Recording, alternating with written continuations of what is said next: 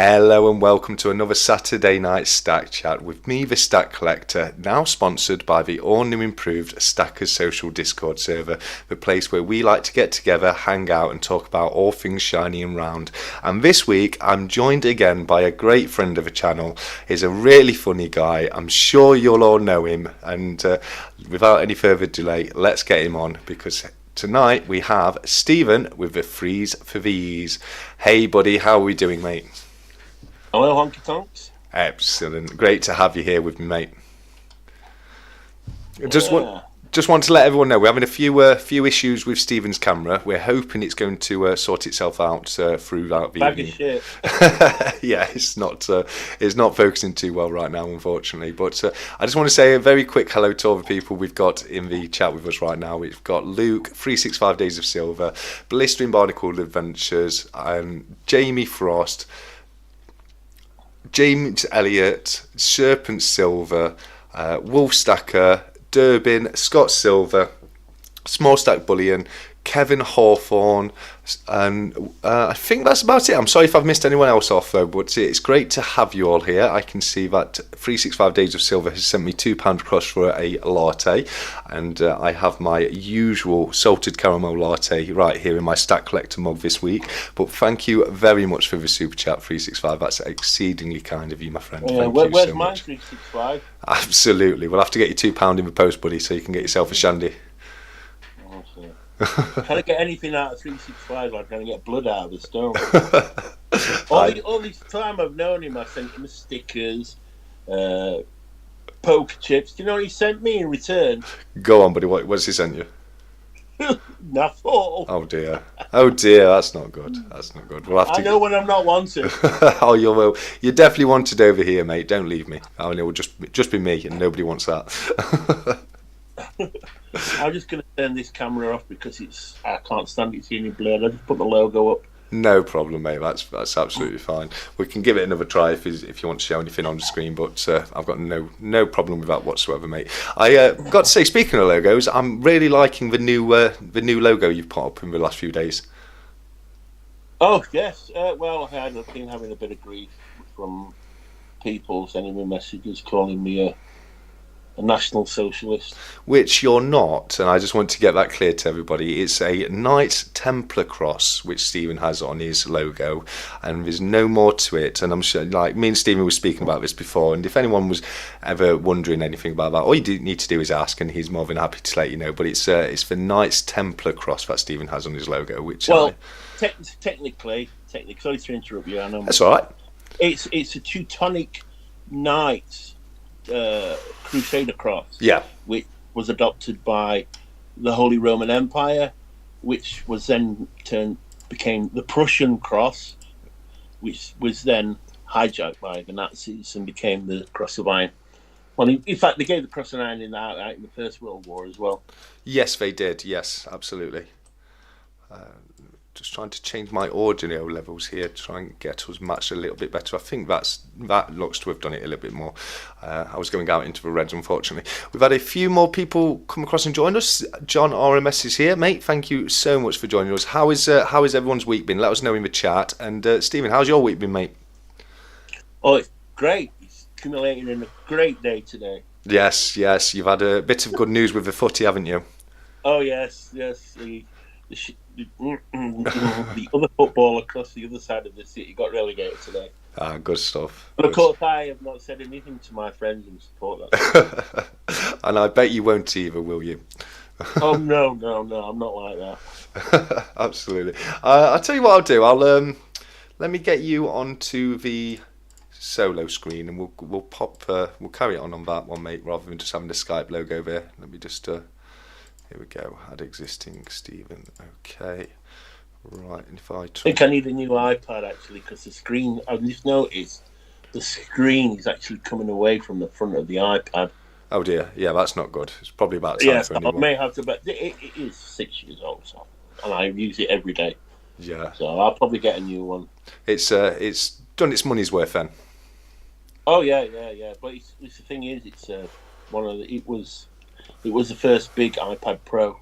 Ah, okay. It cost me over £1,000. So Yeah, I've got one of those Samsung Galaxy tablets, but it's about 10 years old as well, and still works as far as I know. When last time I put it away, it still worked, but I haven't used it in years. I used to use it for watching films on when I went camping and stuff like that. It was really handy to have. I might have to look into getting another one. You go camping, dear.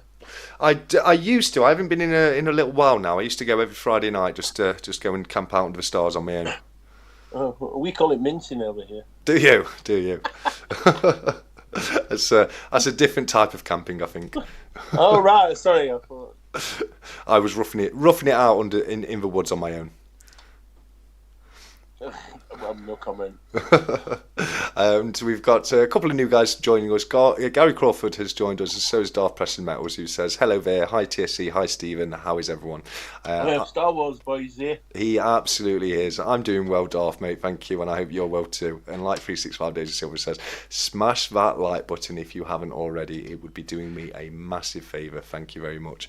And Shiny Stacker is here. Great to have you here as well, mate. It's and Steeler Stacker's just popped up as well. So yeah, guys, it's fantastic to have each and every single one of you here with us. We're having a few issues with Stephen's camera for everyone who's just joined us, so that's why we've got the solo feed on today. But we are joined by the fabulous Stephen with the St3v3n.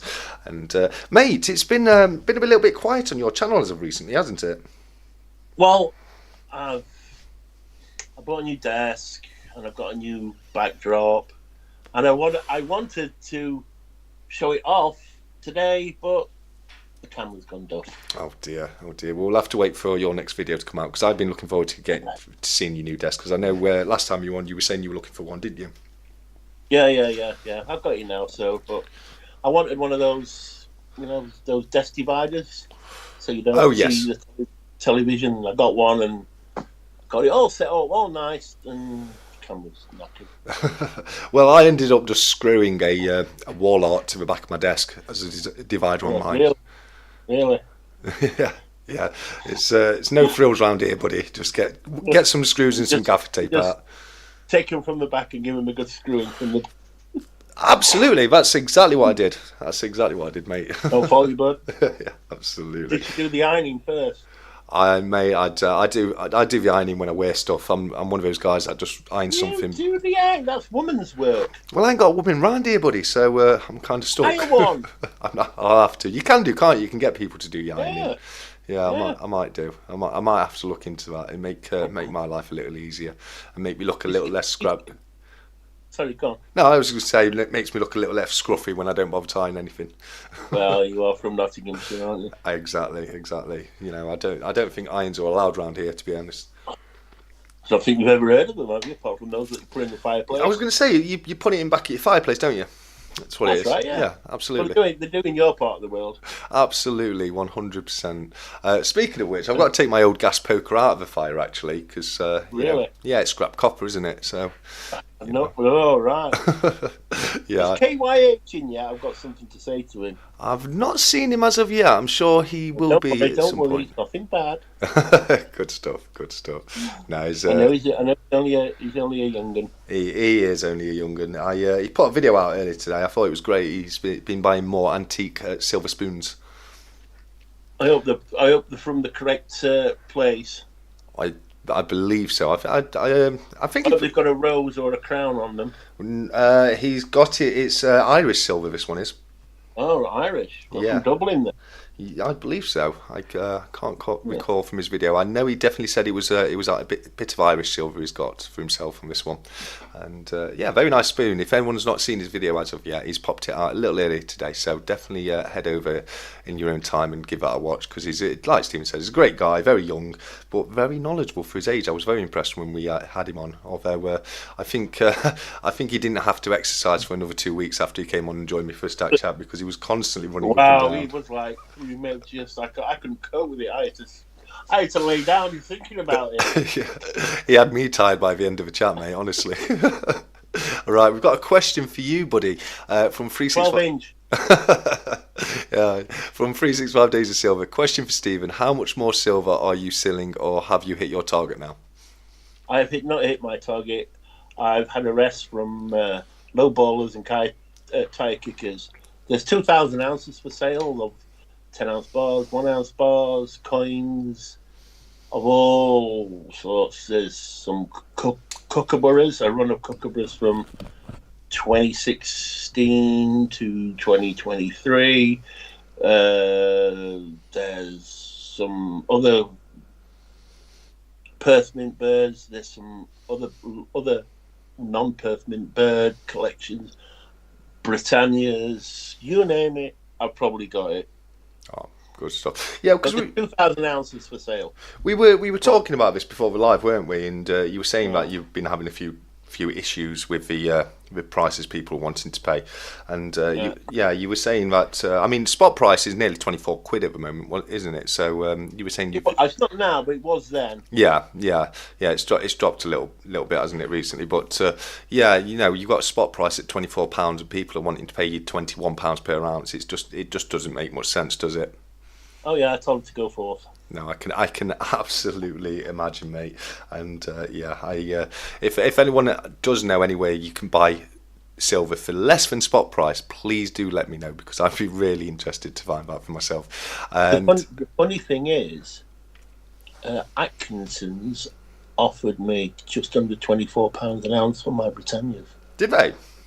Yes. Oh, there you they go. Offered me over spot for my Britannias. Oh, there you go. There you go. You got some good years though, haven't you? 2015, 2016, 2017, 18, 19s, 20s, 21s, 22s, 23s. I haven't got any 2024s yet. I may have to speak to you after the live about one of the 2019s. I may have to grab one of those off you. Is it the one with the Oriental border? Nope. Good, because I'm looking. I have got the 20th anniversary one with the little tiny trident privy. Oh yeah. I've got some of those. Very nice. Very nice. No, I'm actually after a 2019 without the Oriental border, actually. Well, these were just bog standard Britannias. They're in a monster box. Yeah, that's exactly what I'm looking for. So I'll have to have a chat with you after the live and see about grabbing one of those off you, mate. One. Yes. Yeah, just one. One. Yeah. It's because it's my it's one of my niece's birthday year. You see, and I'm just trying to get one of my nieces each one from their birth year, and a little package I have mounting for my nieces when they get a bit older. Buy one tube for your niece. One tube. So one of my nieces gets a full tube, and the other two get one piece each. No. They all three of them get a tube each. You're spending my money for me, buddy. I love it. It saves me putting effort into it. I've got. Well, would you like to be homeless then? Well, I'd rather not be homeless, I'll be honest with you. No, I'm talking about me being homeless. Oh, you being homeless. Well, no, nobody wants you to be homeless, buddy. So, I may have to buy a few more then. I've got a question for you, though, from St3v3n man. He's asked, do you hold any pre-decimal silver in your collection? No. No, it's not your thing, is it, really? That's not my thing. I'd just probably throw it away. Yeah, no, that's fine. If you ever come across any... I'll give it away. Just give it to me. I'm all about the pre-decimal stuff, so that's no problem at all. I've got some for the giveaway later on. I've got some... I've got Canadian dollar, bicentennial one. Oh, very nice. Centenary one. Yeah. 1867, 1967. I've got an American bicentennial one. And I've got another Canadian dollar. Oh, very, very nice. Very nice. Size. I've got some baggies as well with some coins in there. Maybe some constitutional silver in those as well. But some of them have got Canadian, some have got Americans in. Oh, very cool. Very, very cool. And I can see APM's just joined us. He says, hello, TSC, Stephen, and everyone else. Just wanted to pop in and say hi as away at the moment. It's very kind of you to come in, APM, mate. Thanks for coming across and showing the love, buddy. And speak of the devil, Stephen, he has arrived. Young KYH is with us. So. KYH, just the young man I wanted to speak to. Now, KYH, are you sitting comfortably?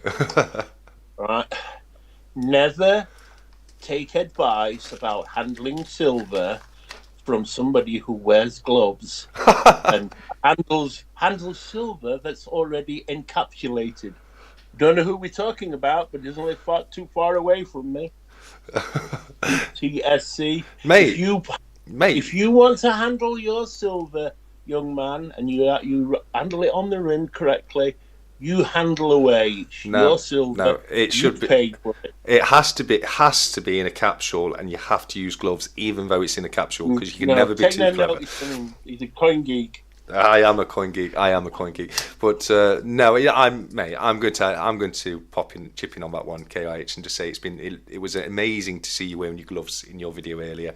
It's good practice to wear gloves when you're handling coins. You don't have to. Yeah. It's good practice to handle this when it's uncapsulated, but when it's in the capsule and you've got gloves on and you're doing it.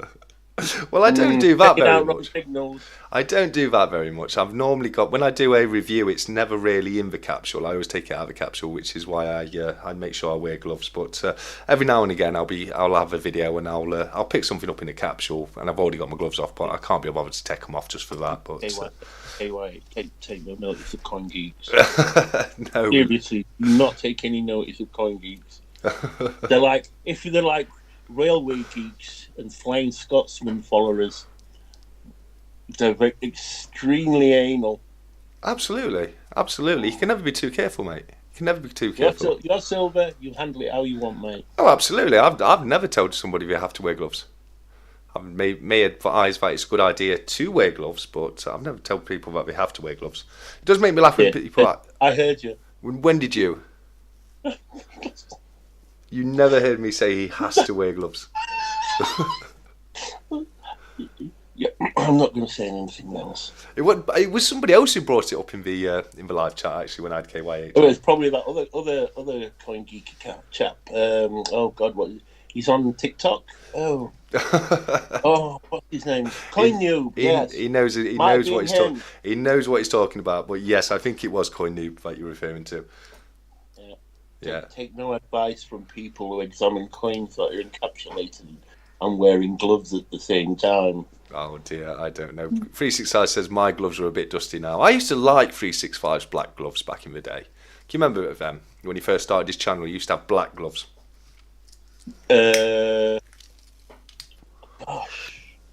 Vaguely. Yeah. He used to have a red. You're all still newish guys to me, and I watch you all at the same time. Yeah. So I was you, 365 CPM, Cobra, and I think APM, and you were all. Like, where are these people suddenly appeared from? No, there's a fair few more channels than there was this time last year, isn't there? Which is absolutely fantastic. There's a lot more. There is. I mean, when I first started, there was John RMS, there was Cyber Curtain Twitcher, there was me, and Tyneside Silver, and one or two others. Oh, there's the guy in London. I can't remember his name now, but he sort of got me started on it, and that was it. Yeah. No, it was slim pickings a year or two ago. It really was, but it's great to see that diversity now. I know one of your favourite channels is a great guy. It's CPM, isn't it? I like CPM's channel. I think he's quite a bit like me. Keeps it real. Yeah, absolutely. If he's not about something, I'll tell you. Well, he's very much like you in one way, at least. He's got a potty mouth. You both come on here, effing and jeffing. It's not very nice, is it? Have I ever effed on this channel? I think you've sworn already tonight, mate. Have I? Yes. Oh, I'm used to it. I swear I F with my dad as well. Yeah, no, I can F and Jeff a bit when I'm not. Well, I apologise if I've F. It's all right, mate. It's all right. But KYH, take no notice of him. You want to handle yourself. Yes, but not when it's approved, though. No, not when it's approved. Even then, it's your silver. Yeah, but it's not advisable to handle. No, it's not advisable. I wouldn't. Not even I would advise that. No, I would say with bullying, it's up to the person really. If they want to handle it, it's absolutely fine. I've never criticised anyone, but I don't like to handle any of my coins. My little thing is, if it comes in a capsule, don't handle it. If it doesn't come in a capsule to you, you handle it because it's bullying. Yeah, but pretty much all my bullions come in capsules anyway. What, like Britannia's? Yeah, they come in a capsule. Well, mine always come in tubes. Yeah, if you buy them single though, they do come in a capsule from the You from the Royal mean Mint. if you tie? You mean if you pour and tie? No, wait, no, I know what you're saying. I know what you're saying there. I'm getting more and more poor and more tight every day. You could almost pass for a Yorkshireman. almost. It's because I'm on the board, you see. Yeah, thank goodness. On the right side of the border, am I? Yes, that we do. I do love it. I always used to get people used to tell me I've got a northern accent when I used to work because where I am, it's we speak very different to people in Nottingham. And we're not very far away, but we do have a much more northern-esque accent, and I used to have people take the mickey out of me. To me, you all sound the same. Yeah. Derby, Nottingham, and other places in North Nottinghamshire. Yeah. You're the same to me. Well, yeah. You get onto that Leicester, you almost sound like Cockneys to me. A little bit. Then when you get down to some god awful places like Bedfordshire and Luton. When you say copper, Luton, just yeah. My sister-in-law has flown in this weekend. I was telling you before the chat, and she landed in Luton for some reason, and I've no idea why. Why would you? I've flown from Luton. It's quite a nice airport, actually. I wouldn't flow. A long time ago. I went to Portugal. I'd prefer to keep it local. I'll go from East Midlands if I can, Birmingham if not, Manchester at a push. Manchester, East Midlands, even Birmingham Airport. Now they all talk funny there. Oh yes. Can I see your passport? Well, it's a bit Gloucesterish, but yeah, I get where you're coming from. Yeah, the Birmingham was not fun. I did not like that airport. No, I've definitely flown from worse though. I've seen some really shocking airports around the world. The worst one, I went to Crete. Yeah. And got off the plane. And then get your passports out. And there's this guy on passport control, and he just stands there writing the newspaper, waving his finger as everybody goes. Not even looking at people's passports. Go on, pass on. I love it. That's great, that is. No, that's keeping the borders secure. It's what we like to see. No, I've never been to Southampton Airport, small stacks. No, I don't think I've done Southampton either. I've done Gatwick, Heathrow, Stansted, Luton, Manchester, Birmingham, and East Midlands. I think are the ones I've done in the UK. Usually Manchester, me. Yeah, I can understand that. It's probably is it your closest or? No, it was before it closed. Doncaster, Sheffield, Robin Hood Airport. Well, I don't know why they'd call it that. I wonder. I have no idea, to be honest with you. I mean, Robin Hood being from Nottingham and all that. I think that was East Midlands. It's between East Midlands and Manchester. I would say East Midlands is a lot easier to get to from here. Yeah. You've got to go over the Snake Pass to get to Manchester. And if you're going in the winter, it only takes one or two flutters of snow and it's blocked that place. Oh yeah. Our infrastructure, just if it's slightly too hot or slightly too cold, you can't get anywhere. It's ridiculous. It really is. Yeah. Now, I've got a little bit of announcement to make, if that's all right with you, Stephen, very quickly. And channel, buddy. Yeah, well, sometimes it depends who's on with me. Sometimes we just take over. Is it free and is it for me? It's free for somebody, and it could be you, mate, because it could be because you're in Stacker Social. So who knows? It could very well be you. Well, if I have to compete with anybody, then I'm not interested. Well, you don't have to compete. You just have to be part of Stacker Social, mate. Because I'm not sure if anyone saw my video yesterday, but I got the opportunity to review this beautiful piece of silver right here. I'm not sure if you can see it, Stephen, but I'm showing everybody the 2-ounce I've got you on my phone as well. Ah, brilliant. Yes.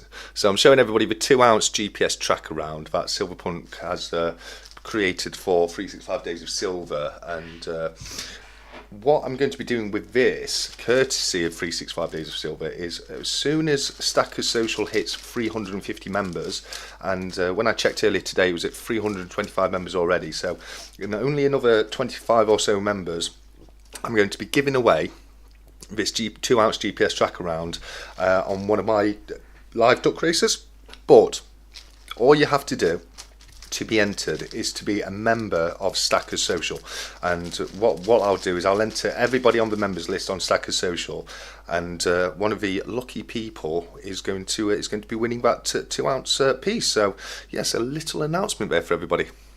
Lovely to play. Absolutely. And if you've not yet joined up for Stackers Social, please do so using my link in my description, because then I get the little point rather than somebody else's, because 365 has been collating how many people have been using each person's link, and I'm trying to get my numbers up a little bit. So yeah, definitely use the one in my description, not anybody else's. But I think they're absolutely beautiful pieces. I really do. I think it's so generous of 365 to be giving away. I think it's incredible. So who knows? Maybe that one's got your name on it, mate. Probably not. No, you never know. You never know. Not even a sticker or a bloody poker chip. Well, I know. You've got my poker chip and sticker, haven't you? Oh, of course, mate. You're one of the nice ones. Oh, thank you. 36 KYH has said those tracker rounds are amazing. I hope I can pick one up. Well, you're in Stackers Social, so you never know, buddy. You may win this one right here, because that's going to be given away very soon. We only need another 25 or so members, so spread the word, and as soon as we get to 350, we'll be giving that away through one of my lives. And I think 365's got something else lined up for when we get to 365 members as well. So yes, a couple of announcements pertaining to the sponsors Stackers Social there. Oh, definitely not win that one, then. Well, you never know. I don't win anything myself, mate, so I can completely relate. The only thing I've ever won is I won the members giveaway for 365 Days of Silver's channel, and I was kind of over the moon. I didn't even realise I'd won even when I won it. I was watching the video, and he pulled my name out, and I was so used to not winning that it took me a moment to actually realise I'd won that. She was the Future Investments name that came out. Well, it was for a while. It really was. 1 second. Sorry, I've just had to lean away there. Yeah, it definitely was for a while, but I've noticed it goes round in stages. So, Future Investments was winning everything for a while, and then a few months back, Serpent Silver was winning everything. I think Anxious Stackers had about 6 wins recently. So it's Oh, my headphones come out. Good evening, CY Sterling. How are you doing? There we go, I've got my headphones back in. Sorry about the echo there for a moment, guys. I do apologise. CY has joined us. Zoltan the Aquatic Stacker has joined us too. Baron Vamsky is here. Sorry, mate. I love that name, Zoltan the Aquatic Stacker. That's a brilliant name. I think it's a great name too, mate. I really do. Rolls off the tongue, doesn't it? No comment. Scott's has been cleaning up late. Yes, Scott's is another one who's done very well with giveaways recently, and that's what I mean. It seems to be Lady Luck picks somebody every now and again, and it all goes their way. Oh, Stephen, your camera's back on. Yes, I'm just going to try and show you these coins, the dollars, Canadian. I don't know if that's. You see that? Let's have a quick look there. That it's a goose, isn't it? Yeah, it's the 1865 to 1867, 96 centennial one. I think. Very nice. And that's the Canadian one, or this might be the 17. I don't know. It's just what my friend sent me from Canada. Oh yeah. And there's that one as well. Some very nice. That's got your favourite Queen's depiction on. Oh, it hasn't. Is it that one? No. The Gillick. No, that's not my favourite. Is it not? I thought No, it was. it's one of my favourites. I do like the Gillick. My favourite of all five is the third, the Raphael David McCloof, one where she's got the crown on her head. And then is this Eisenhower one? I think this is a bicentennial one. I think so, yeah, the Eisenhower, yeah. I'm sorry, the camera's so naff. So they will be all three. I'll put all three of those in for the duck race later on. Oh, That's okay. You're a top guy. And speaking of which, I want to let everyone know, this is courtesy of Lee Parola, because he sent me these a little while ago. And we've got the 1977 crown right here. We've also got the 1980 crown, I think that is. 1980 Queen Mother's 80th birthday, I do believe. And we've also got the 1982 Charles and Diana royal wedding crown as well. So you've got, as well as the usual bits, the Stack of Social Stack Collector stickers, the Stack Collector Stack of Social Poker Chip, the Stack Collector 1 gram silver bar. You'll get the 3 crowns, and Stephen has very kindly offered to put in $3 as well. Two Canadians, yeah, and one US dollar. So that's I'm not sure. I think the Canadian one with the Gillick and the goose on, I think it's 80% silver. I'm not guessing. I don't know. I'm not a coin. What year is it? It's 1867, 1967 centennial $1. Yeah, I'm sure she told me. I think that is. I think it's 80% silver. I'm only guessing. It was a long time ago that she gave it me. I do believe they are 80% silver, if I'm not mistaken. Let me just double check. That one is 80% silver, yeah. 1967 with the goose on it. But I think the other two, I thought the American one was silver as well. But I remember I put it up on a video one day, and one of the American guys told me it was clad. Yeah. The Eisenhower, is that 78, the Eisenhower? 76. 76. Ah, yes, yeah. That'll be clad. That won't be 90% that. Yeah, but you can have all three. I mean, they're just sat in there. And I've got some little baggies with some coins in as well, Canadian coins and American. Yeah, I think that I'm almost sure there's some constitutional silver in there, like dimes and things like that. Very cool. Yeah. Very cool. I need them. They're just not my thing. Yeah, no, fair enough. And if someone wants them, they like that sort of thing, then fine. No, that's very, very, very generous of you, mate. Thank you very much for putting those up. I do appreciate that, pal. You're welcome. No, that's absolutely great. We'll be doing the duck races at the usual time of 9 o'clock. Do you want to do a separate duck race for your bits, or do you want to just throw them in as one big giveaway? Do a separate one. Do two. Why not? Well, twice for fun that way. Yeah.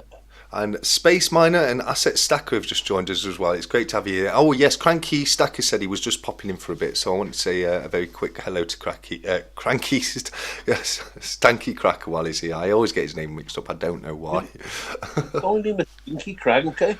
Wow. Wow. Yeah, I don't know why. I get my tongue mixed up. And way to talk to our American cousins. I know. I'm sorry. I must apologise for the behaviour of this English person calling you names. Yeah, no, absolutely. KYH has said, I just got my first US silver coin, an almost uncirculated 968 40% silver Kennedy half dollar. That's fantastic, buddy. I do like the Kennedy half dollar. They're a very nice coin. They are. So congratulations on that, buddy. Did you manage to get yourself a George of a Dragon yet, KYH, buddy? Let us know in the comments. If not, I think I've got a 1951 crown I can send across to you, and get you a Benedetto Pastrucci in your stack. What time will you guys be doing the second duck race? Don't want to miss it. I'm not sure just yet, mate. It'll be sometime just after the first one, probably around 9:15 or something like that. Tell you what else I've got. I've got a North Korean note. Very nice. If anybody wants it. That's cool. Yeah, let us know in the chat.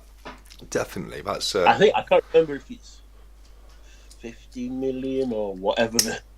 But a good friend of mine from Utah gave it me yeah. many moons ago, I and I thought I'd lost them all, and I found them all the other day. No, yeah, that is great. I really like the hyperinflation notes you can get. Like you can get with I Zimbabwe mean, like $1 trillion or whatever it is. millionaire. Yeah, yeah, absolutely. I tried to pick one up recently, but the guy didn't want to sell it for cheap enough for me. But it was only a bit of a novelty item for me, so I wasn't too bothered about it. Yeah, that's what all it was for me. Yeah, absolutely. KYH said it's got no George of a Dragon yet, so leave that with me, KYH. I'll send you a 1951 crown across, and we'll get you a Benedetto Pastucci in your stack there, mate.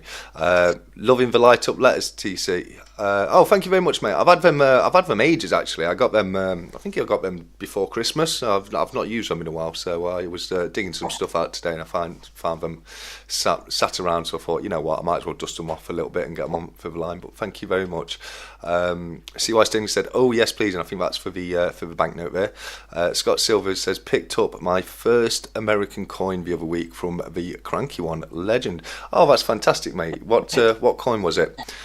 North Korean is a hard currency to get hold of, says Blistering Barnacles. So there you go. Stephen's got a note going spare, and that's. I had about 4 or 5 of them. Yeah, yeah.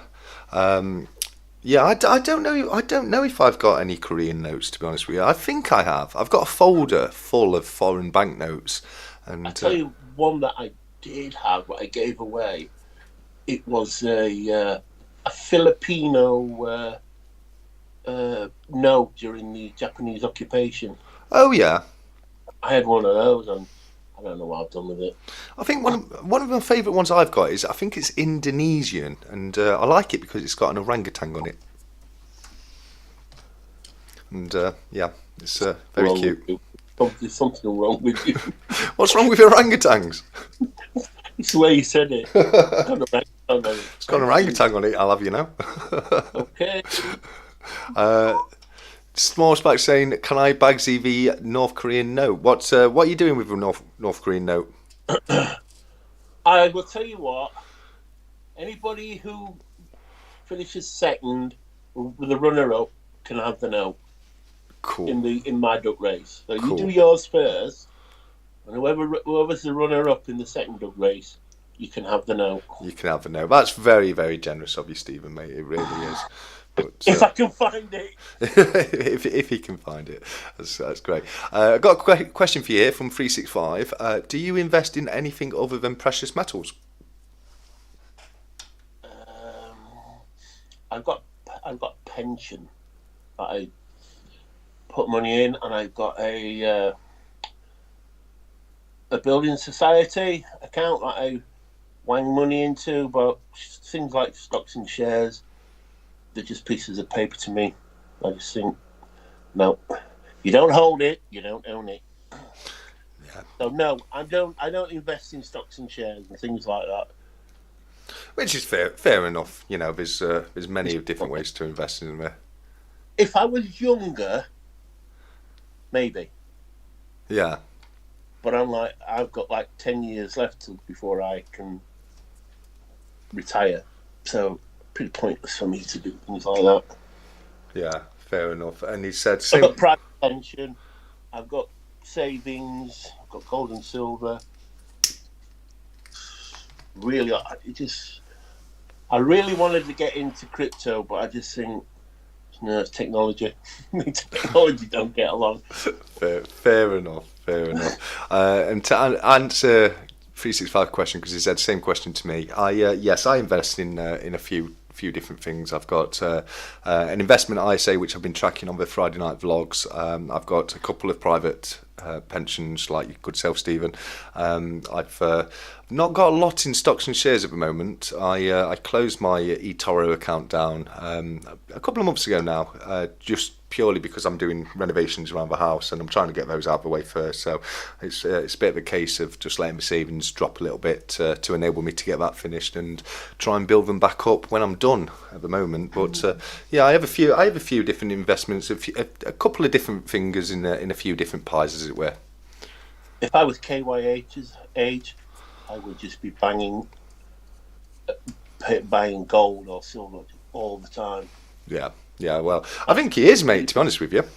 Yeah, good for him. Yeah. Absolutely.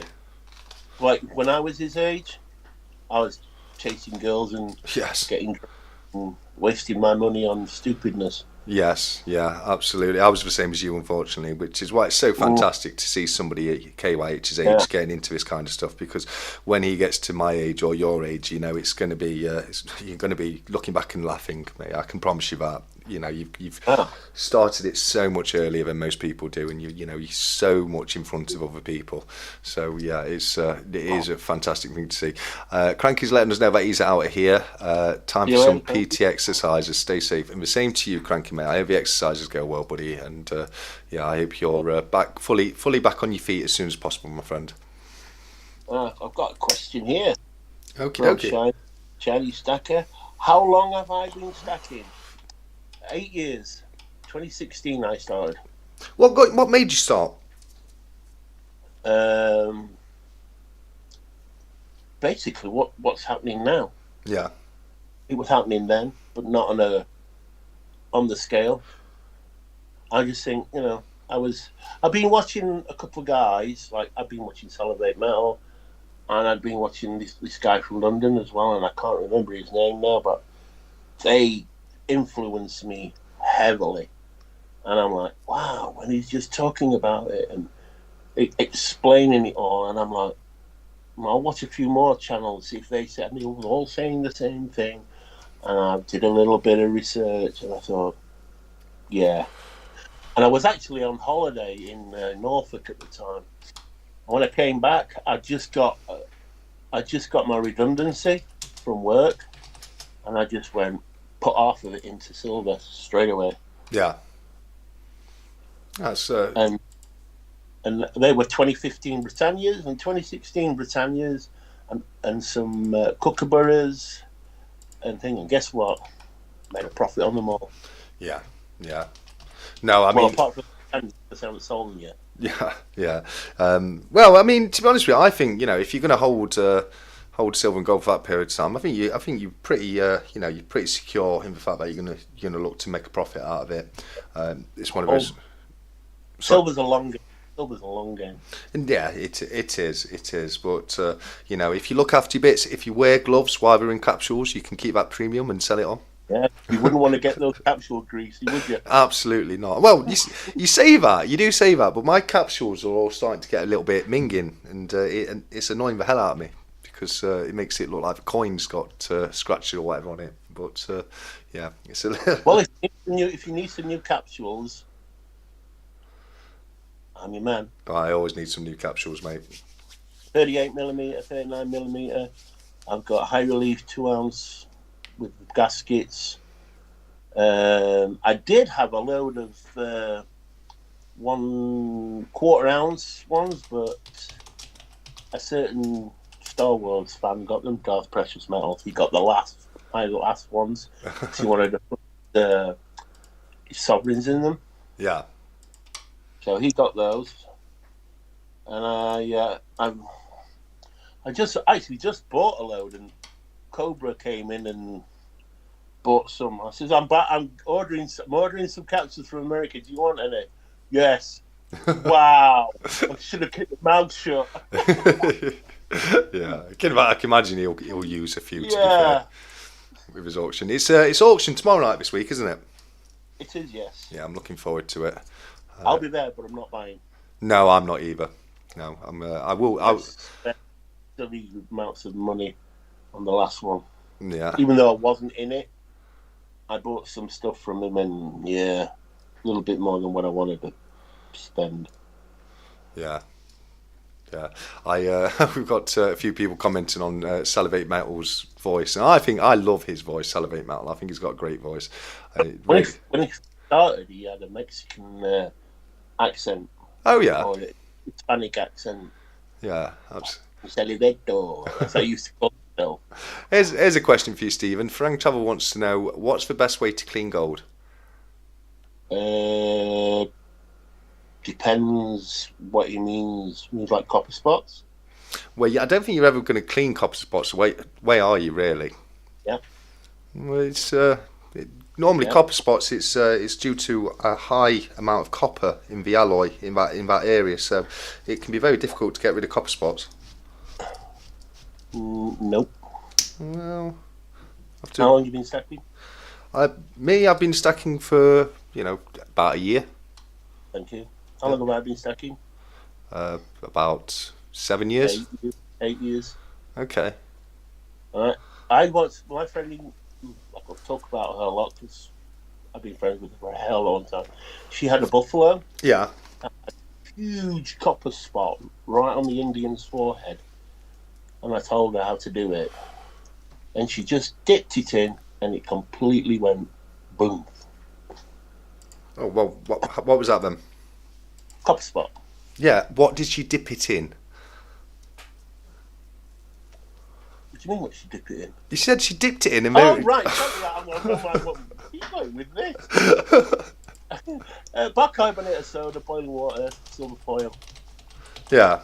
Where you clean tarnish from silver, Yeah. exactly the same way, and it will lift your copper spots. Ah. Okay. Okay. Fair enough. I always thought it was quite difficult to get rid of copper spots, but Like I say, it depends how deep they are. I mean, did you see my video the other day with the getting rid of milk spots? I did. Yes, I'm not sure you could call that the other day though, mate. It's been couple of weeks now. Well, 3 weeks ago. Yeah. No, I did watch it. I saw that product being used by, excuse me, Cyber Curtain Twitcher about 3 years ago, and I'm like, wow, that's good. So I bought myself some, and it just sat in my thing, and it never bothered. So I thought, that looks like I'll make a good video from it. Yeah. So I got one of my everyday, what you would call an everyday piece, and it got 3 big spots on it, and not 3 big, but one was big. Yeah. And I just cleaned it, and I just thought, wow, it just sort of like melted away. Yeah. Yeah. Frank's asked, does pure gold have copper in it? And it doesn't have a lot in. It's very trace amounts. Copper spots something that you get with older. You're more likely to get them with sovereigns or older pieces. And as I say, it's due to a high concentration of copper. Well, areas of a high concentration of copper in the overall gold compound. So that's why it can, like Stephen said, depending on how deep the concentration of copper is, it can be difficult to get rid of them. If it's just a tiny little bit on the edge of a coin, then like you say with a bicarb, you can get rid of it. But with some copper spots, it can be a lot more difficult to get rid of them. They all go. Don't take it on us, hobby. Fair enough. Am I completely done with stacking, Shiner? No, not at all. I need to buy. I'll tell you the story. Yeah, go on. Many years ago, my parents had a lot of money problems, and they they went into one of these equity release schemes. Oh right. On the house, and they got back more than they paid for it. I mean, it was an ex-council house. I think they paid £6,000 for it, and they got like 40-something thousand back. They were very happy with that. They'd made a lot of money on it, and my dad needed a new car, and he had to pay a lot of debts off, and he did that. And he could live in the house rent-free until last one passed away. Now, my dad's 90 this year. So when my dad passes away, I have got to get out. So I need to raise. The house is worth. I'm going to give it a conservative $250,000. Okay. But there's £100,000 equity in it. So I need to find 140, 150,000 pound, which I have in silver and gold. And I've got to sell, if I sell all my silver, I've got some savings, I should be okay. Yeah. I don't want to sell my gold, and I don't want to touch my pension if I have to. Yeah. But must. I have to have a roof over my head. No, of Dad's course. not getting younger. I mean, Dad's 90, but he's like drives, walks around, goes shopping in the city. So he's, but I've got to get this house. Yeah. I'm not going to buy. I will buy a little bit of silver if it's something with dragons on or some sort of religious overtones on them. I will buy Christian religion, by the way. I will buy something like that. But my days of buying Britannias and Kookaburras and things like that gone. Yeah. Yeah. I just wanted to let Thule know very quickly that Cranky was in. You've just missed him. He popped in to say hello, but he's just nipped out because Thule was asking if Cranky made an appearance yet tonight. And I just want to say, Thule, I think it's a wonderful thing you're doing, helping Cranky out with his channel. So thank you very much for giving such a great guy a bit of help there. And so what's your plans on selling your silver going forward? I don't, something. It's really with all this low balling going on, and what I call silver foreign types. Sorry, I shouldn't have said that. Apologise. Tire kickers, trying to low ball me, thinking I'm some sort of new guy and I don't know the value. I told you about the case I had when I first started, didn't I? With the pirate. Oh God, which one was it now? Oh, just Perth Mint one. Yeah. Yeah, I can remember. Black Flag, the first in the series. Yeah. I know that fetches over £100 on the secondary market. Yeah. And I'll ask for 80. And this guy came on and wasn't very pleasant. And I'm not paying over £40 for an ounce of silver. I got the second one in the series for £40. He said, yeah, but this is the first in the series. That's a different coin. Yeah, it's like the Spider-Man coin. I have got the Spider-Man coin. That's £120, £130 coin on the secondary market. Yeah. And nobody's interested. Yeah. Yeah. I understand it's an expensive coin. But it's like it's like the Britannias. £21.50. I'm like, no, thank you. Yeah. Yeah, it's not a bad price though, is it? £21.50 if you can get them for that. Wool stacker. Sovereigns or Brits? No, sovereigns. Well, sovereigns are for poor people. Take notice. Why are sovereigns for poor people? Because they're 22 carat. What does that matter? It's a joke. No, don't go attacking my sovereigns. You come on here claiming Robin Hood, attacking sovereigns. Sovereigns are just not my thing. No, it's fair enough. Especially the new ones, I think they are horrible.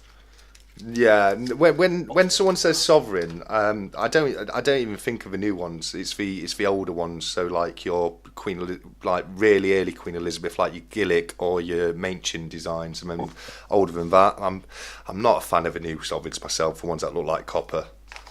I tell a lie. I do have a sovereign. Ooh, which one you got? I got the Pierfort one, the Memorial one, the Pierfort one. Yeah. With a mintage of, what is it, 1,952? Yeah. Proof one. I've got one of those. Very nice. That cost me like £1,300 from the Royal Mint. Yeah. But I wanted it because it was the first sovereign with a new king on it. Yeah. Well, not everything's got to be an investment, has it? Some things, you just want to have it. Yeah, yeah. I mean, it's like that Seven Seals coin the other day. I paid over for it. Not much over for it. But I wanted it. It was mine. Exactly. It's like the one I picked up off you recently, the brand band Britannia coin. You know, it wasn't the cheapest coin on the market, but you know, it's worth the extra money for what it is, if you ask me. Well, there's still a profit in that. Did they go for 6 Exactly. quid? Exactly. You know, it wasn't. I'm not saying it was a bad price at all, mate. Don't worry about that. But you know, it's I know you wasn't. But the funny thing with that one is that was mine yeah, originally. I bought that with my original batch, and my friend in Canada, she had one, so I sold her that, and she's going through a bit of money problems. And I told her, I said, look, I've sold all mine, and I think there's one or two other guys still want one. He says, if you can sell it, will you sell it? I says, yeah, I'll sell it for you if you want. And you came in and you bought it. So it went from here to Canada on the Pacific coast, and then back here.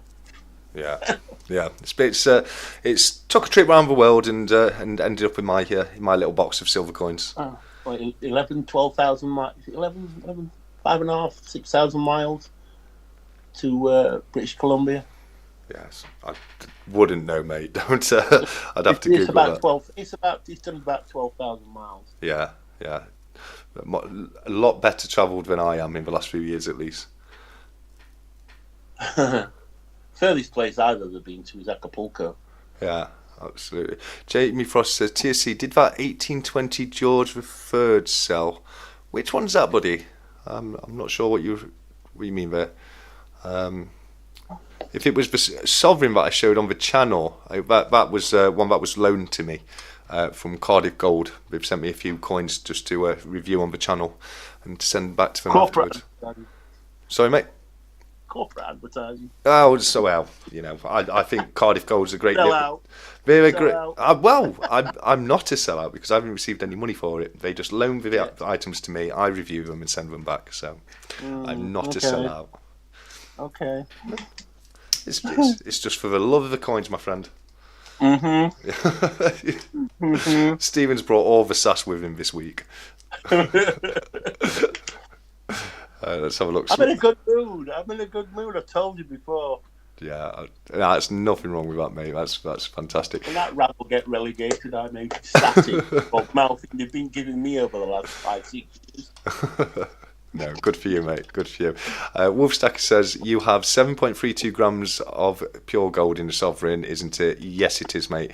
It is 8 grams of 22 carat just because of the additional metals in it, but always calculate 7.32 grams.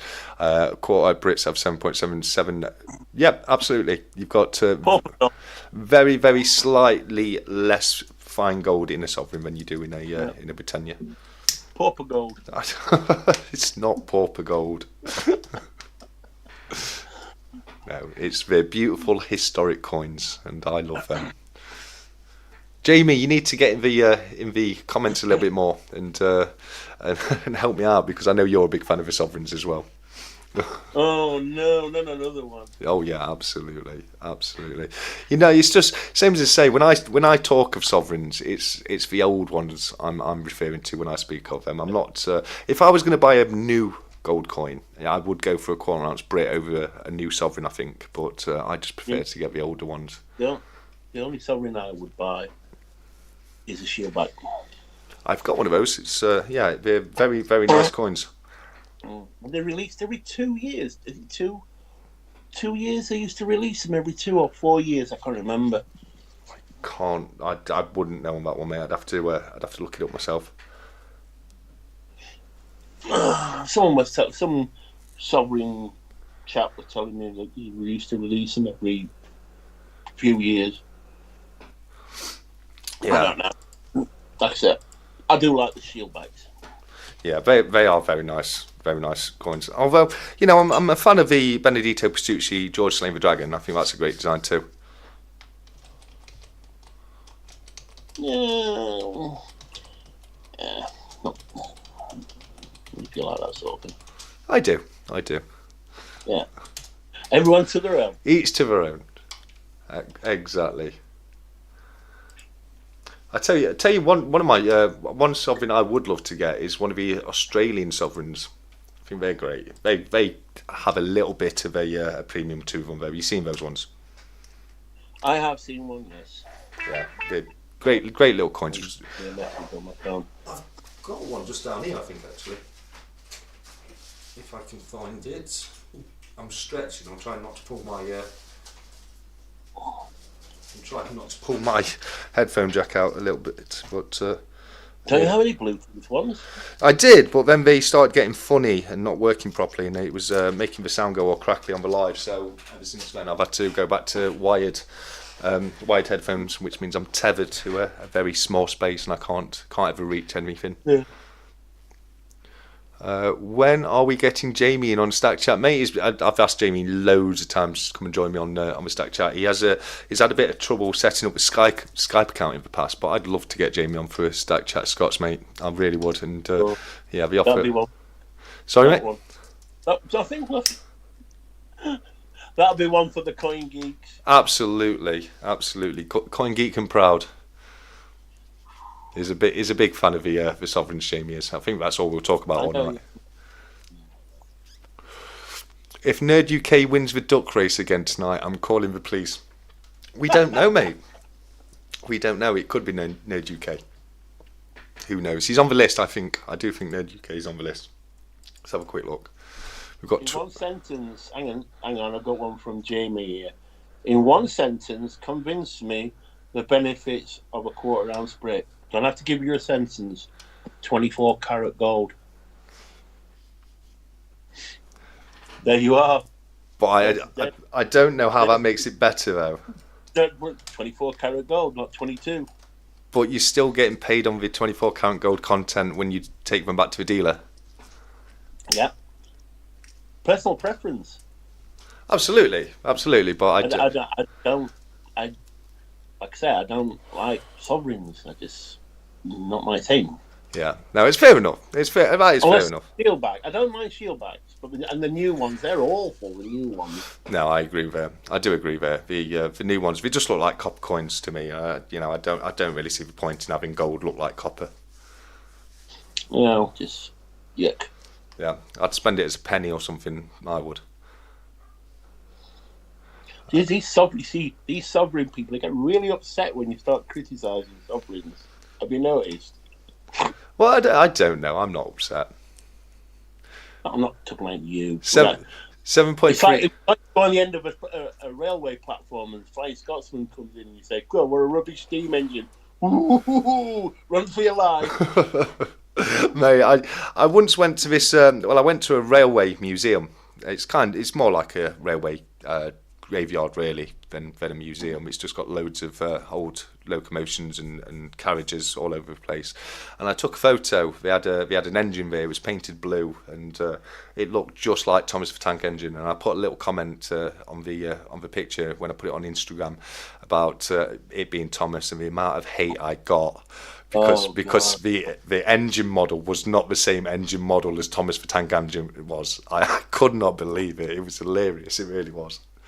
I went to Sheffield Station in 1973. I went with my dad, and the Flying Scotsman was there. And I stood on the platform and I blew the whistle of the Flying Scotsman. Oh, fantastic! That's my claim to fame. That was 1973. Yeah, no, that's fantastic. That is great train, those Flying Scotsmen. Yeah, okay. Well, it was. Nothing wrong with trains. It's not so much the locomotive. It's this thing that surrounds it. The people that there's this like following, and it's just Flying Scotsman. That's it. That's all there is. There's no others. Like the only other one that gets anywhere near it is Mallard. Yeah. Any other locomotive, rubbish. Yeah. I mean, I don't know that much about trains. I just think the Flying Scotsman looks good. I used to be a big train buff. Did you? My granddad used to be. I was a train spotter when I was a kid. Oh, wow. And I'm not afraid to admit it. Yeah. KYH is letting us know that he's jumping off now and he'll be back for 9. So that's great, mate. We'll see you back when you come back and join us. Throw the gloves away, KYH. Don't throw the gloves away, mate. If you want to wear gloves, you wear gloves, buddy. Don't listen to people like Stephen telling you what to do. I don't know. Don't people wear gloves when they're examining the coin in the capsule. Well, I don't know what you're referring to there, mate, because I've seen you once or twice on the videos. I'm like, what's he doing? He's got gloves on and he's got a coin in the capsule in. Yeah, Oh, but one thing you've got to remember, Stephen, I've said this on the channel, I am a landscape gardener, and some of the times you just don't want to see my hands. You know, it's not that I'm protecting the coin, I'm hiding the state of my hands from everybody. oh, you're ashamed of your working classness, are you? Is that what you're trying to tell us? Well, I'd get a load of hate in the comments, But mate, if you sort of covered in like, you what? You just send them to me, and I'll just tell them to do one. no, You're I'll a just, working man, dude. You're a working man. Your hands get mucky. they do. I'll remember. I'll try and remember that next time, and when I get people. Remember, don't let anybody dictate to you about your own channel. Oh, your hands are dirty. So what? Go and watch somebody else's channel, then you sad loser. Yeah, true. I just don't, I'm, I care about my hands, mate. I don't want people to see how Oh, messy they get. do you put like moisturizer on? Absolutely, yeah. Moisturise it. Do what I was trying to. I was going to list off a load of things, but I don't know. I don't know what else you'd do other than moisturise it, which I don't even do. I don't moisturise I've my never hands. put any moisturizer on my hands. No, I Ever. don't either. And I worked in a factory for 10 years. Yeah. No, I don't moisturise my hands really. I probably should. I probably should. Do you know something? If I admitted to putting moisturizer on my hands in that factory, I would quite literally have the brown stuff beaten out of me. Fair enough. Here's a good question from Wolf. Uno and the Lion or the Vortex? Which one's your favourite bar? I don't own any of them anymore, but I own them on the line. Yeah, both are great bars. Yeah, I've got a found the Uno. So you've got the that's for two right there. You've got the Vortex and the Uno and the Lion. I don't know, mate. I don't know. I like them both. I think they're both really great bars. I wouldn't like to call it. I think they're both as good as each other. I'm going to be really diplomatic. I like the Three Graces as well, and I like the Diamonds Are Forever James Bond one as well. Yeah, that's not a bad one. I think I've got the No Time to Die, but not a chance to pick up the Diamonds Are Forever yet. Oh, really? Yeah, it's one. Come and talk to Uncle Stephen when you want one. Why have you got one? Are you selling one? I've got loads of the bloody things. How much are you selling them for? I don't do my business in public. Oh, fair enough. I was thinking maybe with somebody else out there who might want to get one, but I'll definitely speak to you afterwards about that. If you want a Diamonds Are Forever, just give me a shout in Stackers Social or send me an email. Yeah, no, that's cool. Or if you have my phone number, you would just give me a ring. Yeah, absolutely. I will definitely do that, mate. Because I don't like doing my business, like this. No, that's fair enough. No, I do understand that, mate. It's fair enough. Nothing. I'm not arguing or anything. No. I understand that, mate. We'll talk later about the Diamonds Are Forever bar because I wouldn't mind. Okay, Dad. I mean, you're the dad of the group here, mate. No, I'm not. I'm 20. Look, I'm in the body of a 57-year-old with the mind of an 18-year-old. Well, I've got the body of a 67-year-old and the mind of a 6-year-old, mate. So it all went very wrong for me. I'll tell you my favourite 10-ounce bar. Yeah. And I have 4 of them, and I will never sell them. The RCM 10-ounce bar, Royal Canadian Mint. Yeah. They are gorgeous bars. I don't care what 10-ounce bar you've got. Those things beat them all. Yeah. I don't know if I'll ever look into getting 10-ounce bars. It's not kind of on my radar, especially not at the moment. Maybe later down the line, I might pick one up. Come talk to Daddy. See, I told you were the dad of the group, mate. I've got the other things I've got for sale. Oh, those 1-ounce Germania cast bars, those little loaf bars. Oh yeah. I've got a box full of those. There's 20 in them. Is it 20 in them or is it 10? 20. There's 20 in them. Is it 20? Yeah, it's 20. They're in a box of 20. I've got some of those for sale. All of them if you want them. Yeah. Not you personally, but anybody. Yeah. Let's even know. Get me in Discord. They're not cheap, by the way. No. Fair enough. It is what it is, though, isn't it? You've got to charge what things are worth, though, mate. Oh, yeah. I mean, they're going for 34, 35 now, but I'm not selling them for that. I'm selling cheaper than that. I mean, I found that with the Vortex, sorry, not the Vortex, Fusion and the Lions as well. You know, you were selling them for a price that was definitely not as much as other people were selling them for. Well, it's like when I bought them, I got them for 26, Yeah, yeah. 27 quid, something like that. They worked out at, and I'm not greedy. There's me who's saying £13 profit a bar, but you know, I know you can get up to 50 a bar for those. Oh, mate, easily. I've seen the Uno and the Lion bar sell for like 100 quid before. Yeah, you know. So I've made my money out. I've enjoyed them. It's time to move on. Yeah, I think I took 5 of them off you, didn't I? I don't know. I can't remember. I sold that many to different people. I think I sold you some. I sold CPM some. Yeah. They've all gone anyway. Yeah, absolutely. If anyone wins Silver Dragons Gold giveaways, claim it, use my PO box, and I'll forward it to you. Oh, that's fantastic, Tuli. I think if anybody hasn't seen the Silver Dragons giveaway, he's got a very nice piece that he's giving away. Guess what it is, Stephen? You'll love it. It's one of your favourite coins. Oh God, Sovereign. No, it's the coin you always like to see me unbox on my channel. Oh, 50p. Yep. Yeah, he's giving away. It's actually a very nice one. It's the 1992 Eurostars 50p, which is the rarest 50p ever to have been circulated, but in the gold version. Yay! I'll buy 4. Yeah, great coins. Scott Silver, RCM 10 ounce bar or 10 ounce Geiger? Here's a good question. RCM. Fairs. I know you're a fan of the Geigers, though, aren't you? Oh, I do like Geigers, but no. There's nothing better than the 10 ounce bar encapsulated. And unfortunately, the Geiger bars you can't encapsulate, which is a real choker. Can you get that size in the the capsules they come in, the cases kind of thing? Well, the Geigers. Yeah. Can you get what? The 10 ounces. Yeah, I've got the 100 grams and the 1 ounce. They come in the square. I think they only go up to 100 grams. Ah, okay.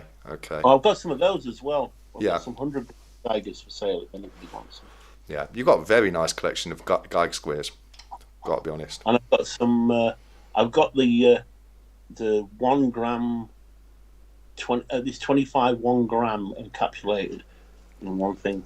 Yeah, I've got one of those as well. They're really expensive, and like rocking horse poo to get hold of. Yeah. Just want to get rid of. I just want to try and get rid of my bullion, and keep my collector coins.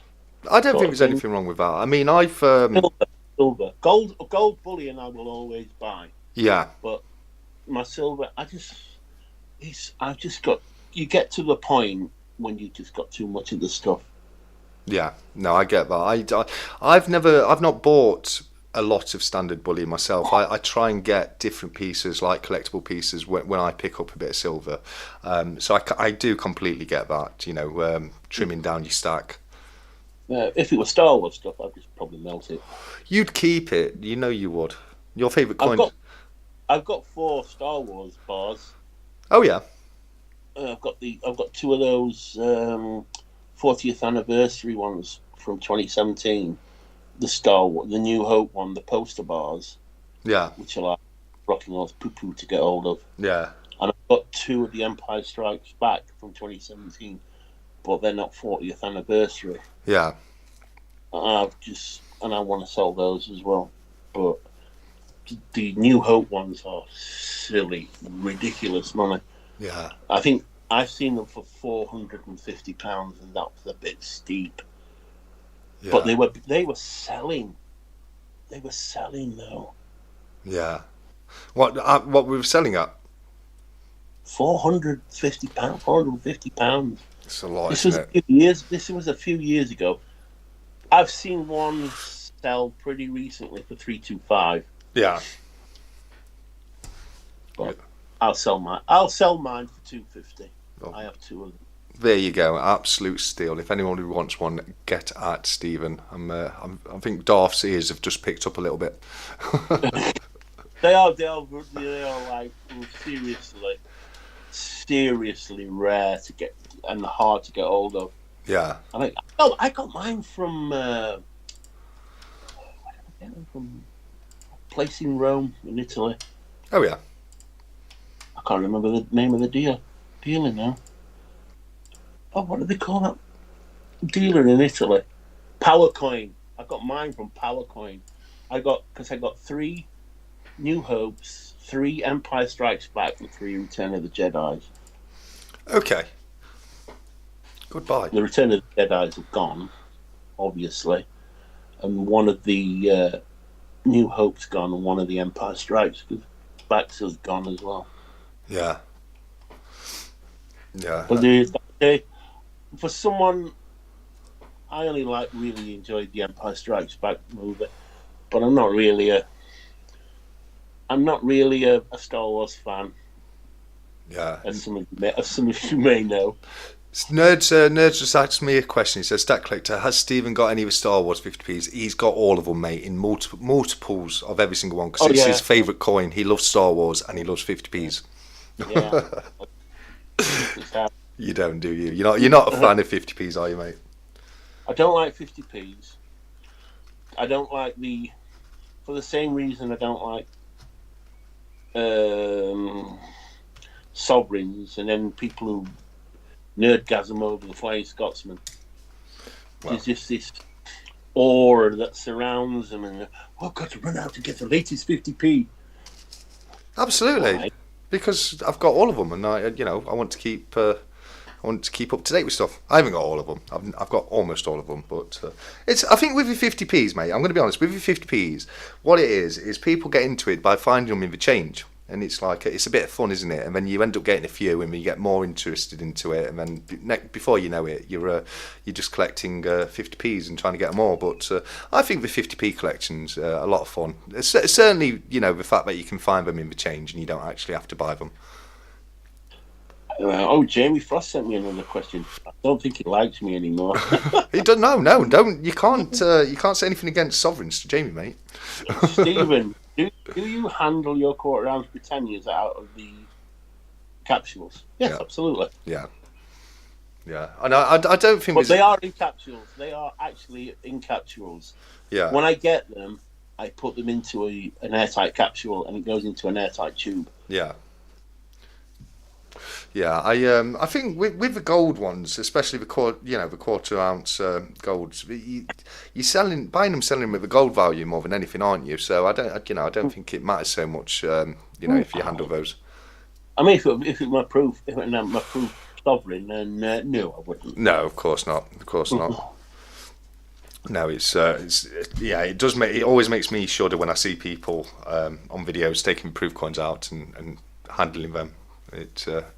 Even when they take them out, leave them in the bottom. But the raw mint ones are the screw ones. Yes.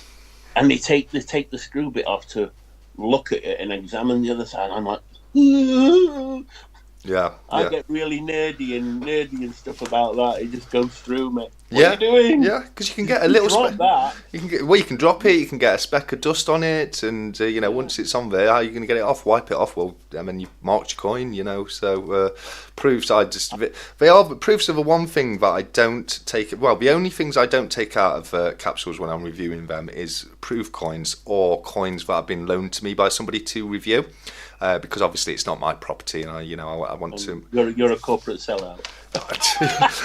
I'm the cheapest corporate sellout going, mate. That's, It's for free. Yeah. I'm a corporate sellout, but I can't make any money out of it. So I am that sad that when I transfer my bullion, some of my bullion coins too airtight, especially Perthmint. Perthmint capsules are awful because they rattle around and I cannot. That just goes through me. So I take them out of their Perthmint capsules and put them in airtights. Yeah. And what I do is I set all the bottom bits out and all the top bits out, and I've got a lens blower, pocket rocket. Yes. And I just blow the dust out of the bottom end of the capsule. I've turned the top capsule bit over so they don't get any dust in. And when the coin's in there, I blow again on the coin so there's any dust on there. Really sad. Really sad. I know. Hey, it's almost like I'm collecting 50p's. Almost, but not quite to that level, you know. No. I think we've got a bit of chat in the comments about the old Andy Sheckman comments 365. I don't know if you watched last week. I played a little montage about some of the stuff he's been saying about 365. It all came. Sorry, mate. Who's Andy Sheckman? Is a dealer, some kind of dealer guy. He's been going on a few channels, calling 365 a moron and stuff like that, which I think was a bit OTT. Really, it was just a bit of fun, bit of a prank, and I don't think. Well, what a bell end. Yeah. I just we had one of those back in the day. Yeah, called him. What did they call him now? He was an American guy. And he lost thousands buying silver, and he going around calling anybody who bought silver, you're a silver sissy. He used to do these special live videos. They used to call him Old Corn, and he used to put this like really deep South American accent on. Old Corn, he's going to get you with his silver sissies. He was like pro gold. He was like gold bug, because he'd lost a lot of money on silver. So everybody told him, leave it, and it'll grow. No. He just sold it all back to a dealer and lost literally thousands. And he called me a silver sissy, hence why I did the silver sissy video. Yeah. From about 4 years ago. Yeah. He was just a complete and utter idiot. And we did a bit of digging about him, and it turned out he was one of these people that sold high interest credit cards to vulnerable people and high interest loans and mortgages. It's like, subprime mortgages to vulnerable people. He was a complete and utter what I like to call a scumbag. Yeah, a proper horrible scumbag, and we outed him, and everybody turned on him. Oh, good on you. Don't mess with the Metals Mafia. Do not mess with the Metals Mafia.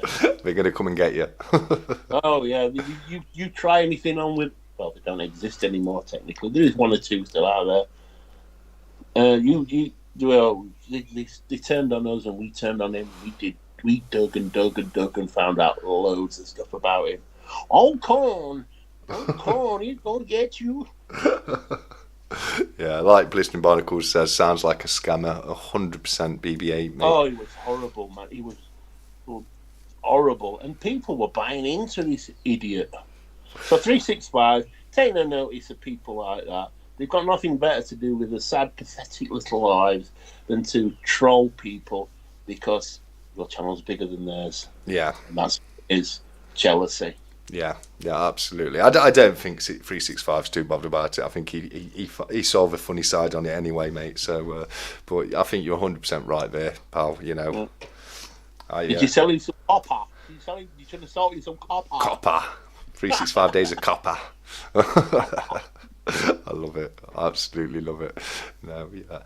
No, I'm with you 100% there, mate. I really am. And yeah. There was a rumour of him that he actually went to someone's house and stole some gold as well, but that was just accusations and rumours.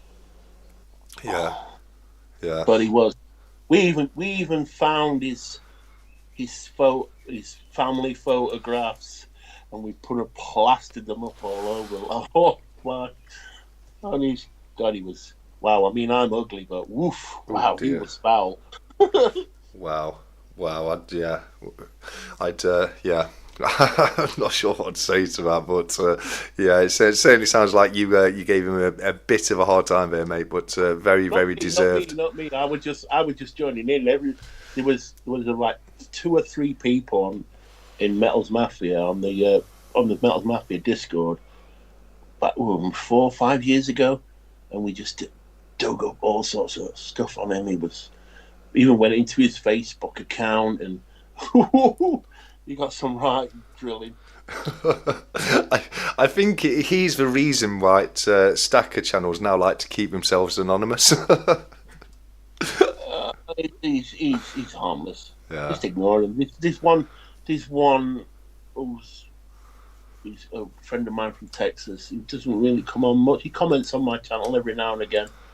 He really took him seriously, and I just told him just look, ignore him. But he's always pulling silver down, and just let him get on with it. He's an idiot. We've outed him. He said he was going to send me a cease and desist order.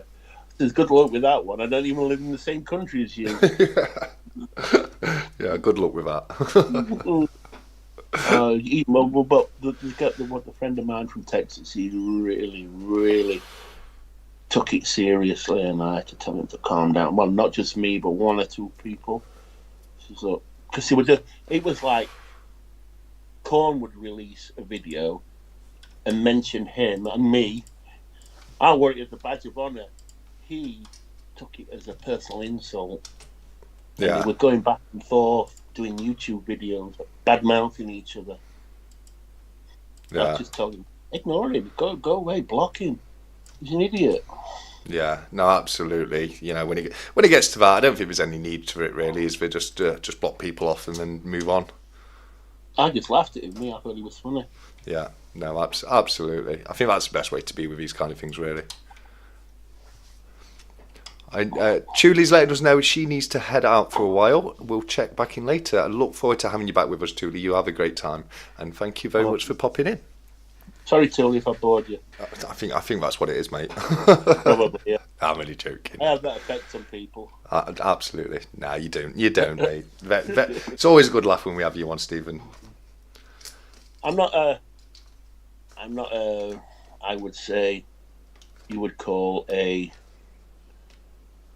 how would I say, a regular type of coin, silver bug, gold bug kind of guy. I can step away from it, and if you know what I mean. Yeah. It doesn't absorb all my time.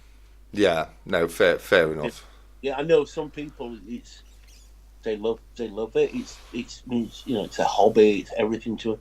For me, it's savings. Yeah. Fair enough. Fair enough. I mean, that's a healthy way to look at it, really, isn't it? Yeah, it's. I mean, this like, I'm what predominantly. Yeah, too late in the act. I'm a stacker. Yeah. That's it.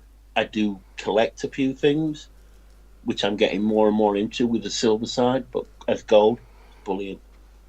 I'm just gonna stack a quarter an ounce every month. And actually, I'm a bit miffed with the Royal Mint talking about that. Really? Yes, What could you be miffed about with the Royal Mint? They're perfect, aren't they? No. They haven't released the next Tudor Beast, and it should have been released at Easter. Oh, they're about 3 behind on the Bond series. They're all over the place with the releases at the moment. That's something I've noticed as well myself. So I mean, they've got there's 2 coins to be released this year. Mm. They haven't released one yet, have they? They've released the Dragon, but not in bullion. Yeah, no, that's what I mean. I don't do proofs, silver proofs, and gold proofs. But now I'm really miffed. I thought that would have been out by now, especially with it being the Year of the Dragon as well. Yeah, you'd think so, wouldn't you? But they're all over the place with releases. They're releasing things that came out years ago, like the first Myths and Legends series. That was wasn't available in bunk or proof when they first brought it out, the Robin Hood series, and they've now brought that out in bunk and proof for some reason. Years down the line, they're behind on the Tudor Beast series, they're behind on the 6 Decades of Bond series, and I'm sure with the Bond series we've had 2 or 3 releases since the last bullion coin. So I don't know what's happening with that. You speak to them and they say it's in the pipeline. One thing they have told me though is that they will eventually be releasing the Seymour Panther in a bullion coin as well. Well, I have to, won't they? Well, Seymour Panther is the one that came out at the beginning of the Tudor Beast, didn't it? They only brought it out in proof. Yeah, well, they have to because it's part of the set. You'd think so. You'd think they'd brought it out in bullion by now, though, wouldn't you? Because obviously, but they did that with the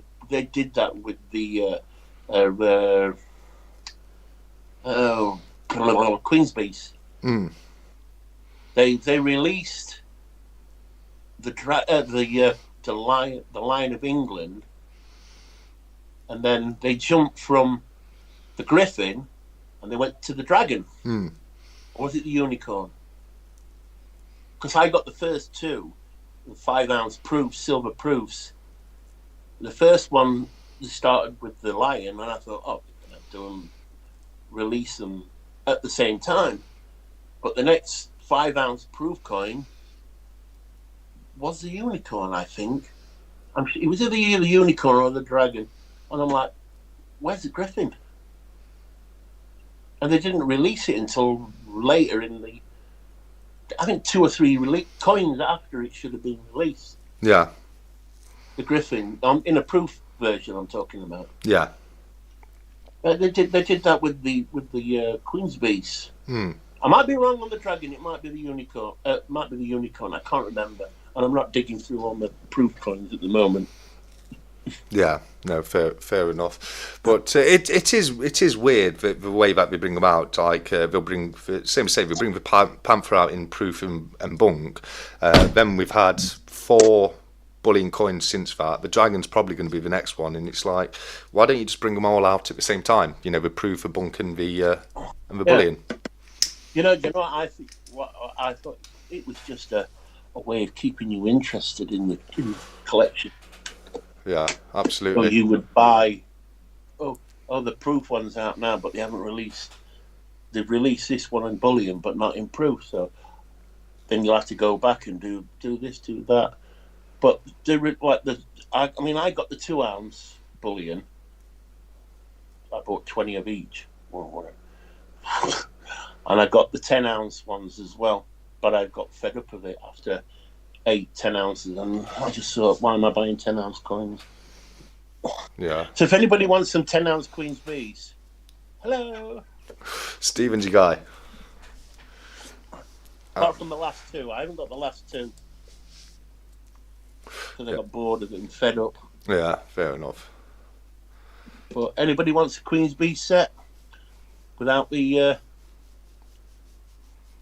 completer? I think I've got 1 set with the completer. In fact, no, I've got 2, but one's in a collector box, and that's mine. Yeah, I can't fault you there, mate. I'm still considering taking one of those sets off your hands. Well, it's sat here waiting for you. Yeah, so is so. I sold one last week. Did you? Yeah. Yeah, good stuff, mate. Comes in it. Do you want the completer as well? No, I've got that's for one I've got out of the Queen's Beast. Right, they're all in. Right, they're in a tube, airtight tube, but they've got the black gasket. Yeah. Capsules. Right. Yeah, like the one that the Band Britannia came in. The what? The Band Britannia you sold me, that came in there. Oh, yeah. Black gasket capsule, didn't it? What's your thoughts of those gasketed capsules? I know not everybody's a fan of them, are they? I like them. They do different colours. Yeah. Especially the black, it just makes the silver pop. Yeah, it does. But there's some people don't like them. They think because I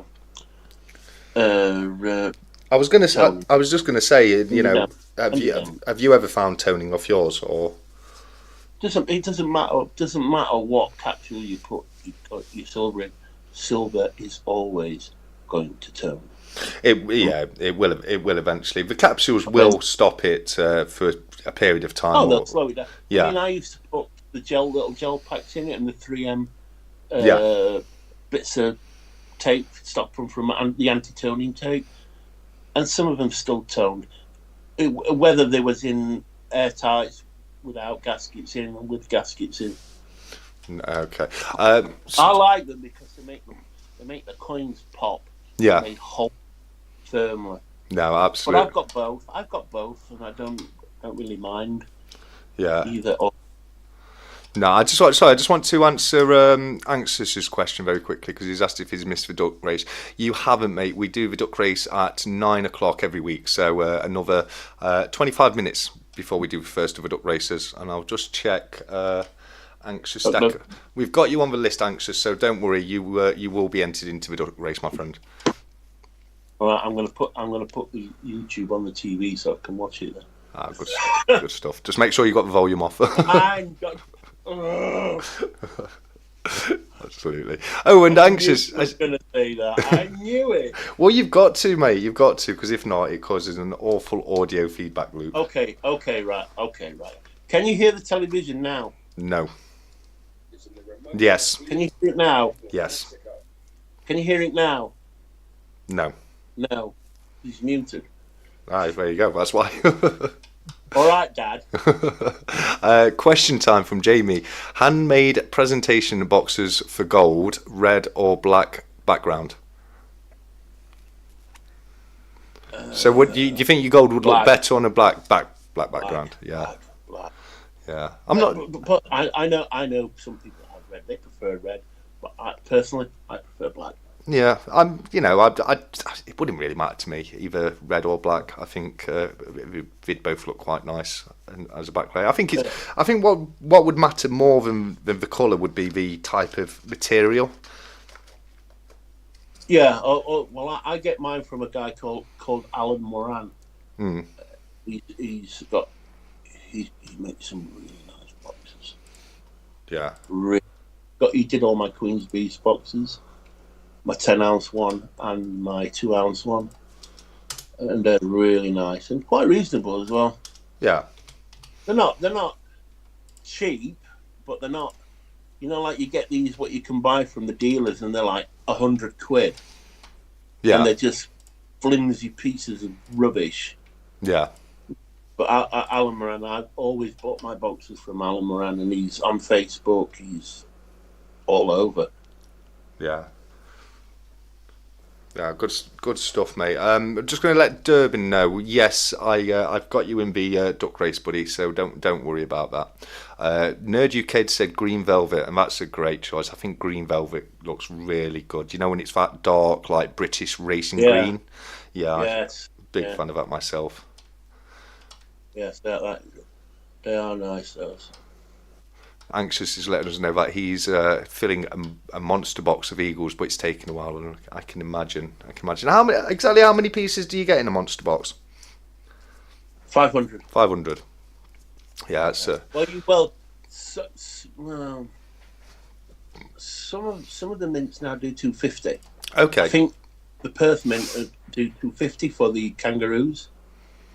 Right. And I'm not quite sure on this one. I think the Royal Mint do them as well. Okay. I'm sure. No, they don't do them. It's I'm looking at Atkinson's, and they do their own boxes. Ah, okay. Yeah, got you. For those pallet thingy. Oh, there you go. On air. Cool. Speaking of Atkinson's, what dealers would you go to when you pick up your silver?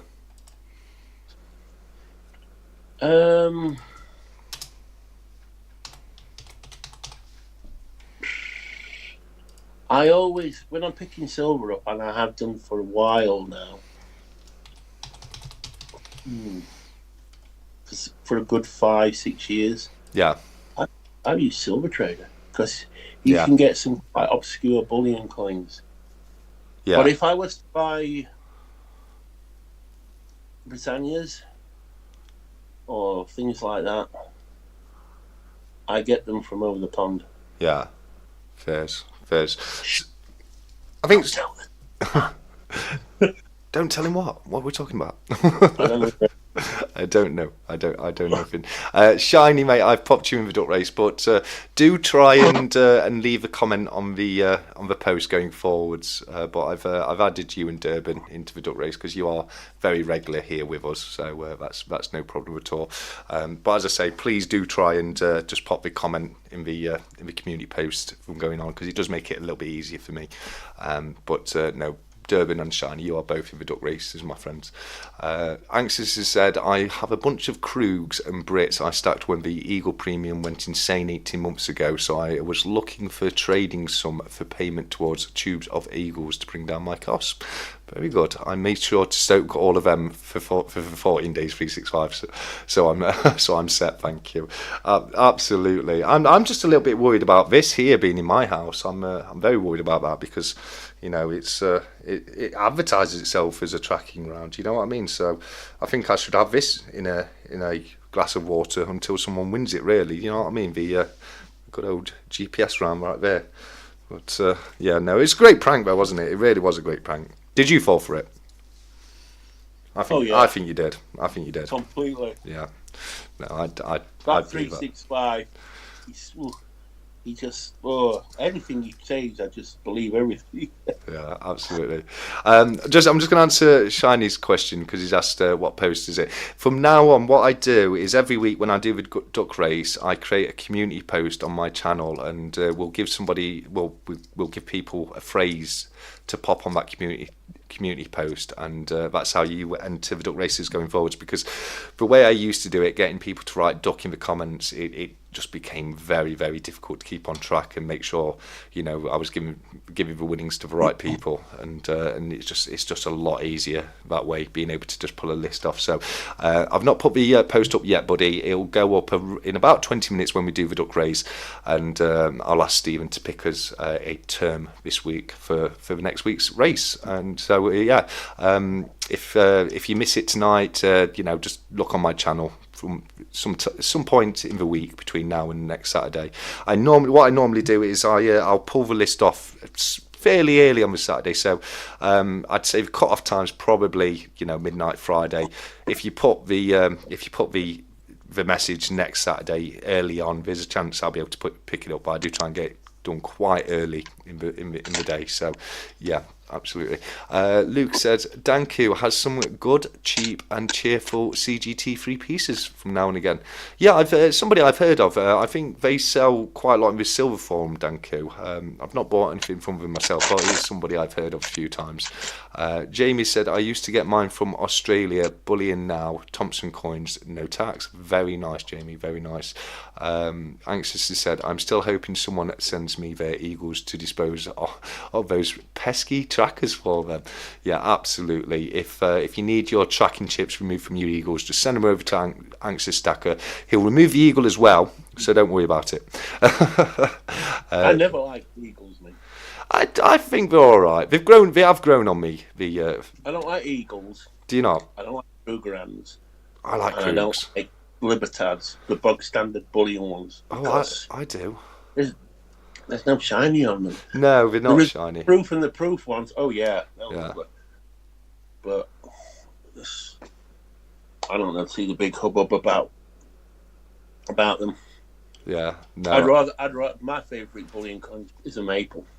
Maples are nice. I do like maples. I genuinely think one of the best ones are the Britannia. I think they're a great looking coin. It's just such a shame about how much they suffer with milk spots, unfortunately. But I think I do think we've got a really good standard bullion coin in the Britannia. I do, but the maple likewise is a great coin. I do quite like the Libertad. I'm not going to lie, I am a fan of that. It's not, although it's not shiny like you say. I think that's a great coin. What's your least favourite of the world bullion coins? Wow. Eagle. Is it? Yeah. Yeah. Fair enough. I don't get the hype around them. I mean, No. if there was like, even if you know the sunburst at the bottom corner, Yeah. well, in your bottom corner on the coin. Anyway, even if that was just Yeah. if that was shiny, or the Walking Liberty was shiny, I'd like them. Yeah. Fairs. And Fair. oh no, I No. don't see the point in them. Even bars have got shiny stuff on them. Yeah, yeah. No, I get what you're saying. I mean, same as I say. Personally, I'm quite preferable to the American Silver Eagle. I think for me, my least favourite, and I don't mean to upset you as well, Jamie, but for me, my least favourite is the Australian Kangaroo. I just think Oh yeah, they're horrible. yeah, it's just a very noisy coin with a lot going Yeah. off, and they are unfortunately one of my least favourites. But then again, likewise, you've got some amazing series coins from Australia, like the Perth Dragon Bars, the Quackers, the Kookaburras, etc. So I think they definitely make up for it with their series coins. Oh, talking about kookaburras, did you read that article the other day that apparently kookaburras have The UK. been released in the UK? Yeah, there's a we spoke about this on I knew about this because we spoke about it on a Stack Chat a few weeks ago, and I looked into it. And there's a colony or whatever you call it of kookaburras down south, isn't there? That seem to be doing quite well. Yeah. Yeah, absolutely. And there's some parakeets down there as well. I think in Kent or Sussex.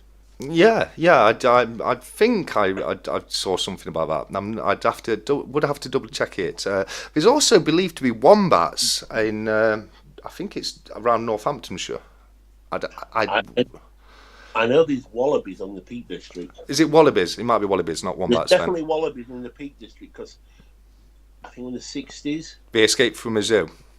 they escaped from an animal research centre. Ah, yeah, that was it. Or they were freed from an animal research centre. Yeah, yeah, yeah. No, I think that's what I was getting at. Not wombats, wallabies, or the other way around. It is wombats, isn't it? Not wallabies. Can I just reply to Jamie? What's he said now? He says, "But no, it's nothing bad." He said, "But the kangaroos are the cheapest, and security features are amazing." When I first started stacking, the cheapest bullion coins were maples and Noah's Arks. I think the Noah's Ark's very I overlooked. love, I love the Noah's Ark. Yeah, I think they're a great design. You know, they've got a great But amount what? of shine to them. Yeah, they're almost proof-like. They are almost proof like. They're one of my favourites actually. The Noah's Arks. I think they're very underrated as a Very standard bullion. Yeah, absolutely. I think the Noah's Ark was the first foreign bullion coin I ever bought actually. I remember when I first started, I bought a tube of maples. Do you remember the Superman coins? What they did? Right, yeah. I bought a tube of those, and I bought 20, and they did them in 20s, and I got some quarter ounce Noah Ark ones as well. And the Noah's Ark quarter ounce were £4.70 each. Oh, that's not bad, is it? The maples were £13 each. Yeah. The Enque maples were 14, and the Supermans I think were just a little bit more expensive than that. But Yeah. but the kangaroos were cost more money than those. They were about 17 quid. Yeah. Then. Yeah. But the cheapest ones then were the maples and the Noah's Ark. And then the Athenian owl came out, and that was the cheapest bullion coin. Yeah. Yeah, I saw Sai earlier in the comments. I didn't have time to pick it up, but I saw Sai's bought a few of the Maria Falla coins. Have you ever picked up any of those? Is that your kind of thing, or Never heard of them. it's Unfortunately. it's an old coin. They're silver coins, and they're kind of like one of the first bullion coins, I guess. They're not dated. It's very difficult to be able to date a Yeah. Maria Falla coin, and they run them for hundreds of years basically. They're nice coins. You can get modern ones of them, and you can get ones that are hundreds of years old. But same as I say, it's just nearly impossible to date them because they didn't put a date on the coin. Yeah, I've never heard of those. No, they're nice. I've been I thought I had one, but I've not been able to find it anywhere, so I might have to pick myself another one up. But they are nice looking coins. They're a bit like an old crown, an old silver crown kind of thing. They're not pure silver. I think you could probably get some restrikes that are made out of 999. Yeah. Yeah. Yeah, Anxious has said the kangaroos have a lot of counterfeits I've seen with the radio lines and everything. Now, I agree with this. The Brits are the best security and cheapest. I don't know if the Brits are the cheapest. Certainly not over here with the VAT we've got to pay. But I honestly do think the Brits do have the best security features out of all the standard Oh, yeah. bullions. But the thing is, they spent. Excuse me. Pepsi repeating them. No problem. The thing is, they spent all that money Yeah, in those security features. I know what you're going to say. And they spot like hell. Yeah, no, absolutely. But It just undoes it, doesn't it? it's like, what are you doing? Yeah. Spend all that money doing the security, and then. But then again, apparently, in America, they're not. They stamp them out themselves over there. Oh, okay. Apparently, I've been told by a few of my American friends that the Britannias are stamped out over in America. I don't know if it's Scottsdale who do them or it's another one. Oh, okay. That's not something I was aware of either. I'll have to do a bit of research on that. Scottsdale men do the planchets for the American Silver Eagle. Yeah. I may be wrong on that. Yeah, absolutely. Scottsdale are a great mint. They really are. Scott Silver said he's had a response from HM Treasury regarding the issues we're having with the Royal Mint. He's going to be releasing a video tomorrow morning, so I look forward to seeing that, Scott. So it'd be very interesting to see what they have to say about that. Nerd UK has asked, I think you do. Do you keep an inventory of your silver pieces?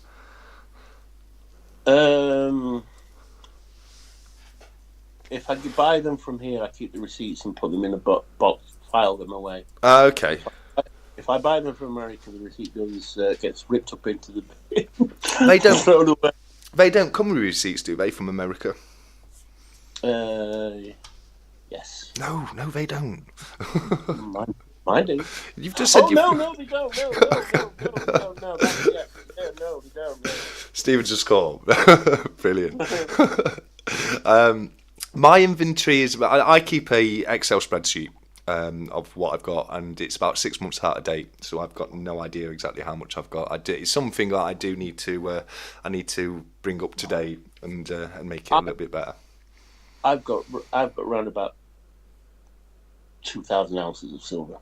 Yeah. Maybe a little bit more, maybe a tiny bit less. That's maybe a little bit less now because I've sold quite a lot.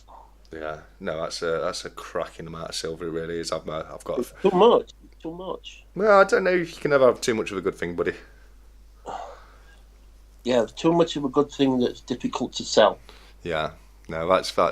I mean, that's something that I do find interesting. How, any problems you have when you come to sell it. And I think it's something that a lot of people would find interesting. So, I know you've mentioned the tire kickers and people are. Is that mainly the problems you're having with it? Well, it's people that think I'm a noob, right?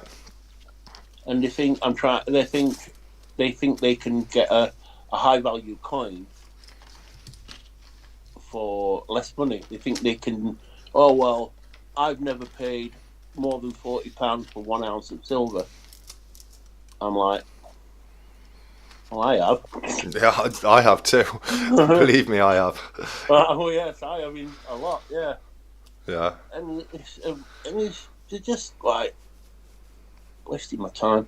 You think I'm like born under a Christmas tree. Yeah. You don't seem to think that I kind of know the value of these coins. And I want fair value for the coin. I don't want like the Spider-Man coin. I have one. I know it goes from anything between 115 to 130 pounds. I'd sell mine tomorrow for 80. Yeah, well, that's fair. That's fair enough. It's an extremely reasonable price. Yeah. I got a coin. What I bought a few years ago. I bought it from H, the German dealer. H. God, what do you call him now? Anyway, I forgot. It was the original Batman coin. Right. It Okay. was released about 3 years ago, and it was £50. And it was a brand new release, and it was £50, and that was the cheapest I could find it anywhere, even in America. Yeah. Even in America. So I bought one. I bought one for me. I bought one for a friend in America, and I bought one from a friend in Canada Yeah. because they could get it cheaper anywhere else.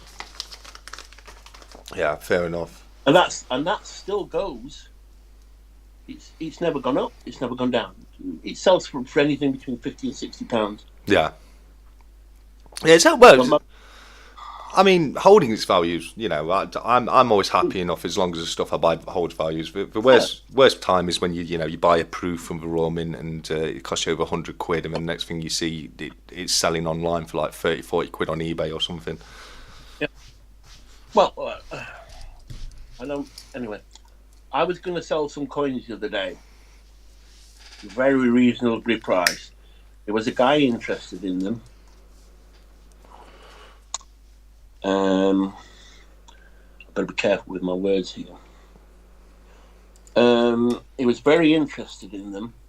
I quoted him a price, a very good price for what they were. And you tell him, well, we can't really get those coins over here, blah de blah de blah blah de blah. Oh, okay, well, I've given you a good price, well below what they go for on the secondary market. And he turned around, though they're a bit too expensive for me, because I know what he wanted to do. Yeah. Flip them. Yeah. Yeah. So he's trying to lowball you so he can sell them for what they're worth. Yeah. Flip them in the country that he lived in. Yeah. I'm not going to mention which country it is. I'm not going to mention who it is. No, fair enough. That's not fair. No, yeah. Right, Stephen, I need you to do me a favour and... no, I'm not that way inclined. Oh, well. I'm not going to kiss you. I'm not going to kiss you. It's not what you said before the live started, mate. That's only on a Friday. Only on a Friday, love it. It's 4th of May next Saturday, isn't it? No, 4th of June. 4th of May. Stephen, next Saturday Stack Chat is going to be Star Wars themed. That's something you're going to enjoy. Yeah. I'll watch the football then. Well, it's May the 4th be with you. Oh, God. I'm going to cry. You're a grown man. It's all right to have a bit of fun, buddy. Here we go. Right, but I need you to... what do you want me to do? I just need you to give me a phrase or word for next week's duck race. A phrase or word? Yeah. For next week? Yeah. Just something they have to put in the community post for next week. Dominus Sanctus. That's not fair. What? He's asking for a phrase. I don't know how to spell it, so... Dominus Sanctus. Let's just go... Can we just go for Sanctus? No, I tell you what, that's Bolt. What's that? That's Bolt. D-A-U-S V-A-U-L-T. D-A-U-S V... No. D-A-U-S. Yeah. V-A-U-L-T. Tors Volt. Dice Volt. And it means God wills it. That was that T for Tango? No, I'm not going to dance. Was it T for Tommy? Yes. Yeah. Tango Alpha Uniform Sierra Vector Alpha Uniform Lima Tango Alpha Victor. Which? Yeah. So I've just no, put. Is it T? It's D. Oh, I just said, is it T for Tommy? T. And you said yes. I thought you was on about the end of both. Right, here we go. I'll try that again. How's that one? That's the one. That's the one. Okay, let me remove the first one. There we go. Right, okay, so Deus Vault is what you need to put in the community section for next week's duck race, guys. I've just put the community post on the channel, so feel free to pop that in at literally any time you like. KYH is straight in there. You're gonna have to correct your spelling there, KYH. That's my fault, buddy. But if you just edit that, that's no problem. In fact, if it's something I like, if it's almost the right thing, I'll go with it. It's no problem at all. Let's have a look. Empty duck race for next week, says James Elliott. Yeah, absolutely. Yeah, I've just seen you got first. Unless you want to put it in English, do you want to put it in English and put God wills it? Would that be better? Just put a comment on that post, and you'll be in the next week's duck race. Come on, you should learn how to speak Latin. What's up with you? Absolutely. It's now the stack chats are going to be learn Latin with Stephen every single Saturday. I'm not that hot on it. I love it. If it's not usually on a coin, I don't know what it is, but I know the ones that we have on the coins at least. But yeah. Anyway, we're 1 minute late, so if I don't start the duck race soon, KYH is going to start spamming the comments. So we best head on over there. But KYH is a real outfit, isn't it? Yes, yeah. Do you know what an outfit is? Well, go on, mate. Out for note. Yeah, out for note, yeah, 100%. Right, here we go. When will the second duck race be? Because I have to head off at 9:30. We'll try and make sure it's before 9:30 then, KYH, mate. That's no problem.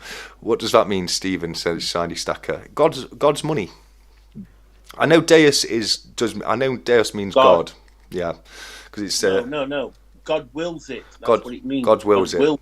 Yeah. Well, like I say, I know Deus means God, but that's it.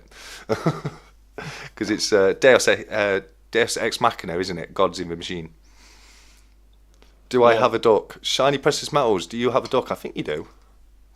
Let's have a look. I'm not sure, Shiny. All right. This is last week. I'm going to do this, guys, but I will add Shiny because we added the other two. But do try and enter through the Shiny Precious Metals. There we go.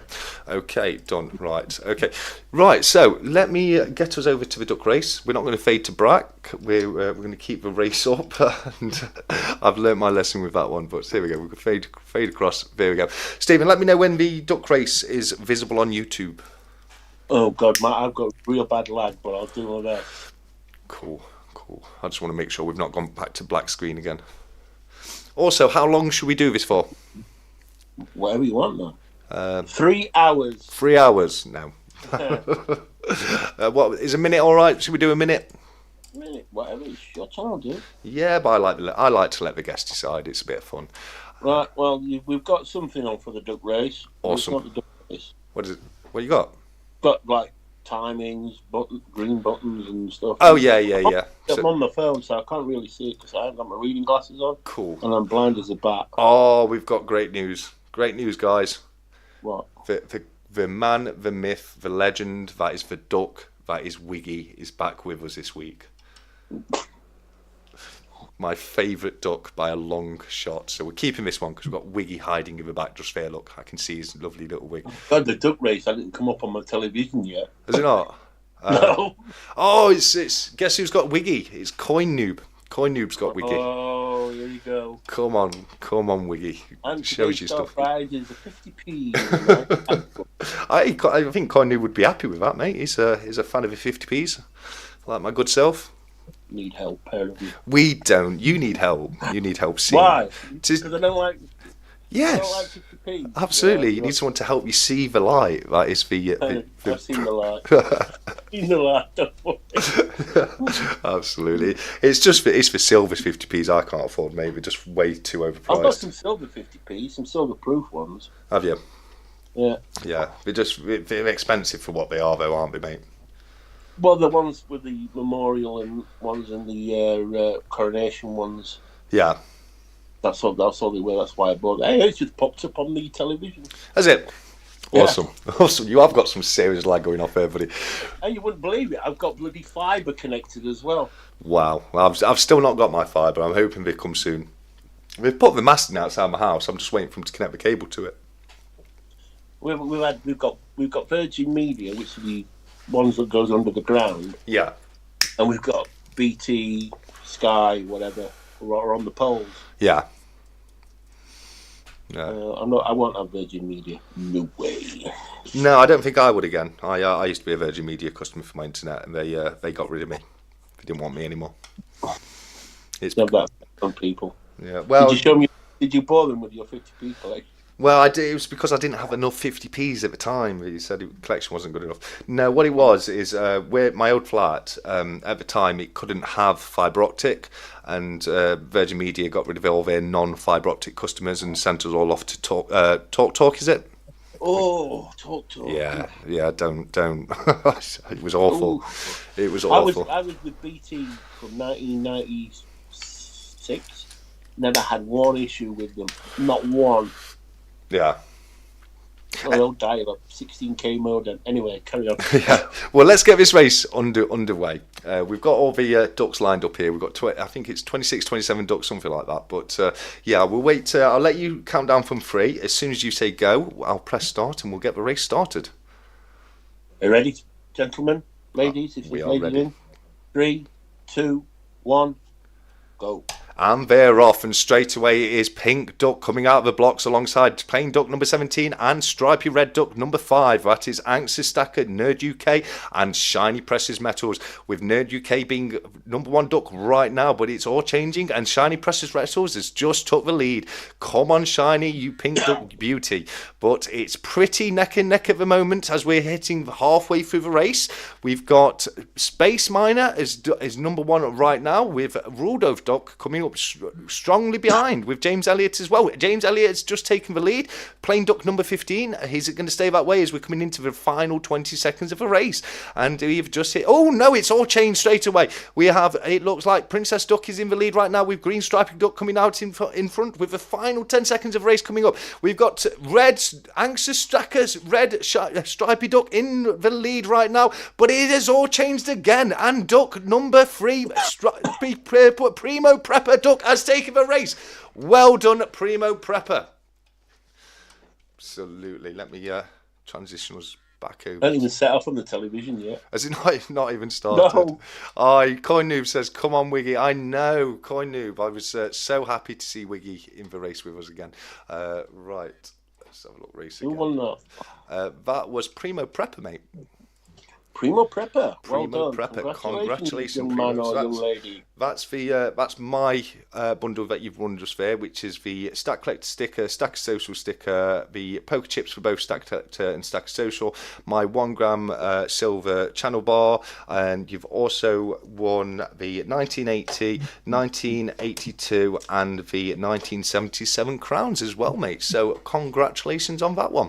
We'll give it a few minutes and we'll move on to the next race.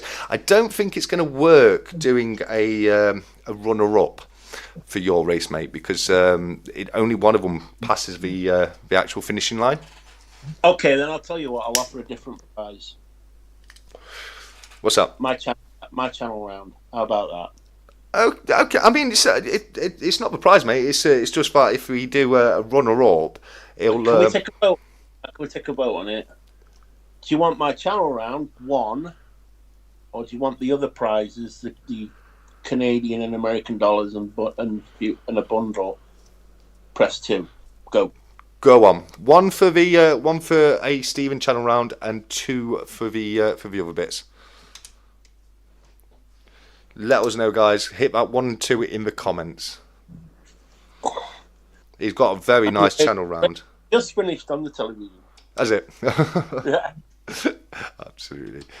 Scott said, good grief, couldn't figure out why what was going on in the video didn't match the comments. Just realised I paused it earlier and I'm 18 minutes behind. That will do it, mate. That will do it. Let's have a look. We've got I think one. The channel around here makes it. KY8 said 1 and 2. Typical. That's KYH. Yeah. You've got God loves a trier, mate. Or a Scotsman. God loves a trier, doesn't he? You know what I mean? Yeah. Yeah, I think one's walked it actually, so it's a channel. You can have my channel round. No, brilliant. It's a very nice round. Is it? Yeah, is the one that Pitt did for you? Yes. Yeah. No, it's a very, very nice round. You sent me one for my birthday, didn't you? I did, and I sent one for 365.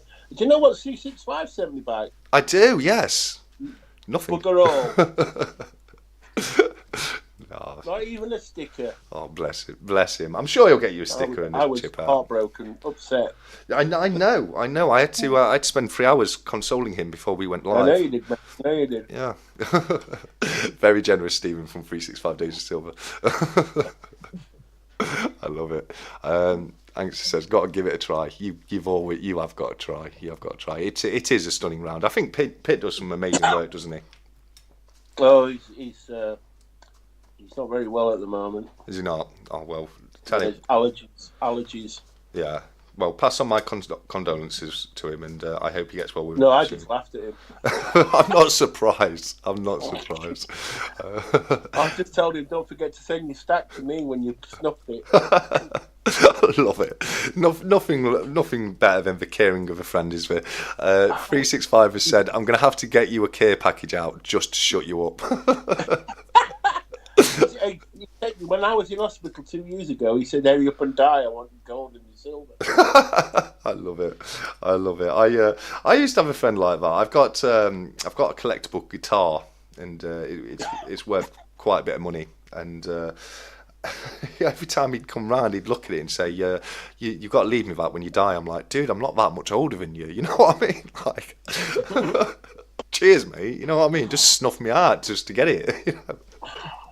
Well, friends can say the nicest things sometimes. They really can. RM ship went down. It was a horrible accident from Mr. Kiwi.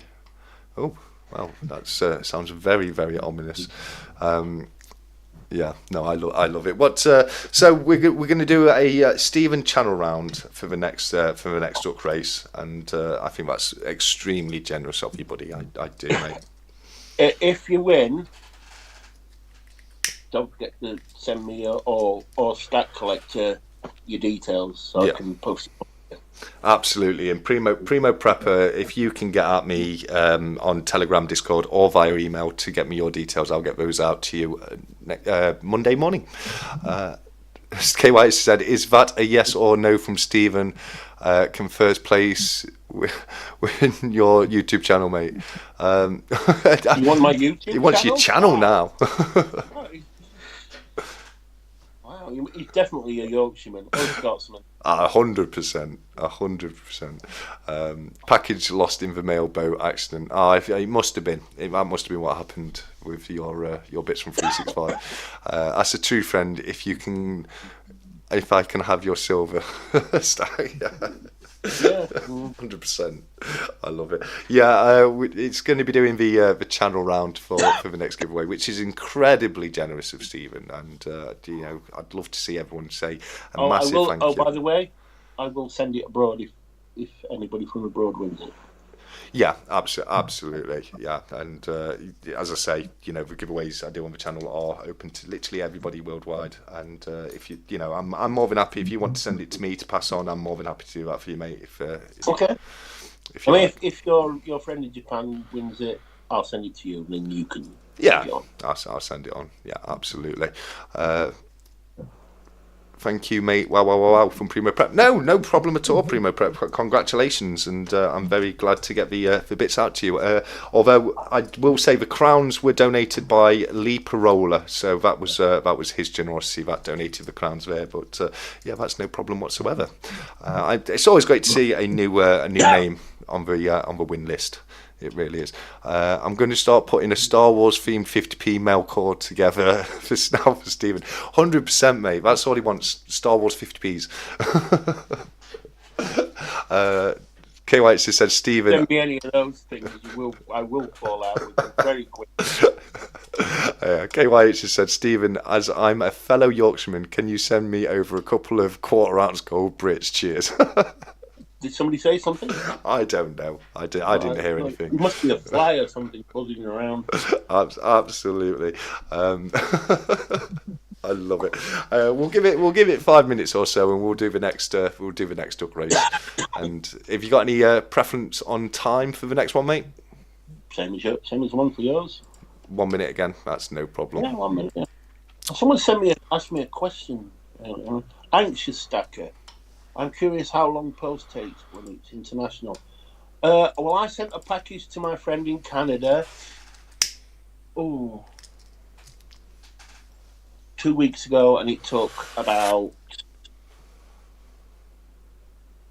7 or 8 days. Yeah. Sometimes it can be really. Sometimes it can be really quick, and sometimes it seems to get lost in transit for a bit. Because I've noticed that sometimes when I send stuff abroad. I actually sent her one. She lives in British Columbia. I sent her one last year, and quite literally, it took 4 days. Yeah. Yeah, I've had a couple like that turn up.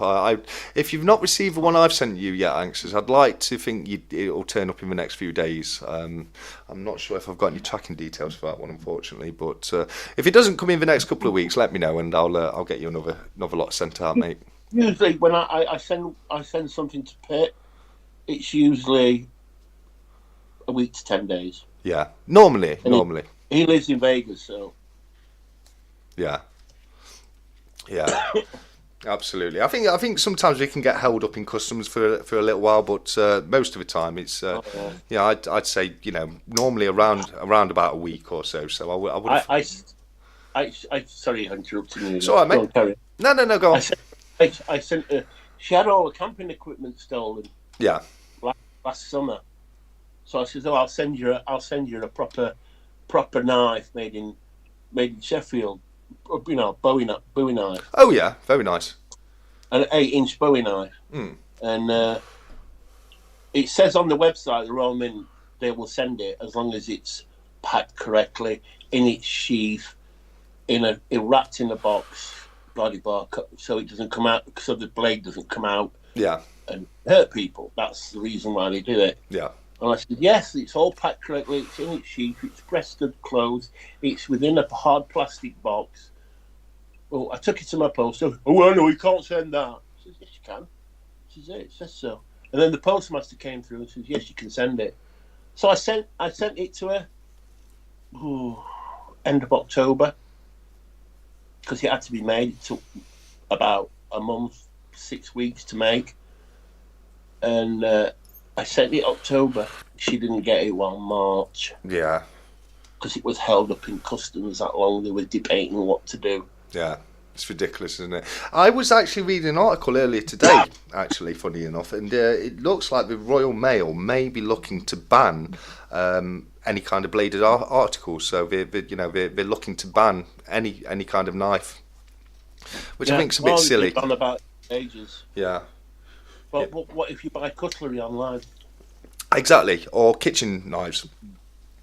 Yeah, exactly. It's see, the trouble with the Royal Mint, like most things like that, it's infected with Marxists. Yeah. And you know how Marxists control things? Oh yeah, absolutely. They start with your education system and brainwash your kids. And it goes all the way up and branches out through the education into the banking sector, all these other sectors. That's why all this with Nigel Farage, and I'm not overly keen on Nigel Farage, but he should have a bank. He's done nothing wrong. Yeah, no, absolutely. He's put you don't agree with his politics. They're not encouraging violence or anything. I really detest Jeremy Corbyn. I can't stand the sight of the guy. But he should have a bank account. Yeah. And this is where Marxism comes. Anyway, I'm going off on one. Shut up. No, you make a point though, mate. You do make a point. It's cancel culture, isn't it? You know what I mean? And if anyone says anything that the masses don't agree with, they look to shut them down. And I think you're right. I'm not saying I agree with Nigel Farage. But like you say, he's entitled to a bank account. He shouldn't be having the issues he had with opening up a bank account. I do think That is a bit silly, but yeah, no, I'm with you there, mate. But it's just like, what, people need to buy knives from time to time. What are we going to do? We're going more and more online these days. Well, different couriers will take them. Yeah, absolutely. But they're a lot more expensive. Yeah. Send, like TNT. I would quote with double the price to send that knife. Was you? Canada. Yeah. Yeah. Yeah, it doesn't surprise me. Not TNT. The black one, the gold UPS. UPS, yeah. Yeah. Durbin said, I have one of those in-post lockers near me. I noticed they state on their website that bullion can't be sent to them. Oh, well, that's, it's a bit weird, isn't it? Well, in France, you cannot send precious metals within the postal system in France. Yeah, no, I knew that. Yeah. Yeah. I was talking with Pip, months and months ago, before he came in with me, and we were talking about, I sent all these precious metals to this guy in France, and he says he's not getting it. I says, just funny enough, I read an article about that today. He says that they banned the post in the post system in France, that you can't send precious metals within the postal system in France. Yeah. Yeah, we have got some strange laws about precious metals in France. Spain's pretty similar. I think it was illegal to own precious metals in Spain until quite recently. Yeah. Yeah, that's it makes me worry when you get governments putting rules in place like that, like it's illegal to own precious metals. What grounds could you have to make it illegal to own something like a silver or gold coin? Mm-hmm. Cold control. Yeah, that's what it is. To own. No, they don't want you to be self-sufficient. Exactly. They want you to be reliant on state. Yeah, 100%. The more dependent we are on the state, the happier they are. That's and being dependent on the state is what is called what? Communism. Yeah. Yeah, true talk there, mate. True talk. KYH, mate. Give us a minute. We'll do the second duck race in a minute. Oh my! He's so impatient, isn't he? We'll have it done before he goes. I think it's because he's gonna have a coronary before he's 21. That kid. Guy's gonna be rich, mate. That's all I'm gonna say. Yeah, but he's not gonna get rich off me. He's gonna try. He's gonna try. Yeah. I love it. No, come on. Let's get it done to make KYH happy. I'll just make sure I've got it all set up. Yeah, we've got it all set up. Okay, so we'll fade over to the duck race. There we go, and we've got Wiggy in this race again. Wiggy is number 13 this time, and it's somebody with 47 at the end of the name. I can't see exactly who that is, but we've got some great ducks here. And yeah, we've got Top Hat Duck, Legionnaire Duck, Strawberry Duck, Punk Duck, Aquatic Duck, Scholar Duck, Pirate Duck. I love it. Just no Donald Duck or Daffy either. But yeah, we're all lined up and ready to go, buddy. So if you want to give us the countdown, I will start the race as soon as you say go. Ladies and gentlemen, start your engines. 3, 2, 1, go. And they're off, and straight away it is Mermaid Duck coming into the lead, and it looks like that is Jim Wen's duck. But we've got Bumblebee Duck just behind, with Wiggy in the top. Well, Wiggy's top 4 now, with Punk Duck taking over. But no, I thought Wiggy was going to go for the lead right there, but he's in second place just behind Bumblebee Duck, with Punk Duck slightly behind. We've got Superman Duck right at the top, which is Nerd UK, and Pink Spotted Duck has flown to the front right there. We are coming up to halfway through the race. It is any duck's race right now, with Strawberry Duck now taking the lead, with Santa Duck just behind. No, Santa Duck has taken it. It's Anxious Stacker, Santa Duck in the lead right now. With 20 seconds to go, it is all changed. James Elliott, Pirate Duck, is in the lead at the moment, but is it going to stay that way when we go into the final 10 seconds of the race? And here we are, final 10 seconds. It will be anybody's race right now. We've got a good mixed bag. It looks like it could be Durban. Pink Spotty Duck. Durban, you have taken it, my friend. Congratulations, Durban. Well done, buddy. So that's Durban Duck number 24. So if you want to get your details over to me, either myself or Stephen, we will look to get those pieces out to you, buddy. So well done, Durban, and thank you very much, Stephen, for offering one of your channel rounds, mate. That's incredibly generous of you, buddy. No problemo. You're a bit of a South African. Sorry? You're a bit of a South African. Was that your South African impression there, was it? No, I can do it, sir. You say African. It's not bad. It's actually not too bad. I love it. It's like we was watching Chappie for a moment there. Diplomatic immunity. What movie was that from? Oh, God. I remember it, but I can't think of its name, mate. Can't think of its name. No. Which one was Mel it? Gibson. Is it Lethal Weapon? Lethal Weapon 2. 2, yeah. With Pat Kenzie. Oh, Patsy Kenzie. We've just lost Stephen there. I came fourth, lol, closest to date, haha. Next week I'm taking it, lads. Well, I hope you do, Shiny, mate. Don't forget to pop a comment on the community post. That goes to anybody who wants to be in next week's duck race. And just pop a comment. Deus Vult, preferably. But as long as you pop a comment on the post, you'll be entered into next week's duck race. Yeah. Mike Waters says, first time here, just missed the duck race. Oh, I'm sorry to hear that, Mike. But if you go over to the community post on my channel, it says for next week's duck race, 4th of May. And if you pop Deus Volt or anything else in the comments, then you'll be entered into next week's duck race, buddy. We've got a question for Yoda from Jamie Frost, my friend over in Japan. Should I have another drink? I don't think we need to ask Yoda for that, Jamie, but we'll give it a go. See what Yoda says. Get it down, your lad. He's got some very nice Jim Beam I've this got week. A question for Yoda as well afterwards. Okay, well we'll do Jamie's first. So Yoda, Yoda, Magic Yoda, should Jamie Frost have another drink? Let's see what he says.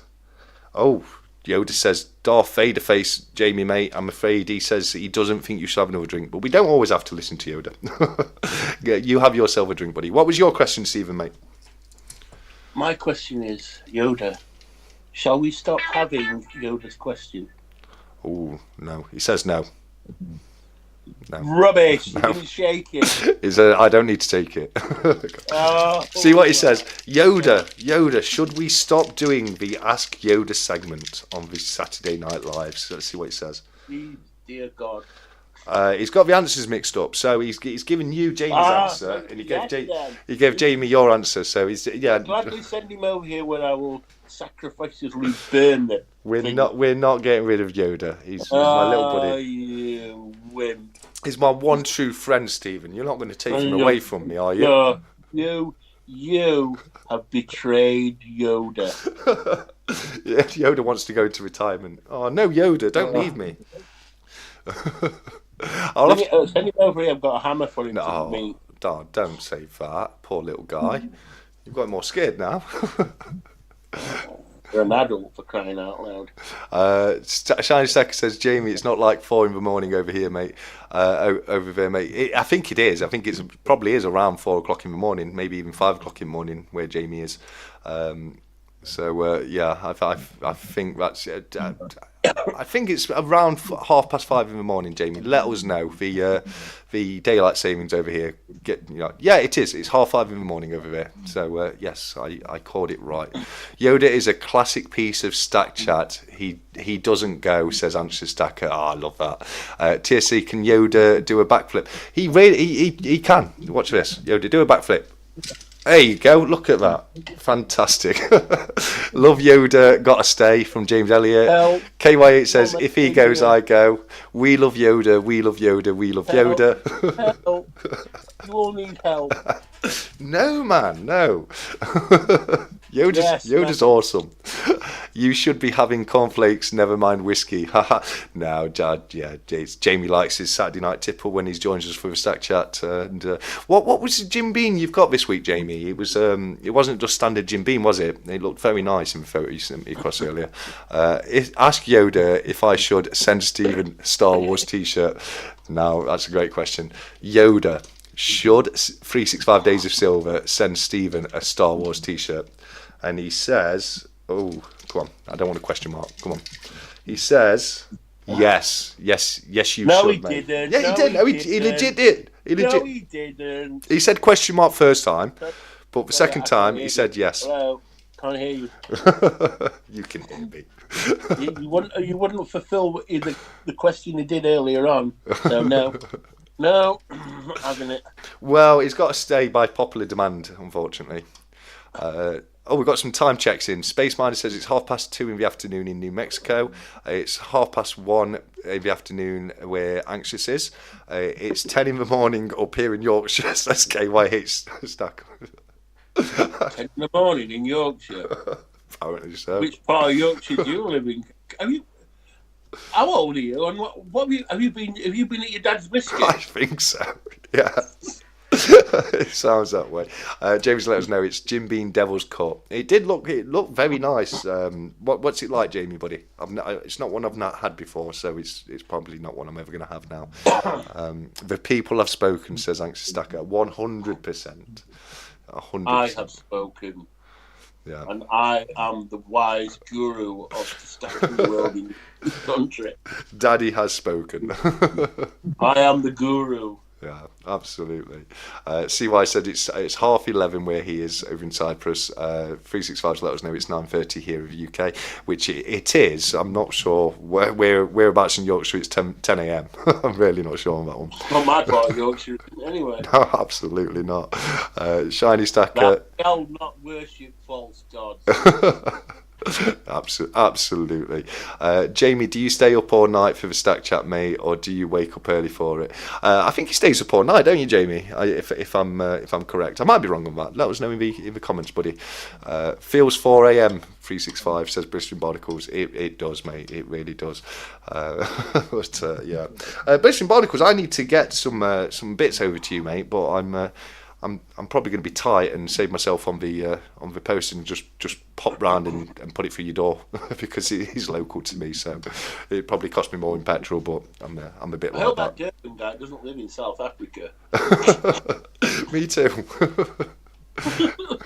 Me too, mate. KYH has said, bye guys, got to head off now. Have a great night, everybody. Thank you, KYH, buddy. You take care of yourself, mate, and I'll speak to you soon.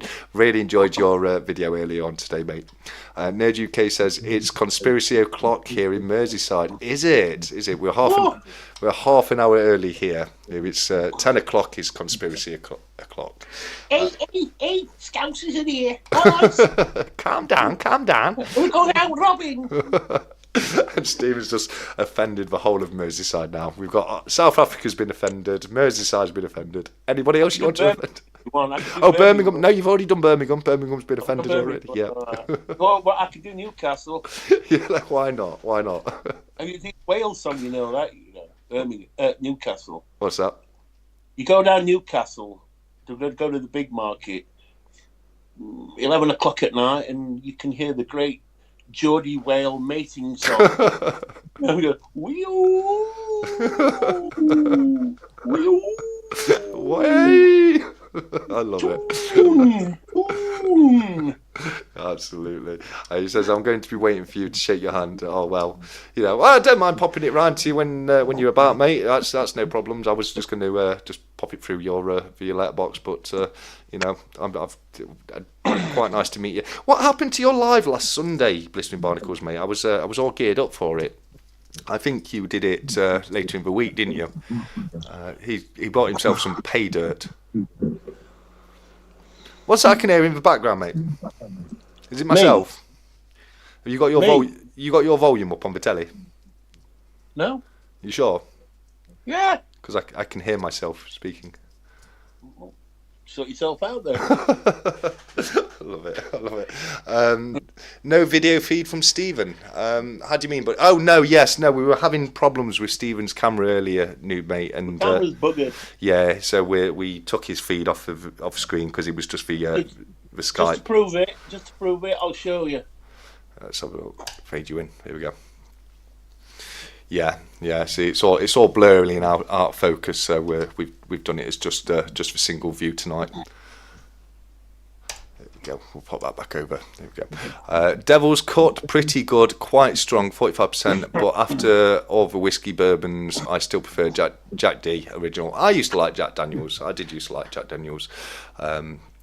What was your tipple of choice when you used to drink? I know you haven't drunk for a few years now, have you? Me? Yeah. What was my tip? How do you mean? Like, when you used to drink, or a liqueur or whatever? Oh no, just what was beer? what was your go-to drink when you used to drink? Was it beer, whiskey? Wards. A pint of Wards. Oh, Wards. Oh, I said it was, and I was waiting for you to say. Beer. Oh yeah. Man's beer. You knew you'd been on Wards the day after. I'll tell you. Yeah. It's like through the eye of a needle. I used to like Mansfield Smooth until they closed the brewery down. I mean, it just changed and it was never the same again afterwards. Although Mansfield Brewery used to do a very nice lager. Did you ever try Marksman? Gosh, Going back years now, that is. It rings a bell. I remember my local used to have Kimberley Ale in. Oh yeah, that was another local one, wasn't it? If you got a good pint of Kimberley, it was a nice pint. Yeah, but short. I like Southern Comfort and lemonade, or Southern Comfort and Coke. I can't fault you there. I was never really a big drinker, but I did try whiskey once. Yeah, and I thought it was lovely. Can you just give me 1 second, Stephen, mate? I'll be back in literally 10 seconds. 9, 8, 7, 6. Cheers for that, buddy. Durban has said, "Can I get a blurry shot of your channel round?" I don't think a blurry shot. No, it's okay, buddy. I went because I've just gone to nip and get mine. So this is Stephen's channel round right here. If I can get a good shot of it. I don't want you to fall on the floor and faint, Durban. Yeah, let me get it out of its capsule, so I'll have to put my gloves on. No, do not try and take it out of its capsule. Oh, okay. Because I tried it and they break. Oh, and do they? I asked Peter, he goes, what's the deal with those capsules? He said, don't try and take them out. He says, they're so well in, they just snap. Yeah. You know the rim? The rim snaps off, so yeah, don't fair enough. Out the capsule. Fair enough. But this is it right here. You've got the what is it? The Templars cross, basically, and it says Exodus. What does it say? Go on, Stephen. You tell us. Technically, it's Exodus Edens, isn't it? Yeah, out of technically out of the flames or out of the fire. Yeah. Yeah, they are really nice pieces. You've got God's Money at the bottom, Exodus Edens at the top, and then 1 ounce 999 fine silver in the actual cross. They're lovely little rounds. They really are, buddy. Yeah, he does some good ones and he does some rude ones. He does. We'll have to. As you well know. You'll have to get him to come back on and join us for a chat one day soon. Since he was last on, I think I spoke to him twice. Oh, okay. He's having personal problems, which I told you about. Yeah. And he's like his health as well. Right, allergies. Yeah. He's more of an Instagram guy than anything else. He does his auctions on Instagram.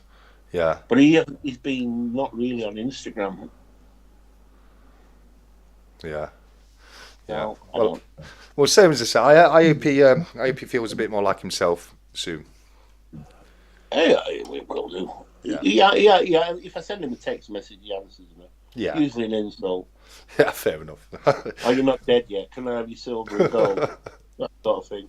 It's such a pleasant chat. Yeah, which it's strange because you're nothing but polite to him, are you? Exactly. Yeah. Absolutely. Very, very nice person, me. Ah, love it. Durbin said, so I've got that and Silverpunk's GPS round. What others from the Stacker Social lot do I need to track down? Oh, well, that's fantastic. I'm thinking of getting one of the GPS rounds. I think they're great looking things. I really do. And I'm just trying to weigh up my money at the moment because I've skinted myself buying silver. Sorry, I'm multitasking. Oh, right. What are you doing? Someone from my friend from Canada just sent me a message. Ah, okay. No trouble. All right, I can hear you. I can hear you. Yeah, no worries. Blistering Barnacle said, 365, you turn my tracker on. That's the only thing you've got to be careful about it. If you want one of the GPS tracker rounds, you've got to buy yourself a little Faraday cage to put them in. Yeah. Oh, yeah. Durbin Space Miner round. Space Miner's got a fantastic channel round. He really does. I think, is it the Sunshine? I think it's Sunshine Mint he hasn't made from Space Miner. Ooh. Yeah. How very posh. Very posh. But it is a great looking piece. Pretty much dropped you a DM on the Discord. Thank you very much, mate. I'm using my phone to film with tonight, so I won't be able to see any messages. I hope you're not in Durban, mate. Or 365 can pay the post. Love it. Track being the key word. 100%. Love it. Isn't that nice Hospitaller Cross? Nope. No. Stephen will tell you all about that. What's it? That is a Teutonic Knight. That's it. Cross. Yeah. I don't know why I kept wanting to say Tectonic. The Hospitaller is the Hospitaller is the St. John's Ambulance Cross. Yeah. It's exactly the same as that. That's because that's who they turned into. Yeah. All the crosses have a different meaning and they come from different Europe.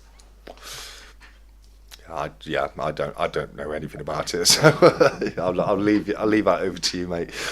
Space Miner said, I appreciate you guys. No, it's a fantastic round, mate, and I've got a few bits to come out to you as well, Space Miner. So keep an eye out for for that coming through the post. I think I really do think he's got a really really good round. I really can hear myself as an echo. Are you sure you've not got your volume on? Oh yeah, it's turned up full blast just to annoy you. No, I've got nothing turned on. I'm not that stupid. That's all right.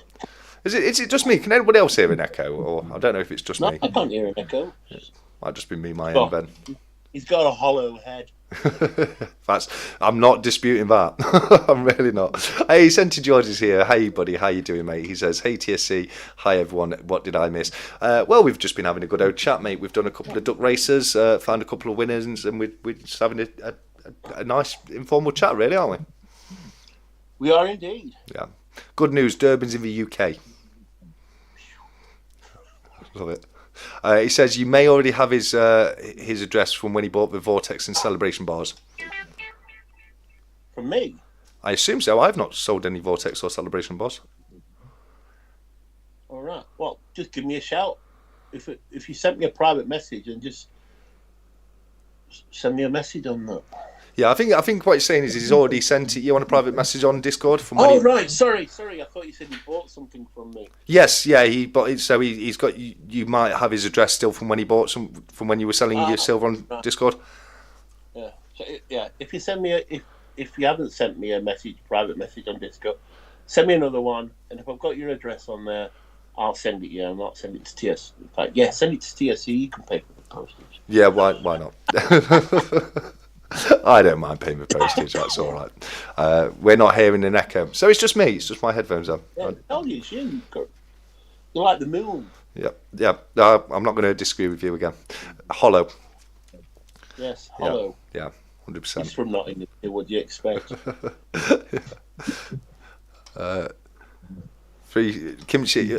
James Frost said kimchi not being called con for a long time. I'll be 56 in June. I'm assuming it means young from. Oh right. Yeah. I said something else. Yeah. No. Yeah.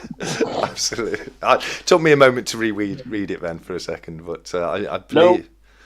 Nope. Kimchi. I've never been to Malta. No, I haven't either.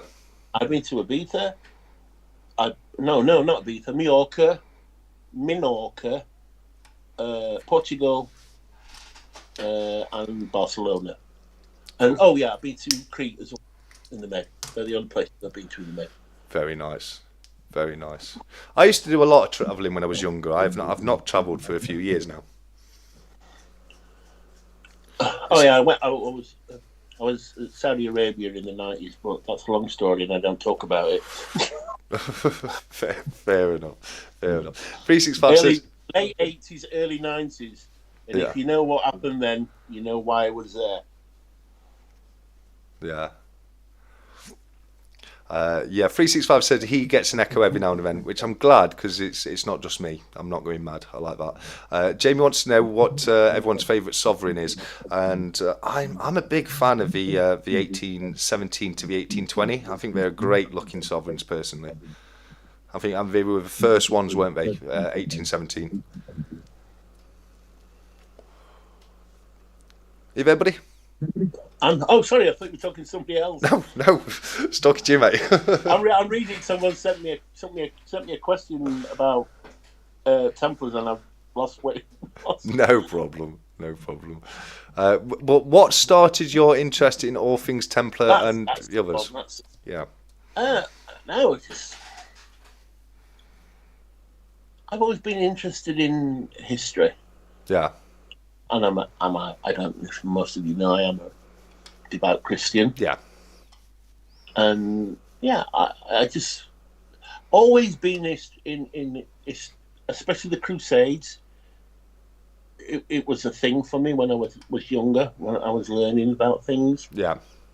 And I just gradually built things up. And there's a lot of mistruths about the Templars and lies, especially from a Roman Catholic perspective, even though the Templars were Catholics. I think, to be honest with you, media's been very hard on Templars in films recently, hasn't it? And there's a lot of people on the far right hijacked it. Yeah. And I don't like it. I mean, they're not okay.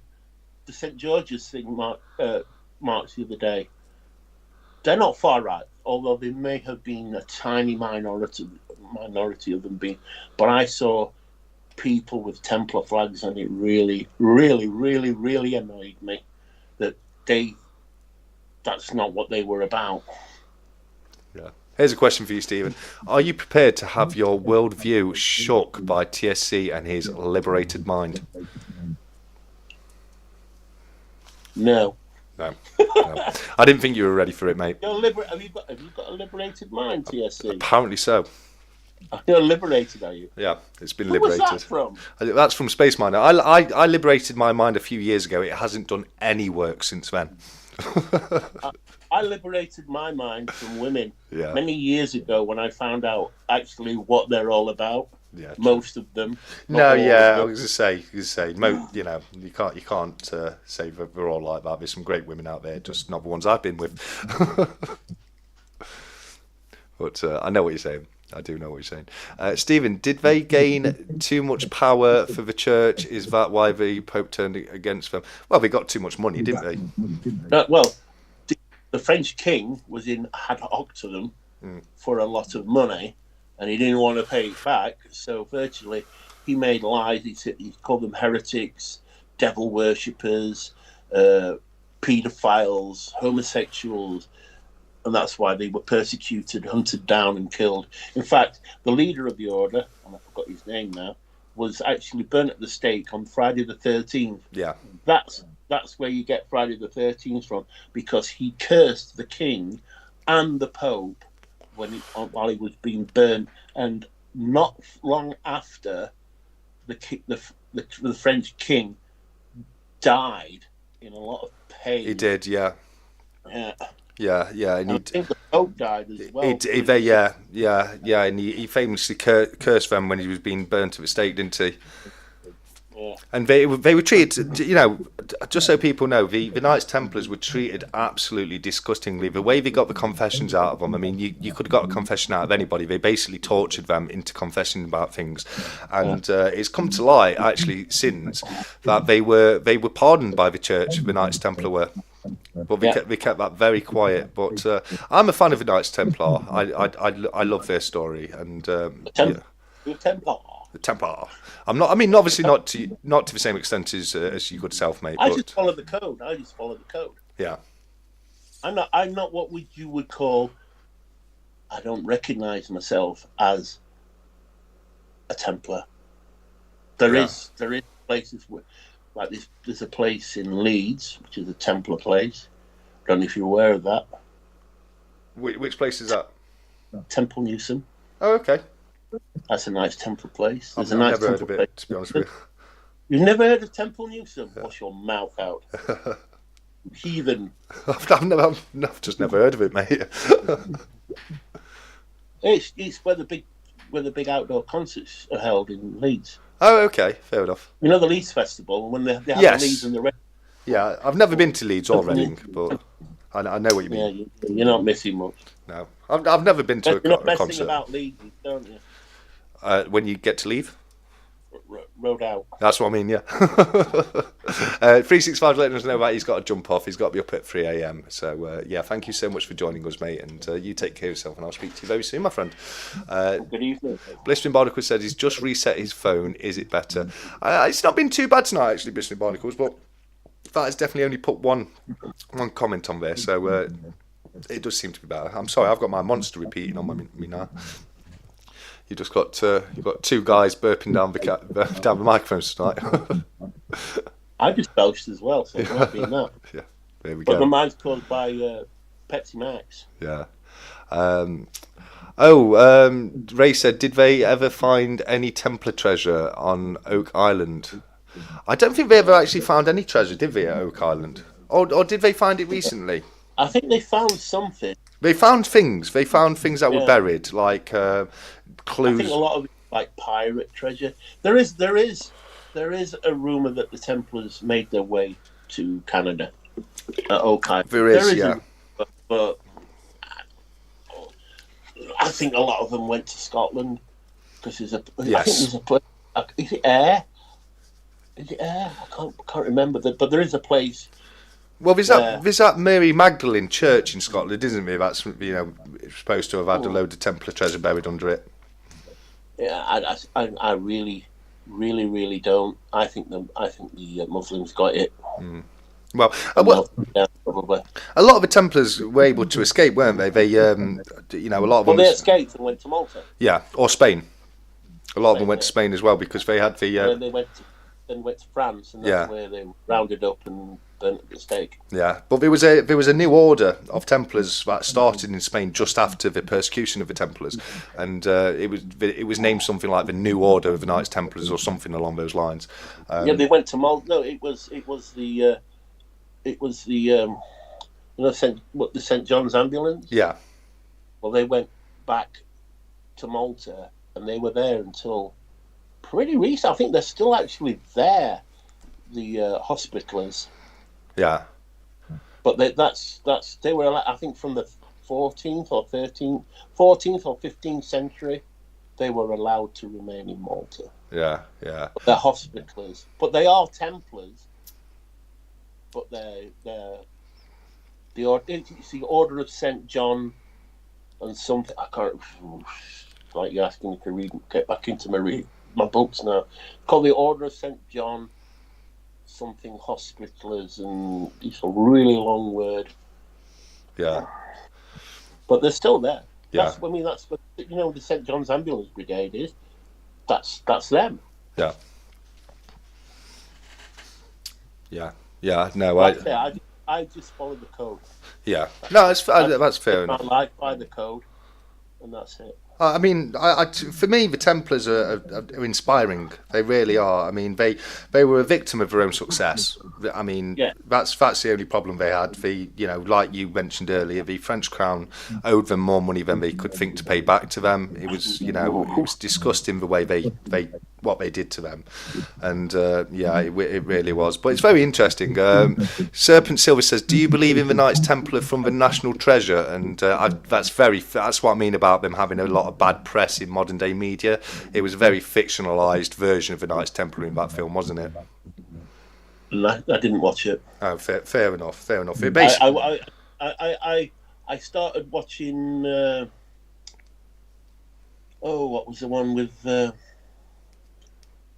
big famous one, which was about the connection with the Knights Templar and Freemasonry and all that rubbish. They've got nothing to do with Freemasonry. no. Yeah, exactly. I was going to say they kind of made him into like an Illuminati kind of thing. Yeah. They've got nothing to do with them. Yeah. Yeah, Nerd UK said the Order of the Knights of the Hospital of St John of Jerusalem. They do love their long names, don't they? Because the original name for the Knights Templar was the Pullman Knights of the Temple of Solomon, wasn't it? That's correct. Yeah, and the badge. I don't know if you've seen the symbol with the two horses, the horse with the two knights on it. Yes, because they were that poor. Yeah, they were sworn to to give their money away. Yeah, and so that's why they rode two to a horse. Yeah, because they had to. When you joined the Knights Templar, you had to give them all your worldly possessions, didn't you? Everything. Yeah, absolutely. Jamie said, does anyone collect Japanese coins? I certainly do now, Jamie. Thank you very much. That's courtesy of your good self, mate. You've sent me some fantastic Japanese coins across. And what about yourself? Do you do any kind of foreign coinage at all? Maples. Yeah, fair enough. So, I'm not. You're not a coin collector, are you? You're not. No, I'm not. I mean, my friend sent me some from Canada, and they're quite interesting, the Canadian ones. Yeah. But I've got some Mexican. I've got some. I've got some old pesetas and lira and. Yeah. Not lira. Oh, what was the one? Escudos from Portugal. I've got some of those. Oh yeah. It's not interesting at all. I've got some euros, and they're just threw those in the bin. Yeah. And it's never been or note collecting. I've gotten into notes a little bit recently. I have got more into notes. There's some cool notes out there. I mean, don't get me wrong. I'm a big fan of the metal notes, like the gold backs, silver backs, carat pay notes, that kind of thing. You've got the addition of the precious metals in them. I know it's novelty. It's not a way to stack. Yeah. But Look, I had one what they call. I won some on a giveaway. God, it must be 4-5 years ago, and they were called the Hondo, the $100. Yeah. US American one, and that was like gold. And I just gave them away to friends. And they were nice. They really, really looked cool. They really did look cool. But I sent one. What's it now? Yeah, I sent one of my friend. I think her daughter liked Charlie and the Chocolate Factory. Okay. So do you remember the old Galaxy chocolate? What was wrapped in paper? Yes. Oh, is it not wrapped in paper anymore? No, they don't do it like that anymore. They do it like the Cadbury's. So I just slid this Hondo underneath the paper because so when her daughter opened it, the golden ticket fell out, and she thought she'd won a golden ticket. Oh, brilliant! Cadbury's World. That's closed down in Birmingham now, isn't it? Cadbury's World. Have they moved it abroad? The factory. Pass. Actually, are you gonna say that Charlie and the Chocolate Factory is based on Cadbury's? Is it not? No. I've got to disagree with you there.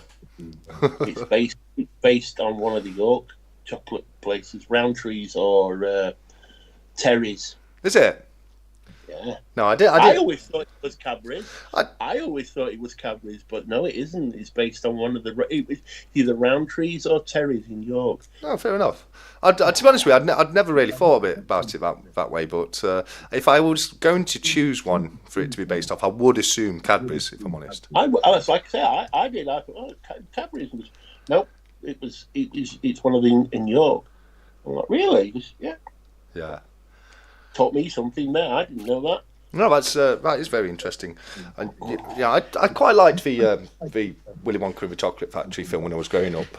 Not so. The original. Yeah, with the not Gene Wilder. What was his name? Gene Wilder. Yeah. Was it? Yeah. Yeah, the original one, Gene Wilder. Yeah. Then they made a remake with him who plays the pirate. Yes, yeah, Johnny Depp. Johnny Depp. And Wasn't then such another a fan. the last year, and it's gone all woke and stupid and silly. Oh, well, yeah. To be honest with you, I don't know why they do it with films like this, where there's not really anything wrong with the original, you know what I mean? It doesn't need to be remade. And the other thing is, when they're altering the text in classical books, like, I can't remember if it was James and the Giant Peach rolled out. They were altering text in there because it could be found offensive. Yeah. It's going back to what we were saying about cancel culture, isn't it? Yeah. Yeah. No, I find it very weird. I'll tell you one thing I did find weird a few years ago when they changed a few terms in the Bible, and it's like, isn't this supposed to be the word of God? How can we change it? You know what I mean? Well, there's a lot of books that have never been published. Yeah. What do you mean, books of the Bible? Yeah. Yeah, that's true. You've got things I mean, if I was going to lean to any particular part of Christianity, it's definitely not Church of England or Catholicism. Yeah. Because they've gone woke. It probably would be Orthodoxy. Yeah. I mean, personally, I don't like to tie myself to any particular religion. Yeah, it's more about the faith, isn't it, than anything else. Yeah. It's like, I've got friends who are my mum was oh God, I forgot what the name of the religion began with M. Mormon? No. I've got a friend who's a Mormon, or LGS, or what they call them these days. Have they changed the name, have they? It's an English. It's very popular here. Yeah. Very popular here. And oh God, what did they call it? Began with M. Come on, folks, help me out. I'll see if Google can help us.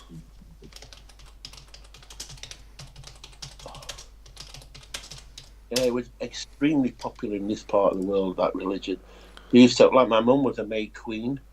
Like Whitsuntide. Do you remember the old holiday, Whitsuntide? Yes, yeah. I never really understood it. Well, that was part of their thing. Whitsun Week. They call it Whit Week here. Yeah, Whit Week, yeah.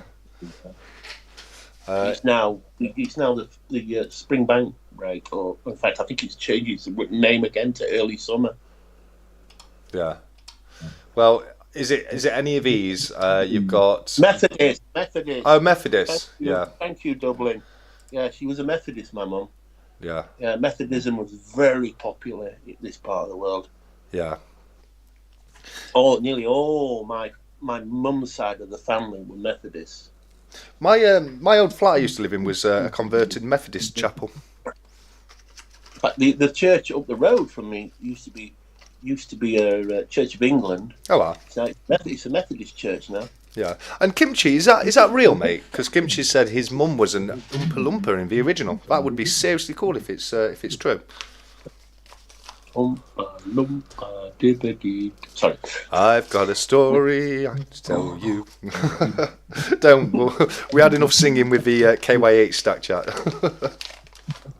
I missed that. He just exhausted me just listening to him. It exhausted me, mate. Kid has got so much energy. He really has. He had me on my toes. Too much caffeine, young man. Too much caffeine. Yeah, absolutely. It was all the E numbers in his dunkers. Nerd says he's a Methodist. Yeah, right. Perhaps you could answer me this question then. Right. My mum had a Bible. It was a white one. She got it when she got married. And she would never allow me to touch that Bible, ever. Is that something to do with Methodism? No, it was just hollowed out. It's where she kept all the gold. Probably. Yeah. Guess what book I've got in front of me? I brought it out for you. Debbie Does Dallas? It's the Holy Bible, my friend. Good man. Yeah. I thought when I was setting up, I thought I'll get that out for Stephen. I got it because I think it's just a cool looking book, with the gold binding to it, etc. But yeah, it's a Holy Bible. King James? I would assume so. Yeah. Yeah. Yeah. I've got the Bible, and I've never read it whole way through. I just now and again just browse through it. Yeah. I think that's the best way to read it, personally. Yeah. It was a joke. It was a joke. Well, I didn't know if it was a joke or not, Kimchi. That's why I thought I'd check, but fair enough. What was the joke? What was the joke? His mum was an Oompa Loompa. Oh, right. Yeah. Nerd UK, that's a bit dark. He said, my mum's in a box. I haven't even opened it since she passed away. My my mum's is in a box. I assume. My mum's all over. Sorry, mate, go on. My mum's all over the lawn of the crematorium. Oh, bless. I think Nerd UK it meant his mum's Bible is in a box and he hasn't even opened it since she passed away. I think I misread that there, so yeah. Just read Revelations. That's the wacky cool bit. Yeah, it's true. Revelations is where all the action kicks in. It's happening now. Well, it does appear that way. I'm not sure what year it is, Kimchi. Let me have a quick look. I'll move some of my antique silver that way, and we'll have a quick look. We'll melt it. So, what do you reckon, Stephen? How old do you reckon this Bible is? I can't see it. Yeah, I thought you had us on the TV. Oh, yeah, the TV's like 30 seconds. I can see it on now, moving around with silver. But it's about 10-15 seconds. It's a big boy. Let's have a look. Let's have a look. It says Donne Bible, I think that says D-O, or might be an N, might be a U, I'm not sure. It's we'll have a quick look on the first page, see if we can see any. There we go, I can see it now. You just got it in your hands now, isn't it? Oh, it's beautiful. It's got some beautiful artwork in it. I know that much. I was wanting to get a Bible like that, but expensive. It's got some names of people that were born. Okay. So if I go on the dates, it's from the 1800s. That's an old Bible. Yeah. Looks like it's late 1800s here. Oh my God! Thou shalt not take my name in vain. Yeah, but he's got someone's hair in his book. Lovely. There's a lock of hair here. How gross is that? It might be his wife or her husband's lock of hair. May well be. That's something you don't expect to find when you open your Bible up, is it? Well, depends, isn't it? If they were devoted to each other, then maybe. And there you go. You got your boy right there on the front of it. My boy. Yeah, our Lord and Saviour Jesus Christ on his cross. Mm-hmm. There we go. Let's put him back down there. There we go. Yeah, so Mine's a pretty brand new Bible. Like I say, I only rediscovered my faith last year. yeah. Well, that's cool. I mean, I've got faith. I've always had faith, but I've never, like I say, I've never really been particularly religious, if you know what I mean. Wow. I don't go to church. Never. If you ask some of my friends and you think I've gone all religious, I think I'm stupid. In fact, I've got a lot of people that ignore me on Facebook now. Yeah, but I wouldn't say you're necessarily all religious. You've got faith, but I wouldn't necessarily, I would never try and push my faith. Yeah. On anybody else. Exactly. I would never try. Exactly, and I've got time for people like that. It's each to their own with that kind of thing. But I've got faith myself, and I think it's not a bad thing to have a little bit of faith. No, absolutely not. I've got a lot of faith, but I just try to keep my two worlds separately. Yeah, that's fair enough. That is, mate. And I won't. There's one thing I won't be. Over my dead body, I won't be. I will not be a dimmy. What do you mean by dimmy? DHIMMI. Go and look it up on Google. Let's have a look what Jeeves tells us. DHIMMI, did you say? Yeah, it might be IE. But that's the general okay. gist. It says the word literally means protected person, referring to the state's obligation under Sharia to protect the individual's life, property, as well as their freedom. Yeah, I will never be a dhimmi. Fair enough. And you have to pay taxes to them. Oh, okay. Oh, yeah, it's something I've never really heard of before myself, mate. Yeah. Learned something new there. A lot of things a lot of people really need to hear about. Anyway, I'm preaching, so I'm not going to. Yeah, Scott Silvers said, "Oh my God, that's creepy. Perhaps that's what's the strange knocking is in your house." It could well be, mate. It could well be. Yeah, you've held that hair now. I have. Tonight. I've opened Pandora's box right there. ESC. No, well, my lover's hair. Well, if you could see me right now, I'm behind camera. I'm currently trying to super glue it to the top of my head to replace some of the ones I've lost. Oh dear, got possession. Got to take it where you can when you get to a certain age, unfortunately. Durban's... You know, thing I've never been. What's that? Follicle challenge. Oh, get out of here. I'm jealous. You see, my hair is so long. It's down to below my shoulders. Mine's... My dad, everybody says, how come you're not bald yet? I don't know. Because my dad's nearly 90. Yeah. And he's still got a full head of hair. He's got a little bald patch on the top of his head, but that's it. Yeah. I've never gone fully bald myself. I'm thin on top. I'm a lot thinner on top than I am around the sides. But I haven't got a bald patch. But I've been growing my hair back recently. It's almost long enough to tie back now, but it's just taking a while. Comb over. No, I have it. Oh, you don't. Please tell me. I always thought you'd have one of these. Yeah. Have you got a ponytail? No, I thought you were going to say man bun. Have you got a man bun? Yeah. Well, not yet. I had one, and I'm in the process of getting one again. Wow. I always had you down as one of these like baldy chaps with the ponytail. No. Going, okay, yeah. Yeah, rather. Yeah. What? Just going to go back to a couple of the comments quickly. Dermot said, haha, that reminds me when I bought a book about folklore off eBay, and when I opened it, a bunch of clippings from page 3 of the sun dropped out of it from the 1970s. That's where someone kept his stash. I love it. Dermot also said, I'm an atheist, but I use the loaded gun theory. Even if you know the gun isn't loaded, you treat it as if it was. I don't believe in a God, but I live as if there was one. And I don't think that's a bad way to live your life. You know what I mean? Even if you are an atheist, it's fine. Yeah. Everyone's their own. Yeah. I'm not like I say, most Christians won't. There may be some that criticise you for it, but there's a certain other religion that would rather see you dead. Yeah, that's true. That is true. I'm on the list. One or two of my Jewish friends are on the list. Atheists are on the list.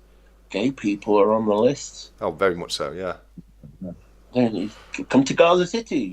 Your first free flying lesson is free with no wings.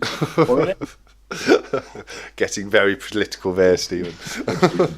Yeah, no, but no, I know what you mean. These idiots at these marches, gays for Palestine. I'm like, yeah, you go to Gaza City, see how long you last. Yeah, that is true. That is true. You know, it really is blowing up the whole conflict, and I'll be honest with you, it's something that I try and keep out of as much as possible. And if I mean, you've got the freedom to demonstrate. I've got no problem with that. No, of course, yeah. But when you're saying things, be mindful what you're saying and research what you're saying, i.e., from the river to the sea. Yeah, that's definitely something I'm not a fan of. You know, I don't like it when people say that. I've got Jewish friends who are absolutely petrified to go out. Yeah, and this is the thing. You know, there's two sides to every story, and you know, there's people over there who just want to live a life, and you know, they don't want to feel like they've got a target over their head. This is the last thing I'm going to say on the matter. when Joshua crossed the River Jordan to the Promised Land where God sent him, how many Muslims were there? Well, exactly. None, because Islam wasn't a religion until 2,000 years afterwards. So it's not Arab or Islamic land. It is the land of the Jews. That's all I'm going to say. Yeah, I think it probably is best if we just leave that one there. But yeah. Kimchi said best swerve religion and politics, chaps. I'm with you 100%, Kimchi. We're good. Bloody lefties as well. Let's talk about lefties. Absolutely. Well, who's your favourite lefty? Mine's got to be Joe Biden. Oh no, my favourite lefty. Probably Nigel Worthington. He played at left back for Sheffield Wednesday. I love it. The 80s and 90s, and he played for Northern Ireland as well. Oh, okay. I used to be mates with a football player. He was the captain of Doncaster Rovers. What was his name? Stephen Frost. Oh no. One of my friends used to play for Doncaster Rovers as well. Yeah. But that was a long, long, long time ago, and I've even forgot his name. He was that long ago. Yeah. But I used to go to school with him. I went to school with a lad who he started off playing for Nottingham Forest and then went to Newcastle. Last thing I heard. Why? Yeah. We used to play a game called Stingers when we were at school. I don't know if anyone else knows what it is, but basically it's heads and volleys, and if you lose, you've got to stand holding onto the goalpost with your back put towards everyone, and everyone takes it in turns to kick the ball at you as hard as you can. And I tell you one thing, you'd never wanted to lose when that guy was on, because you knew about it when he belted the ball into your back. It's a Nottinghamshire thing, folks. Yeah, absolutely. We used to play in the park. We used to play a thing called Wembley. Yeah. Did you used to play that, Wembley? What? Just remind me what it is. I may have done. Is it when you have to spell Wembley? No. You say like you've got 10 people playing. You all played for yourself. You got the ball, and you scored a goal. And that means you went through, and the last person on the pitch who didn't score is out. So you got knocked out of this, what we would say, a cup competition. That's why we called it Wembley. Yeah. Like 3 and in. Did you used to play 3 and in? I think we did. Again, remind me of it. It's been a long time since I played football. Yeah, after the ball has to be touched 3 times. Yes, we played that. Yeah, absolutely. Durbin's just left a great comment. Instead of politics and religion, shall we stick to something we can all agree on, like the Earth being flat and Robin Hood being from Slough? No, you had to mention. I thought we got away with it. Not like Scooby-Doo, we didn't, and I got away with it. It wasn't for your pesky kids, 100%. Bouncing off, Shiny Stackers off. Maybe see some of use in the auction tomorrow night. Enjoy the rest of the weekend, folks. I would be there at least for a little while. And Luke's off as well. He says, I'm off, guys. Thanks for the natter and laughs. Have a good one all. Thank you very much for joining us, chaps. You take care of yourselves, and I look forward to speaking to you soon. Come and buy some of my silver. Yeah, absolutely. Nerd used to play. He said, knock out Wembley, 3 pops in, headers and volleys. Headers and volleys I definitely used to play. Yeah, we used to play that as well, yeah. But same as I say, we changed it and called it... did you go Willow's School, TSC? If that's the name of the school, I didn't. I did go to a school that somebody with the name Willows went to, so in a way, I guess. The school, the funny thing is, I went to 3 schools. I went to a primary school, a middle school, and an upper school. None of them exist anymore. Oh my gosh! I went my first school, which was when we lived in the city centre. That's still there. That's an absolutely beautiful building. And we moved up here. We moved to this, and they tried to make you must wear shorts. That's from infants up to juniors. Wow. Did you still have juniors and infants when you went to school? Junior and infants? When you first went to school? Yeah. From 3 to 5, you were an infant. No, we didn't. We didn't have infants. We started at juniors. So we had. I went to an infant school and then went to my first proper school at 5. Then you went to Junior 1, Junior 2, Junior 3, Junior 4. And that's when you was 10. And then you went to the big school, the secondary school. And you did 5 years there, and then you left. Unless you wanted to go to sixth form. Yeah. You went to sixth form, then you went on to like a university. Yeah. But my school, my secondary school, we used to be 2 buildings. It used to be lower and upper. Yeah. It was called King Egbert's. You know what King Egbert is? I heard of him. I don't know who he was. Well, King Egbert was the first overlord of all England. He defeated the king. He defeated the king of Northumberland in the hamlet of Dore, which is right next to where I live. I live in the next village, and there's a plaque up on the village green. I think it was 829, and he became the first overlord, king of England. And they closed the lower school. Oh, sorry, they changed the name to Wessex, and another one, and I can't remember what it was now. Oh, what used to be the name for the Midlands? Oh, Mercia. Ah, yes, yeah. Oh, got a good one for old names of countries and counties, which shocked me. I only learned it a couple of weeks ago. Go on. So they named the schools Wessex and Mercia because the King of Wessex was King Egbert, and the King of Mercia was the King of Northumberland as well. Yeah. And they met in battle. And one of the roads next to the school was called Savage Lane. Wow. And there was 2 hills. There was one called Win Hill, and there's another one called Lose Hill. The Lose Hill is where the Northumberland king encamped, and the Win Hill is where King Egbert encamped his army before battle. Yeah. Oh, right, here we go. This is the one I learned the other week, and I'm like, my mouth just went, what? Go on, buddy. What was the old name of Ireland? Ayr. Nope. That's what I said. Yeah, that's what I would have thought. But go on. Scotland. Was it? Yeah.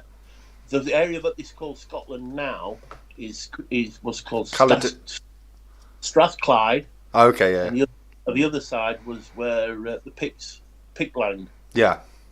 And it was when the Vikings from Ireland, or Scotland as it was then, invaded, it became part of Scotland. Yeah. Boom. That's it. I'm like, what? Yeah. I couldn't believe it. Yeah, yeah. What's that?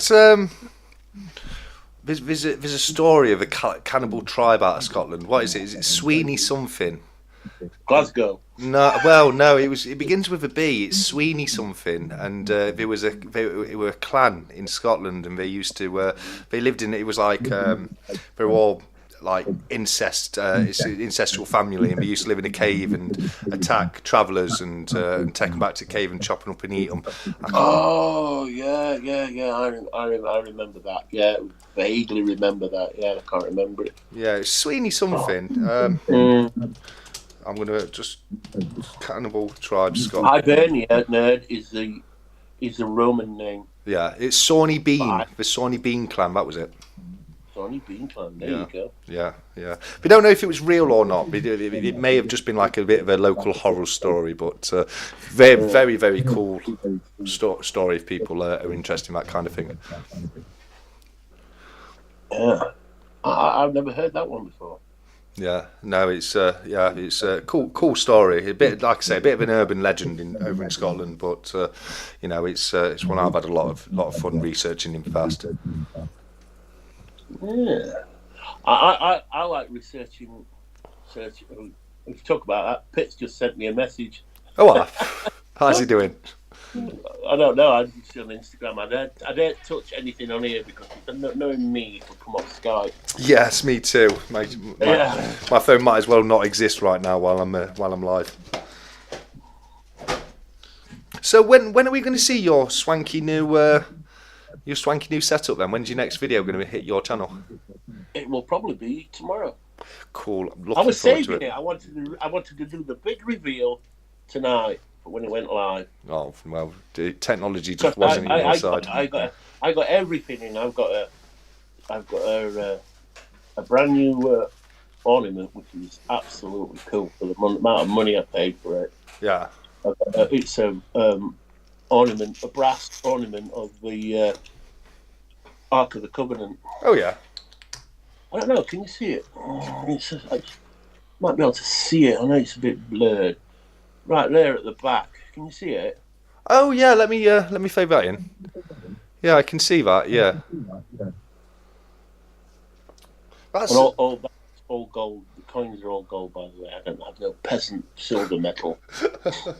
well, you do. Can you see any? Well, just because I can't see it doesn't mean it doesn't exist. I know. He just said something about it. Looks like it's got competition. Who said that pic? I don't know. I daren't take it off Skype because I know what's going to happen. Yeah, absolutely. Yeah, Jamie's letting us know he's just picked up some old Japanese coins. He's got to research through them, and I'm really looking forward to finding out what they are. Can I ask Jamie a question? Of course you can, mate. Do the Japanese have a mint like the Royal Mint or the Perth Mint? Or That's a great question. They don't do a bullion coin, I know that much, but I assume they've got to have some kind of mint for their circulating currency. Yeah, like they must have something like for birthdays of the emperor or whatever. Yeah. Yeah. No, I don't believe it's been found. It's in Ethiopia, isn't it? No, they reckon it is. Yeah, I know. I'm joking. Yeah, they do say that it's in the church in Ethiopia, and they don't let anyone in to check it. The thing is, with that church in Ethiopia, they're Jews. Yeah. And that's like strange. Yeah. And they're getting cancer, they're getting cataracts, and they don't last very long. Yeah, there's something in there that's that's causing them to become ill. Like it's kind of like radiation poisoning, isn't it? Yeah, it may be in there. I don't know. It could be. It's very strange, isn't it? The whole story of the Ark of the Covenant. Yeah, because I think. If I'm going to be honest, it's in a great big warehouse somewhere in America. It's in the Vatican City archives, mate. And a guy with a whip and a leather coat and a hat found it. Yeah. Oh, Primo Pep said the Japan Mint has an head office in Osaka. Oh, there you go. Thank you very much. Yeah. There we go.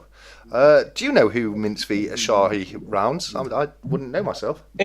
It's who did it used to be? It used to be the really famous bar. Asahi are Japanese, but they bought the those silver bars. Is it JP Morgan? Something. There's some bars. There's a real like collectible bar thing, and these bars are their main bar collect. And I can't remember who they were, but Asahi bought them. Right. But Asahi are a Japanese company. Yeah. Yeah, do some great pieces, Asahi, don't they? I think this is Asahi. Yeah, here we go. Asahi Refining, and it's the year of the Dragon, right there, 2024. You should send that to me. Sorry? You should send that to me. Oh, no, I don't know about that. Are you sure you're not Yorkshireman? I'm. I have ties to the You are a York. Yorkshireman, aren't you? You're born in Scarborough. Yeah, well, I wasn't born there, but I've got family up there, so yeah, I've got ties to the north. So where were you born then? I was born locally to where I am now. Oh, so you are a sheep warrior. I don't know. I've been called many things in my life, mate. Oh, that's in Derbyshire. Yeah. Now we've done Birmingham, we've done South Africa, we've done Merseyside. Now it's Derby's turn. I can do CPM if you want. Oh, go on then. I bought this coin the other day, which is super cool. That's brilliant. That's perfect. Actually perfect. Are you sure you're not sat there with CPM? Uh, yeah, Jamie said there's a few mints in Japan. Back in the day, there were many regional branches. That's why old Japanese coins are difficult to date. Oh, that's interesting to know, mate. Kim said, John, really like to prove Japanese coins. I really would. you But, what? commemorative. Yeah, Like I wonder if they're doing it because I know the Emperor and Empress of Japan are coming over here to visit the King and the Queen.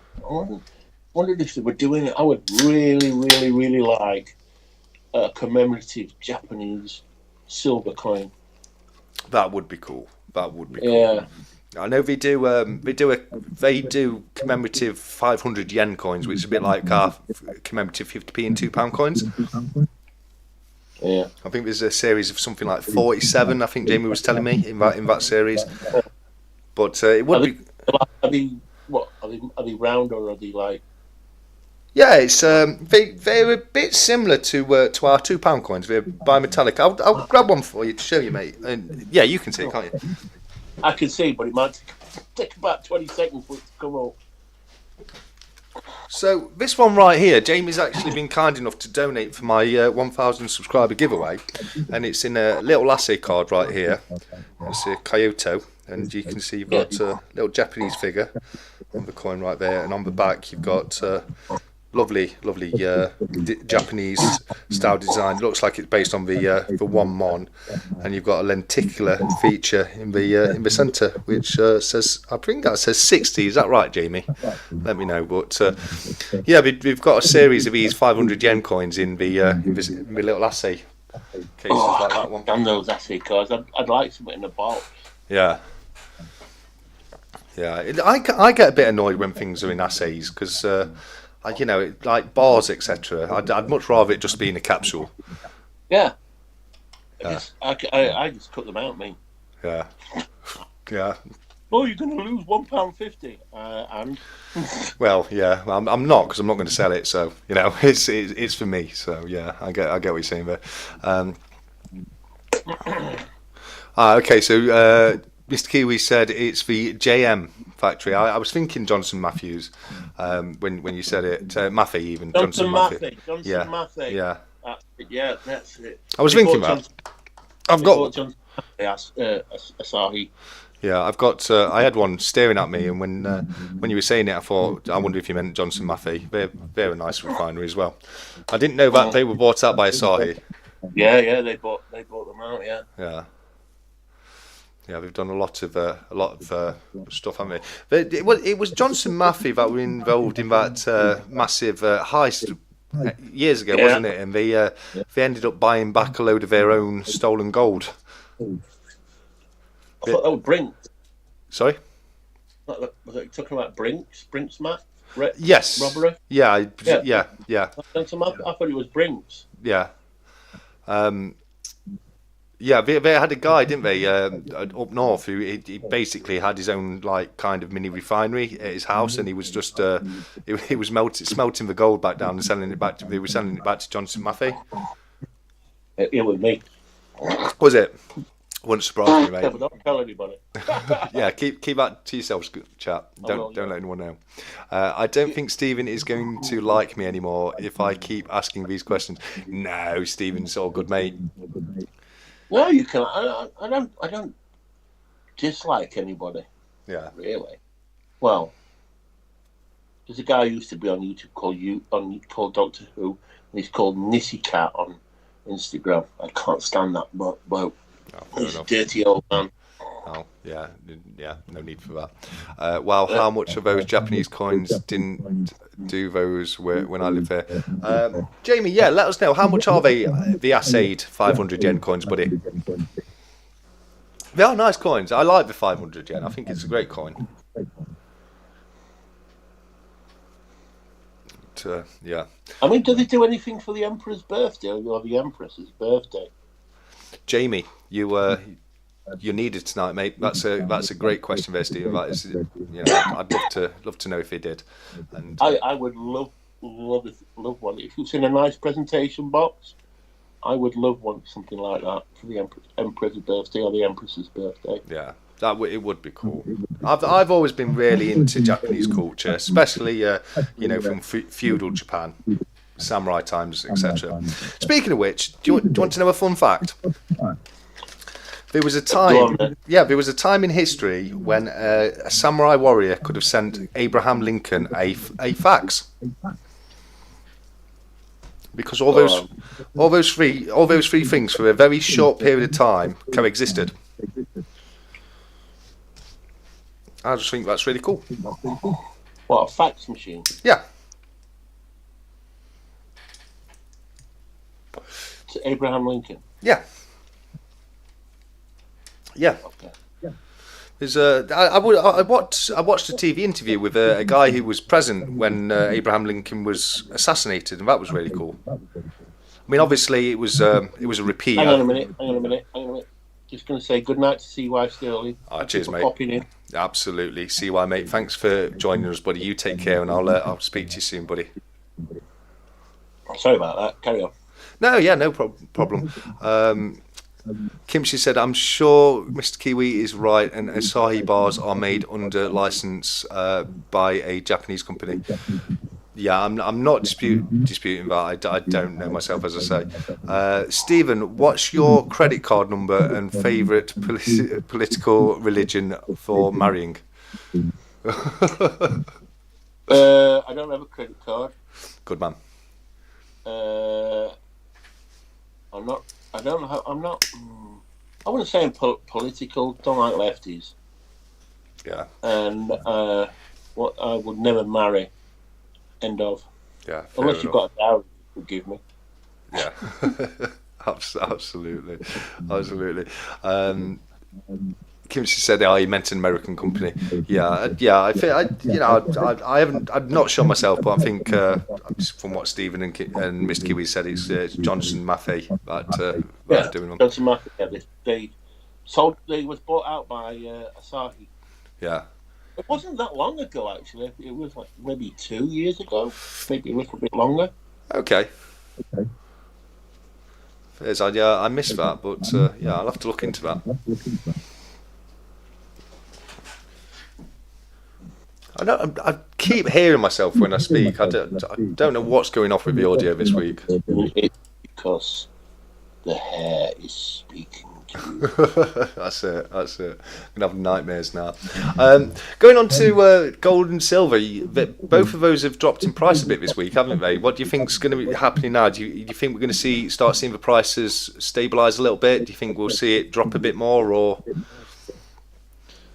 I have no idea. Yeah, it's hard to call at the moment. I used to be able to not read the market. But I knew in the summer the markets always used to drop because people were going on summer holidays and the price always dipped in the summer. Yeah. But we're not really in the summer yet, and it's dipped. Now if it keeps dipping, I haven't got a clue. It's just foxed me these last 6 or 7 months. What's happened? It's difficult at the moment with what is happening. Just so everyone knows, at the moment in the UK, the gold price this week is £1,875.58, which is a loss of £62.43 per ounce. Silver likewise has gone down this week. It's now at £21.87 per ounce, which is a drop of £1.39 from last week. So I think it's good for people who are looking to buy, and I think we'll start to see it stabilise out a little bit more, and then this will kind of become the new normal, if you know what I mean. Yeah, I don't think it's going to drop by a lot. Yeah, I think it might in the summer. It might drop another 50, maybe. Yeah, but I'm not bothered. I'll just keep on buying that stuff. Yeah, I buy a quarter ounce every month, and I will try and buy 2 1-ounce coins every year. Yeah, fairs.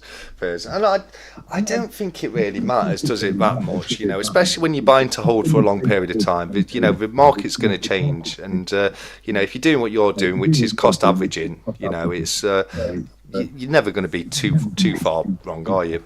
Well, it's like when I first bought my first ever gold coin, which was the end of 2018, probably 2019, the beginning of 2019. Yeah. It was under £1,000 an ounce. And I'm out there going, ooh, that's a lot of money. That's a lot of money. Ooh, if I knew now, Yeah. I would have just gone, woof, have that. Yeah. So in probably 2-3 years' time, it might be 2,500 an ounce. Could well be.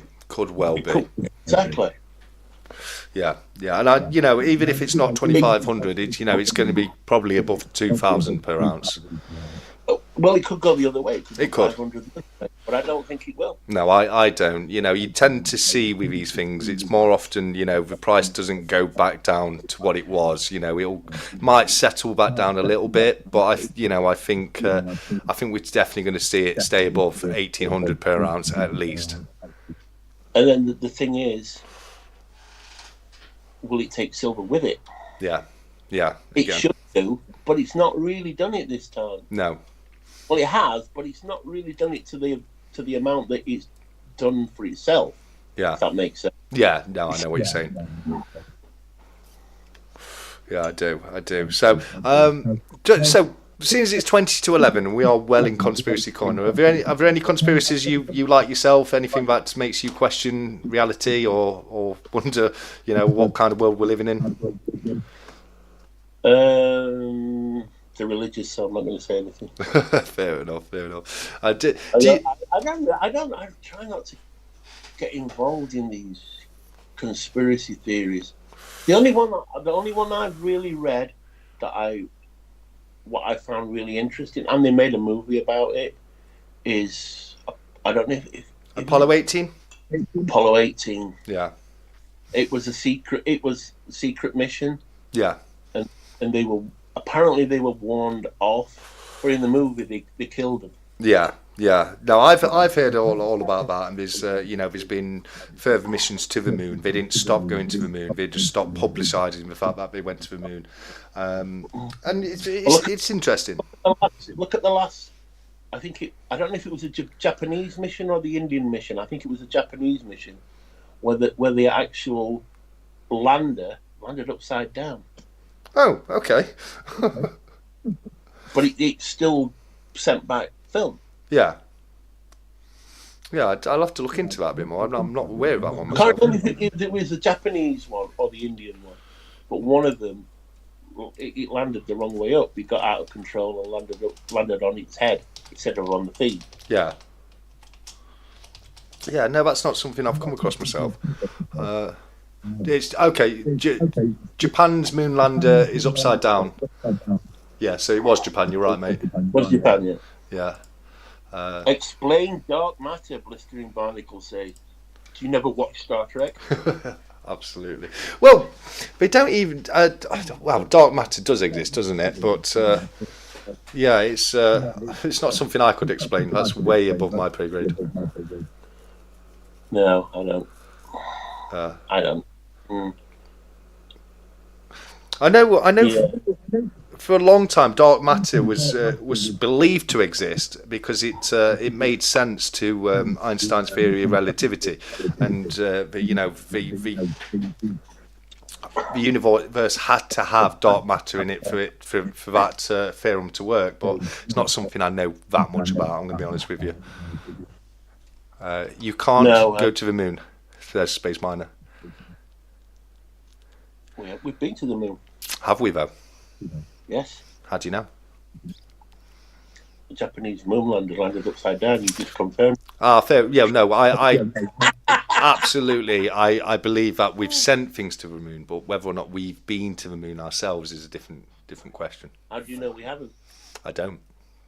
And I'll be honest with you, the moon landing is one I find very difficult to take a side on because, a lot of the times I look at the evidence of us not landing on the moon and I think, it's really shady. It really is shady. But then again, it's I remember seeing a photograph, and I don't know which Apollo mission it was. It might have been the first one. But their early photographs. Yeah. They were all in like grids. They were all central grids, weren't they? And you have the crosshairs behind the astronaut. Yeah. Behind the astronaut, and I'm like, what's going on here? Yeah, and it's that kind of stuff that makes me question it. You know what I mean? There's and The one small step for mankind. He was the first man on the moon. How well, did he get that camera angle? who put the camera there then? Yeah, exactly. Yeah, exactly. Exactly. But I mean, to be fair, to play devil's advocate on that one, it's something I can 100% see them doing, like getting there, going out, setting a camera up, and like doing this huge, momentous moment by filming it. You know what I mean? Bit of Hollywood magic there. I'm just reading Jamie's. Here's my conspiracy. Sovereigns are for people who buy closest to spot. Yes, poor people. Well, we need to buy some sort of gold, mate. You know, you can't keep it all for yourselves. Us paupers need some too. Why don't you just buy second-hand jewellery? Like this stuff here. I know a guy. He lives in Illinois. That's all he buys is second-hand jewellery. Yeah, I quite like gold jewellery. I do quite like it. I've got a gold type in there and five gold rings. There's a bit of singing for you. Don't sing. I won't if you won't. But yeah, no, I think you can get some interesting, pieces of gold jewellery. Silver Digger said, as somebody who watched the moon landing on TV when I was about 10 years old, the camera was on the leg of a lunar lander. Oh, well, there you go. There you go. There you go. That's, he must have been there to see it. 100%, yeah. Well, he watched it on TV, which is something I wish I could have done. I'm very jealous about that. Well, how about this one then? I watched this the other day. I've seen it before. Can't remember which Apollo mission it was. I think it was one of the later ones where they were in the moon buggy. Yeah. And they cut the radio feed. Yes. The public radio feed, and a ham radio guy in Italy picked up what they actually said and recorded it. Okay. They're here now. They're looking at us. Oh, that's creepy, isn't it? Yeah.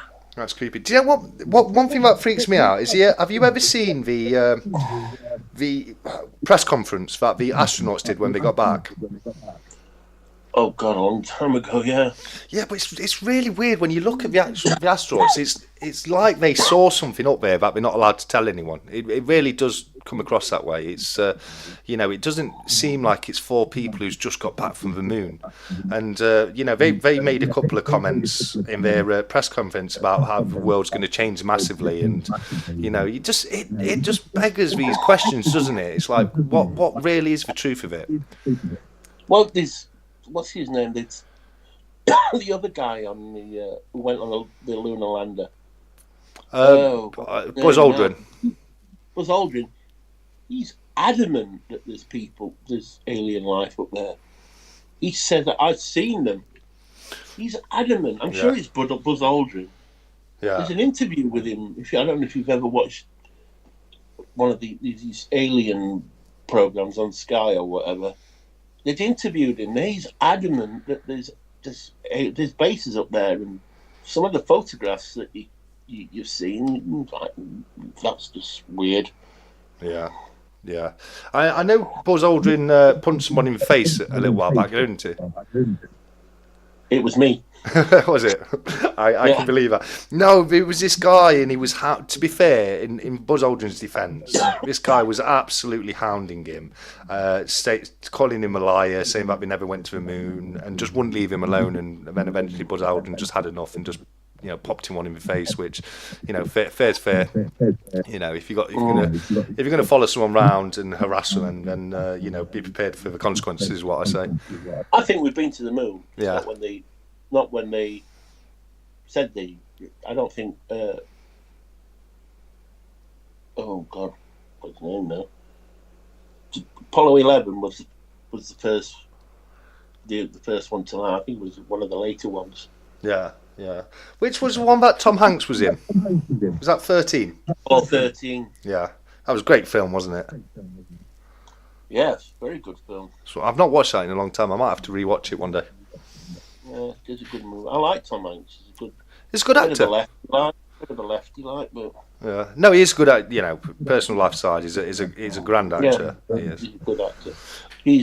he's personally one of my favourite films of all time, Saving Private Ryan. That's a great film. It really is a great film. I think every child should be made to watch that beginning scene.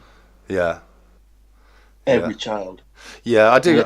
It'll be That's what freedom costs those men. Yeah, it would be lost on one though. I think I will.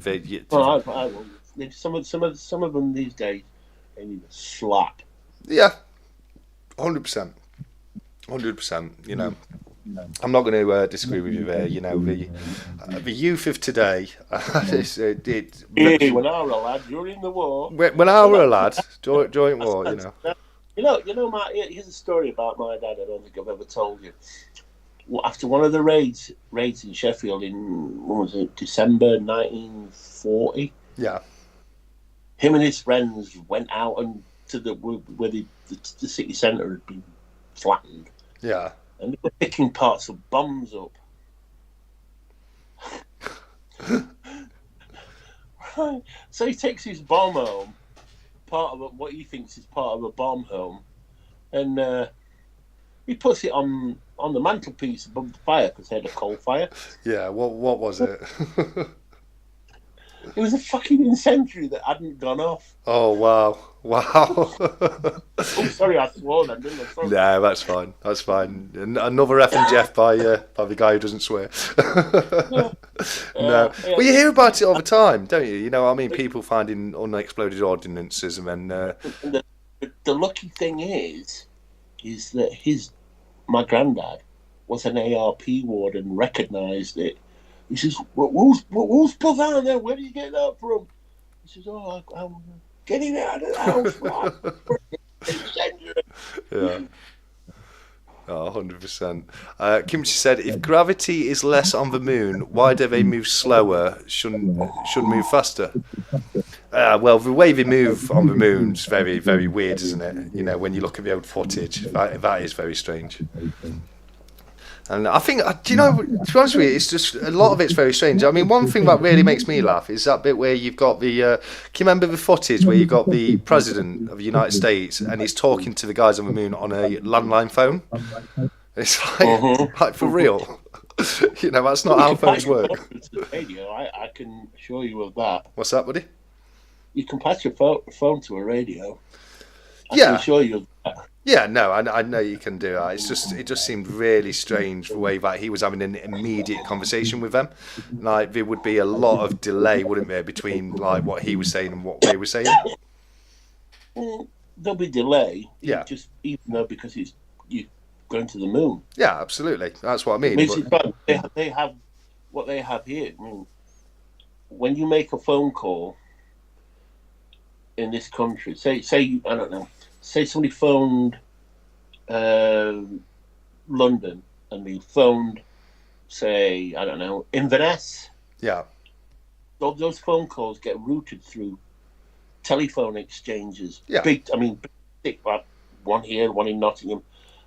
And inside those telephone exchanges, they've got a thing called repeater stations. Yeah. Where the signal's boosted and sent out quicker.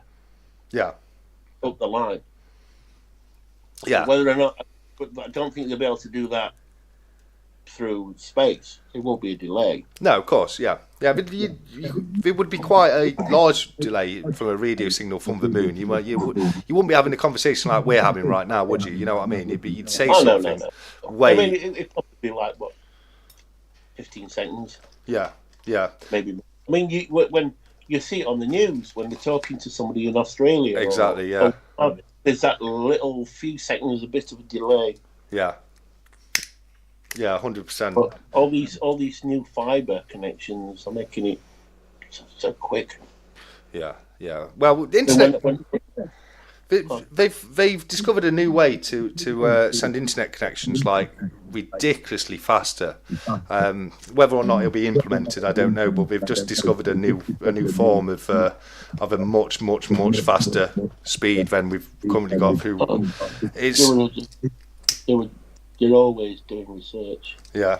It's to do with fibre optic, but it's it's like they're able to fully use the fibre optic cable now, rather than before when it was bottlenecked. Well, your fibre optic cable is only as useful.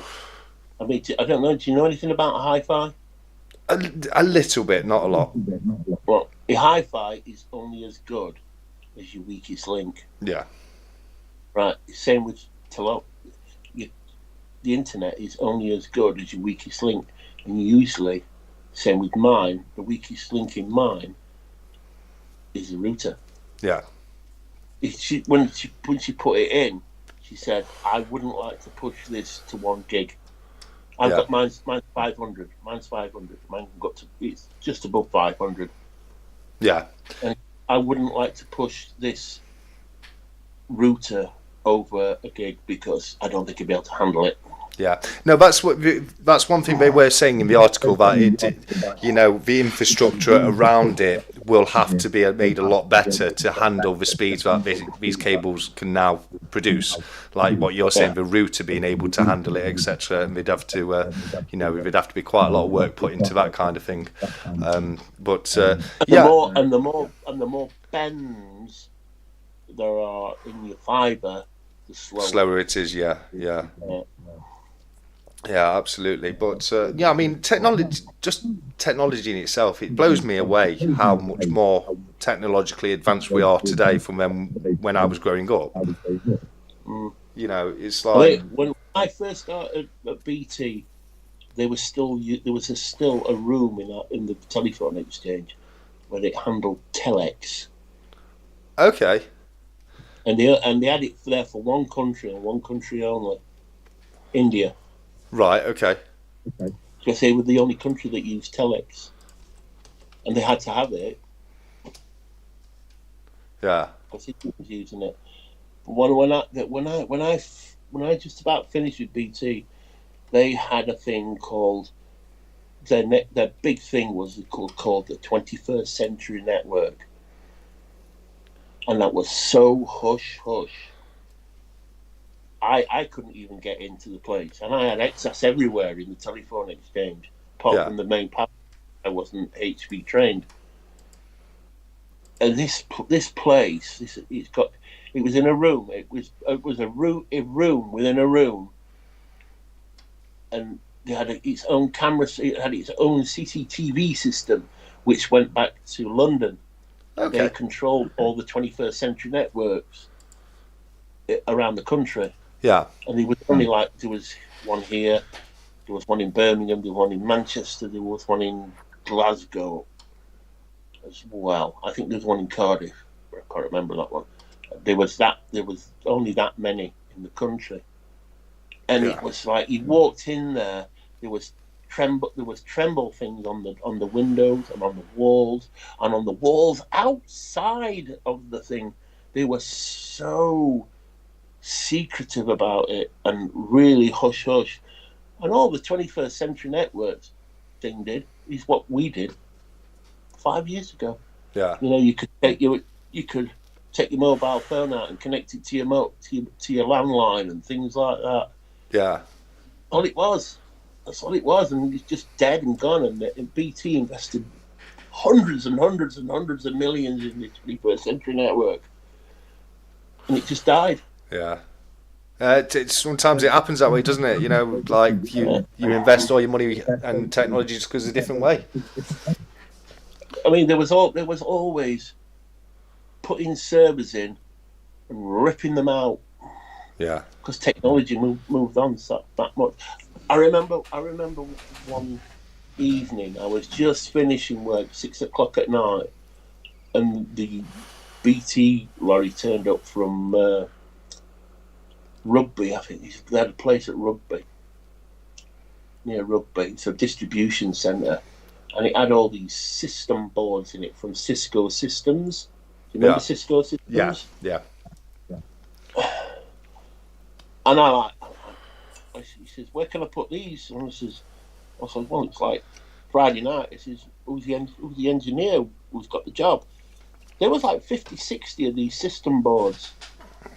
And he says, "Well, you'll have to put them underneath the car park." He says, "Can't do that, they'll get wet."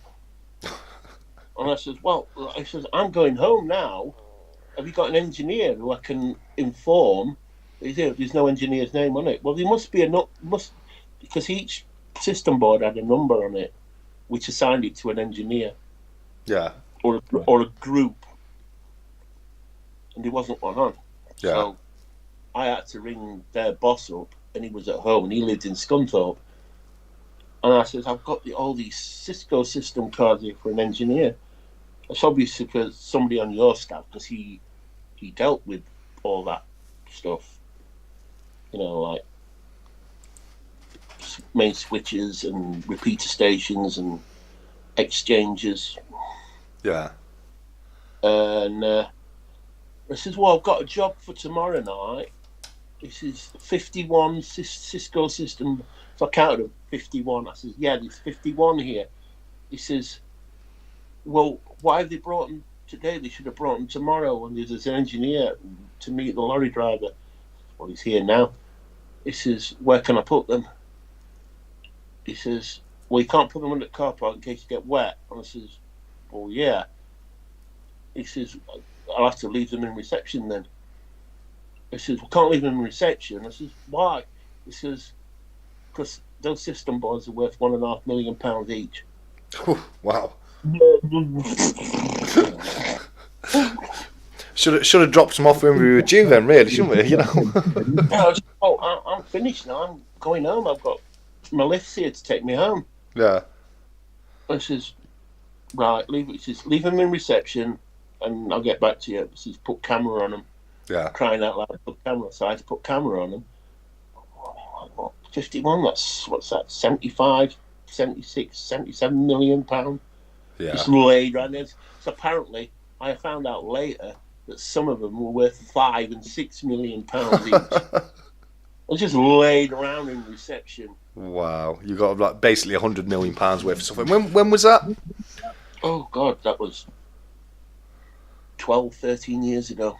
Yeah, so you know it's not even what you're looking at 100 million nowadays, is it? You know, I mean, it's more like 150 million. 400, 300, 400 million. Yeah, a lot of money there, isn't it? You know what I mean? That's and they all had patch leads with them, which was fibre. Yeah. And these little patch leads were only 3-4 inches long, and they're worth £110 each. Yeah. Each patch lead, because you connect each system board up. You go in the rack. Your system board slides in, and you connect them up to each rack.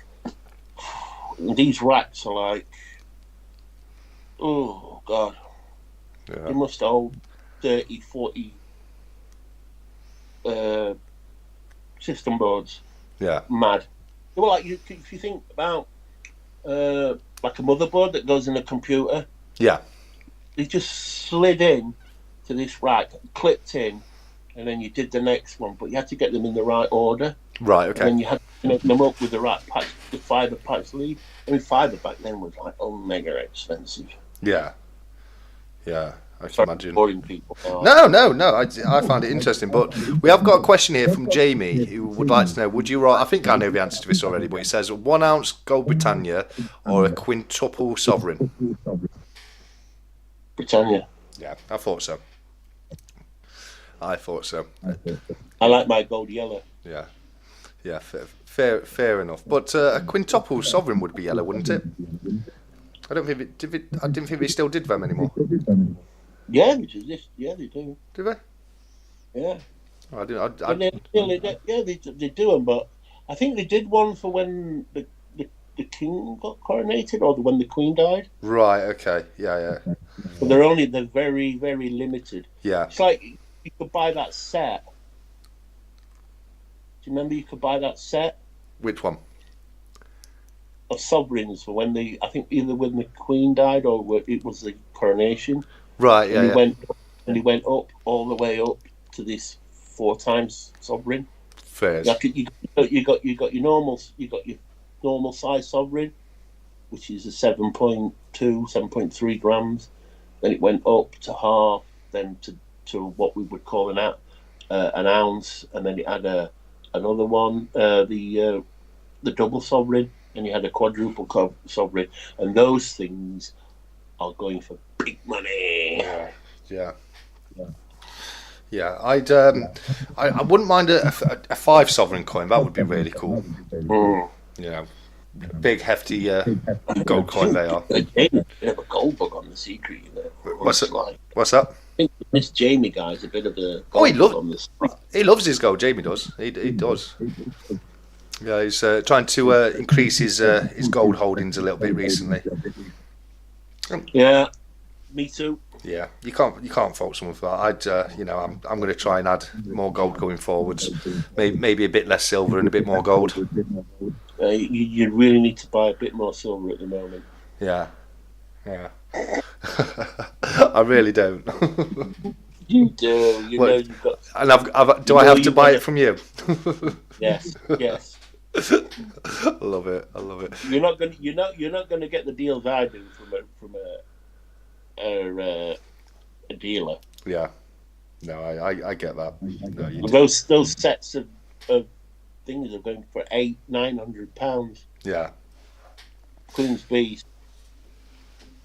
Yeah. No, I will definitely say that it's you do pretty good prices on the pieces. I mean, the bits I make a profit. Yeah. Not huge ones. Yeah. Get such a greedy.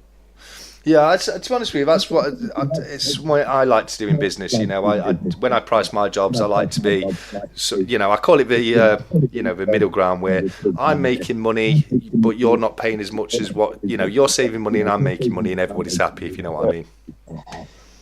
Well, there's a profit in it for me, and there's a profit in it for you as well. Yeah, 100%. I mean, I don't mind people buying stuff that want to flip. Yeah. But you're paying me the price that I want. You're not gonna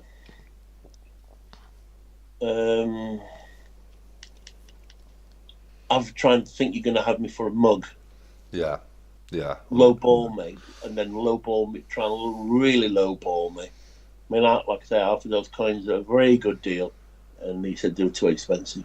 So yeah, and you wanted to flip them. Yeah, and that's it. If someone's paying something for more than you want to buy it for, then you move on, don't you? You know what I mean? It is what it is. I could say. I just said, thank you for looking. Maybe we could do business later. Yeah, fair play. Great way to look at it. Kimchi's just said 2-ounce gold Libertad proof is his star piece. What would you say is your star piece, buddy?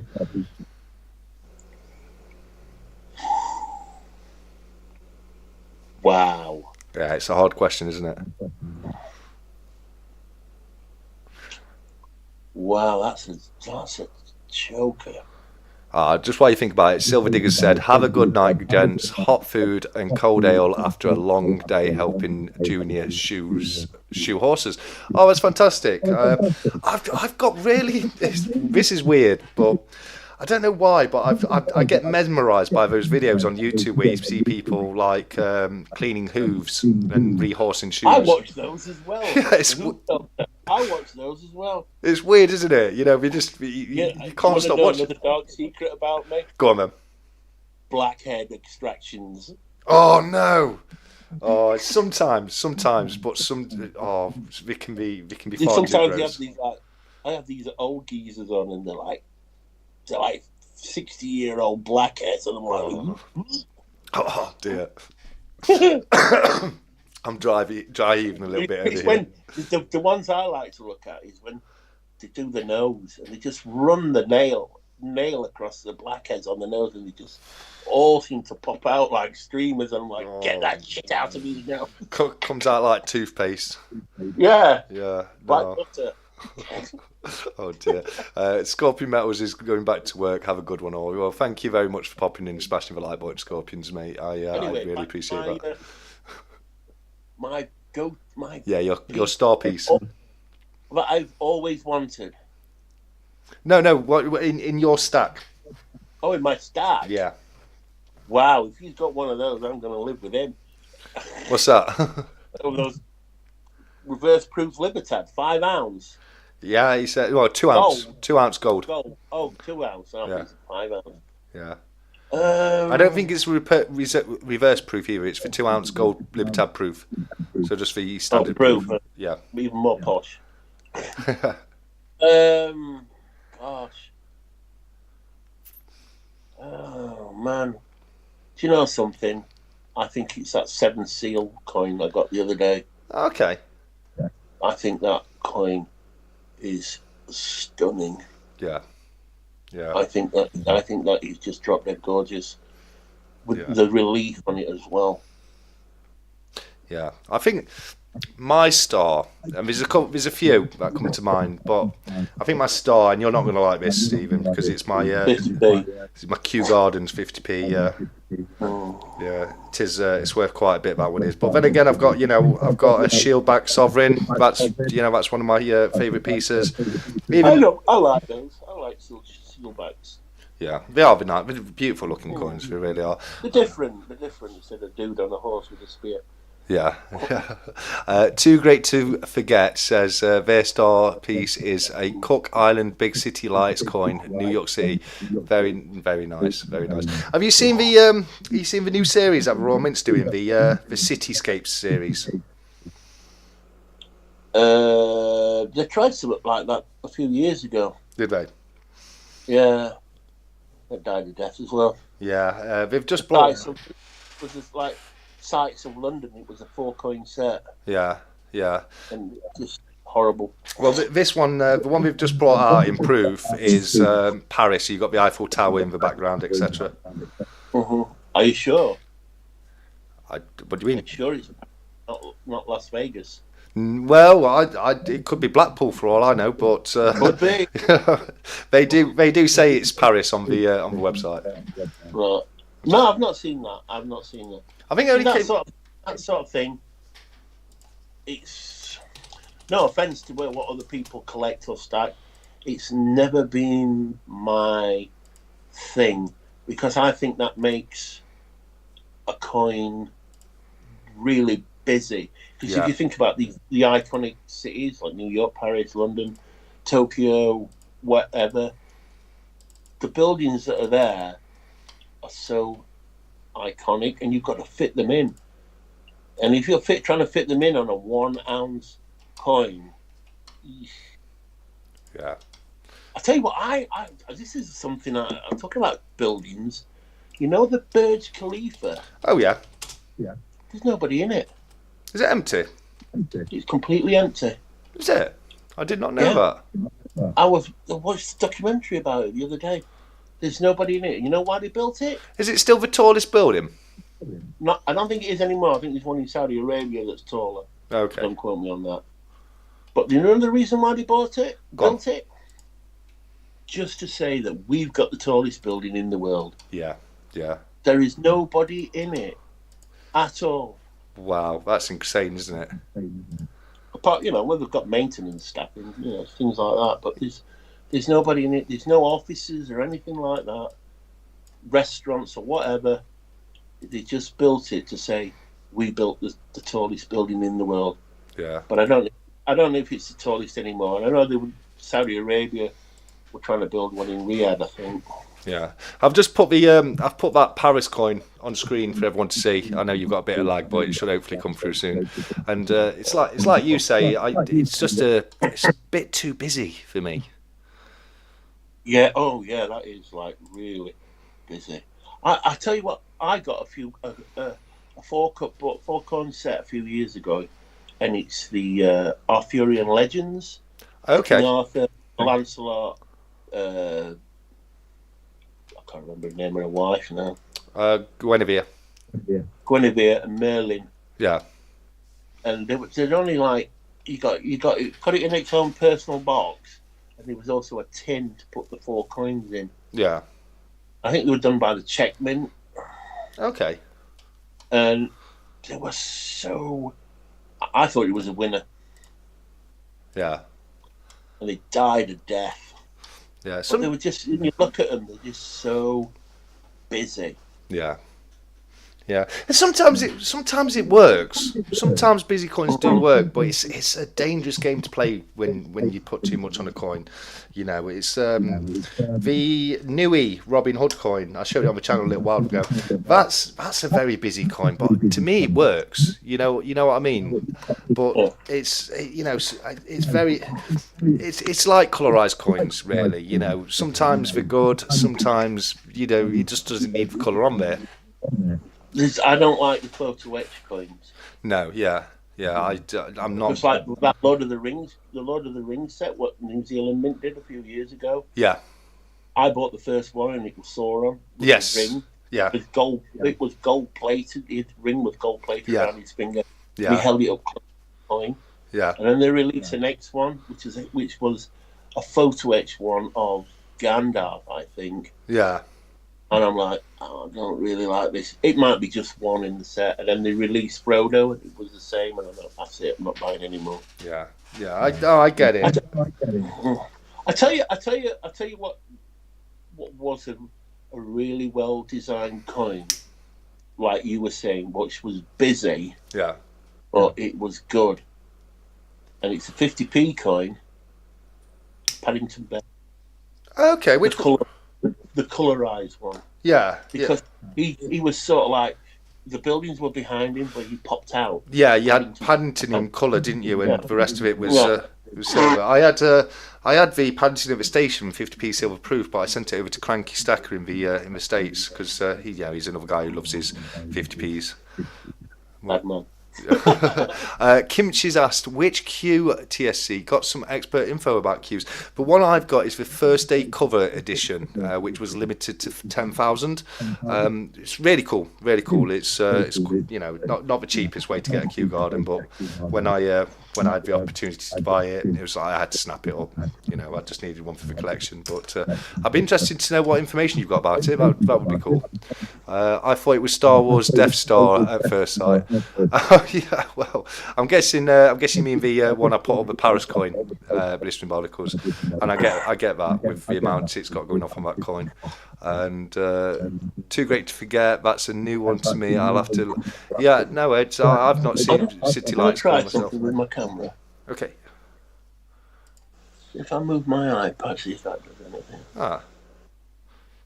No, it's not done anything with it. It's really strange because as soon as Stephen started his camera roll, it was perfectly focused, wasn't it? And then all of a sudden he just went on focus, and it's just stayed that way for some reason. Oh, hang on.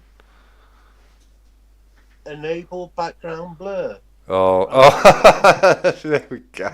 Stephen is in the chat. There we go. Stephen's in the chat. Oh well, we're only 4 hours and 15 minutes into the chat. And there it is. Here we go. Wow. Let's have a good look at the Ark of the Covenant there. That's awesome. That is. That is a super cool little piece. There you go. Look at that little treasure hoard that Stephen's got on show there.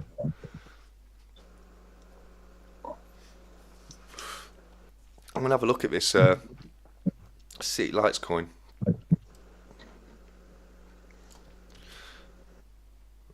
If only we'd have known that earlier, eh, buddy? Yeah, I just looked at this. It had a setting symbol, so I just clicked on it, and these two switches at the top enable background blur, and it were on. I'm like, how's that got on? There you go. It's probably been when we were trying to you were trying to flip your camera out earlier. Yeah. It's all your fault. There you go. It's my fault. It normally is. I'll take the blame for it. Oh, I've just looked at the big City Lights coin for Sydney. That one's very nice. That one does work. Is it in New York that Too Great to Forget was saying? I think it was. Do I pay for trades? Silver? Hang on. Stephen, do you pay per trade gold and silver? As in stocks?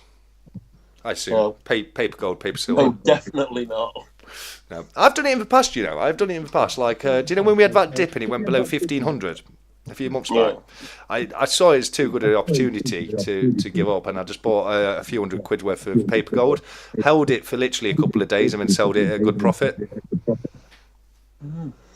You know, I just knew it wasn't going to stay below 1500 for long. You know what I mean? Yeah, Yeah. No, but no, it scares me.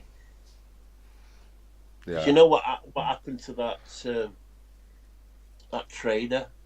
Which one? The commercials were all over the TV, and then he just went bust, and he was like $40 billion that he owed. Yeah. Yeah. And I'm like, was it Trading 212 or something like that? He owned. I know Trading 212 is still going strong. It might not be that then. I know one of the ones that was advertising on the TV.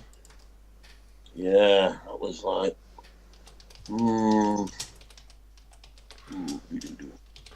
I know there are a lot of insurances in place with these kind of things. I couldn't. They scare me. Yeah. No, I understand that. I do get that. I like the old adage says, don't own it, you don't own it. Yeah, well. Yeah, it's like the paper trade gold is oversubscribed. And silver. There's more stocks, silver and gold stocks, than there is physical silver and gold in existence. Yeah. That's what scares me. Yeah, but you know, it's I get that. But do you know when it's just a short-term trade, it minimises the risk a lot. You know what I mean? Yeah. Just it's frightening. Yeah. Yeah, I've just had a quick look at it. Too great to forget. Is it the one with the? It says New York 2022 at the bottom, because that is a nice.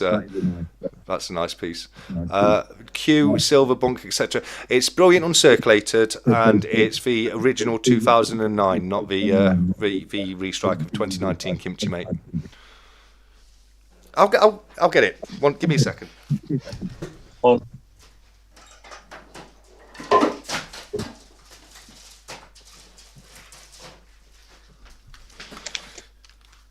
You've got me running around like KYH tonight. Not quite. Not quite as much. That's a nice coin. That's Restoration of a Monarchy first day cover. That's a £5 coin. I really like the design on that one. It's you've got the reef below and the crown above, and that's a nice coin. But this is my Kew Gardens here, buddy. So you've got the 250 years of the Kew Gardens first day cover edition. Mine's number 7929. That's your here's your Kew Gardens right there. Are they clad? No, it's just copper nickel. Yeah, clad. I mean. Oh, clad's when it's got silver on it, isn't it? No, I call that gilded. Oh, I've always thought clad was when it was 40% silver. No, I've always we're probably both right and probably both wrong. Probably, yeah, absolutely. Jamie, you off, buddy? You take care of yourself, mate. The sun is rising in the land of the rising sun, so Jamie's going to leave us for the night. Thanks for joining us, buddy. Whatever it is over there. Have a great day, mate. And Julie, sorry, Tully's back with us. I'm no good at getting names right. I'm really awful at it. Too great to forget. It says it's online. SD Bullion or JM Bullion both usually have it, and that's the City Lights coin. Yes, please get the Cook Island coin up. Big City Cook Island on screen. Yeah, okay, I'll do that right now, buddy. Give me a second.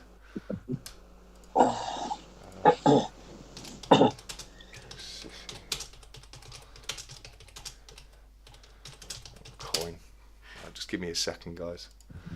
And this evening we are at Geek TV, Geekcoin TV. Where we are now in 50p. This week on Geek Week, we are looking at 50 pences. I love it. Sad people with no lives. For all the coolest kids. Now, here's Stephen with his beautiful gold.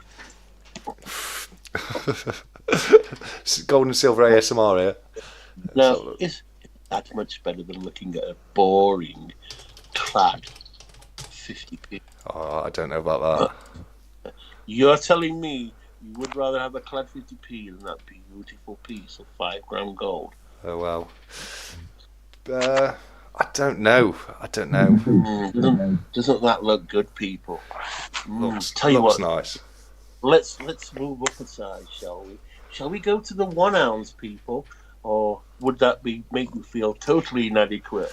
Well, one ounce would be at least worth more than my 50p. What do you mean? You're trying to tell me that your 1 ounce, your little girly 50p coin is worth more than gold? Yes, mate. 5 grams. No, they say about fooling his money. The one I've got, mate, sells up to about 400 quid. Yeah, you know what they say about a fool and his money. Yeah, well, it makes me happy, buddy. Well, if it makes you happy, I've got one here that I'll sell you for 200. Love it. Here we go. I don't need it. I've got one now. Right. I hope this is the right one. This is what I've found on the City Lights. So let me know. Too great to forget. Is it the one I've just put on screen? I think that's got quite a funky design to it. It's quite busy, but it kind of works.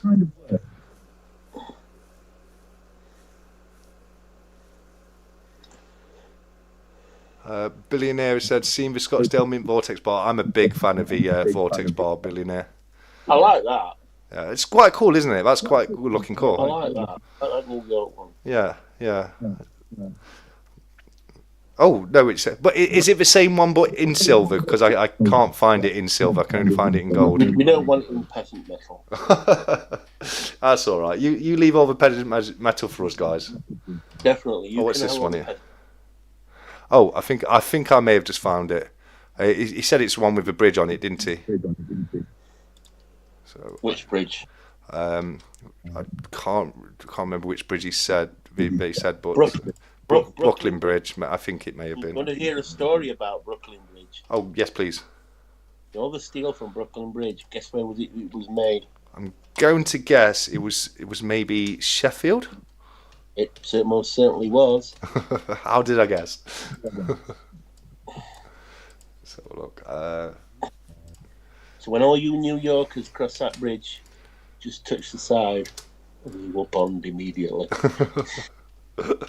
Love it. Here we go. Let's have a look. Cook Island. I think this is it. This is not a bad looking coin, but it's a bit. I'm not sure if you'll like this one because it's kind of like a photo etch coin. I don't know. I like some, but there's some coins where it'll work, like the Paddington. Yeah. And there's some where it just doesn't, like the Lord of the Rings Frodo and Gandalf ones. Yeah.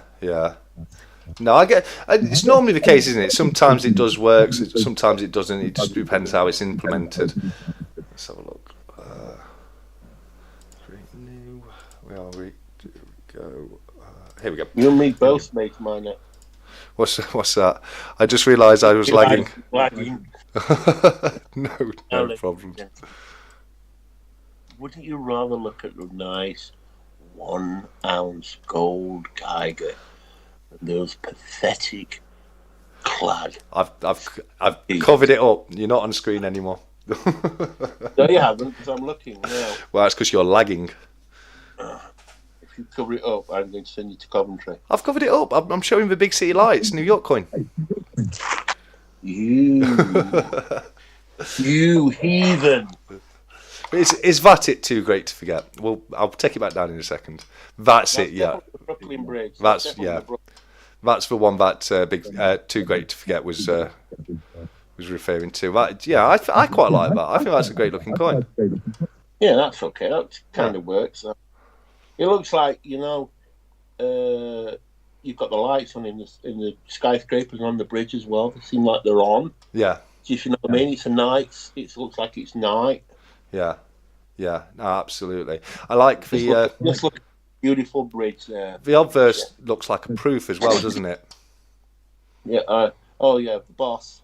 Yeah, the boss. Absolutely. Here we go. Right. You can show your Geiger now, buddy. Now, ladies and gentlemen, you can look at your girly 50p's. But here it is. 1 ounce of beautiful Geigerness. It's not a snob or anything, guys. Yeah. It's not a precious metal snob. Don't worry. Space Miner says you're a Geiger Hoover. I am actually. Yeah, you got me nailed. Yeah, it's true though. It is true, and I can't fault you, mate. I'm a big fan of those Geiger squares. I really am. I think they're great looking pieces. I had to stop myself buying they do a 10-gram version and a 20-gram version. I was like, well, you know, do I need 10-gram silver? You know. Yeah, you don't know. Exactly. I wanted some of those blue 1 gram, 1 ounce silver ones. Yeah, the naked ones. Yeah, in the little boxes, like monster boxes, mini monster boxes. Oh, wow. I think there's this, you can get 30 in them. If I remember correctly, you've got a really cool one which is made up of lots of 1 grammers, isn't it? Yes, 25 of them. Yeah. I like that one. I can remember seeing that. And they are literally like rocking up at the moment, and they're ridiculously expensive. Yeah. They're selling for like over £100 for 25 grams of silver, but they just look. Their presentation, second to none. Yeah. I actually did a video of it. I can't recall that one, mate. How long ago was it? Well, I think when I bought the 100 gram ones. Yeah. Is it, yeah, I can remember it. I've seen it in your videos, of course, but I can't remember which video it was. Yeah, it's really nice piece. Yeah. But when we first got them, the price just went plummeted. Yeah. And it gradually picked up. Well, you go on eBay, you can't get them anymore. Yeah. In the secondary market. Yeah, that's when the prices really do start to go up, isn't it? Mm.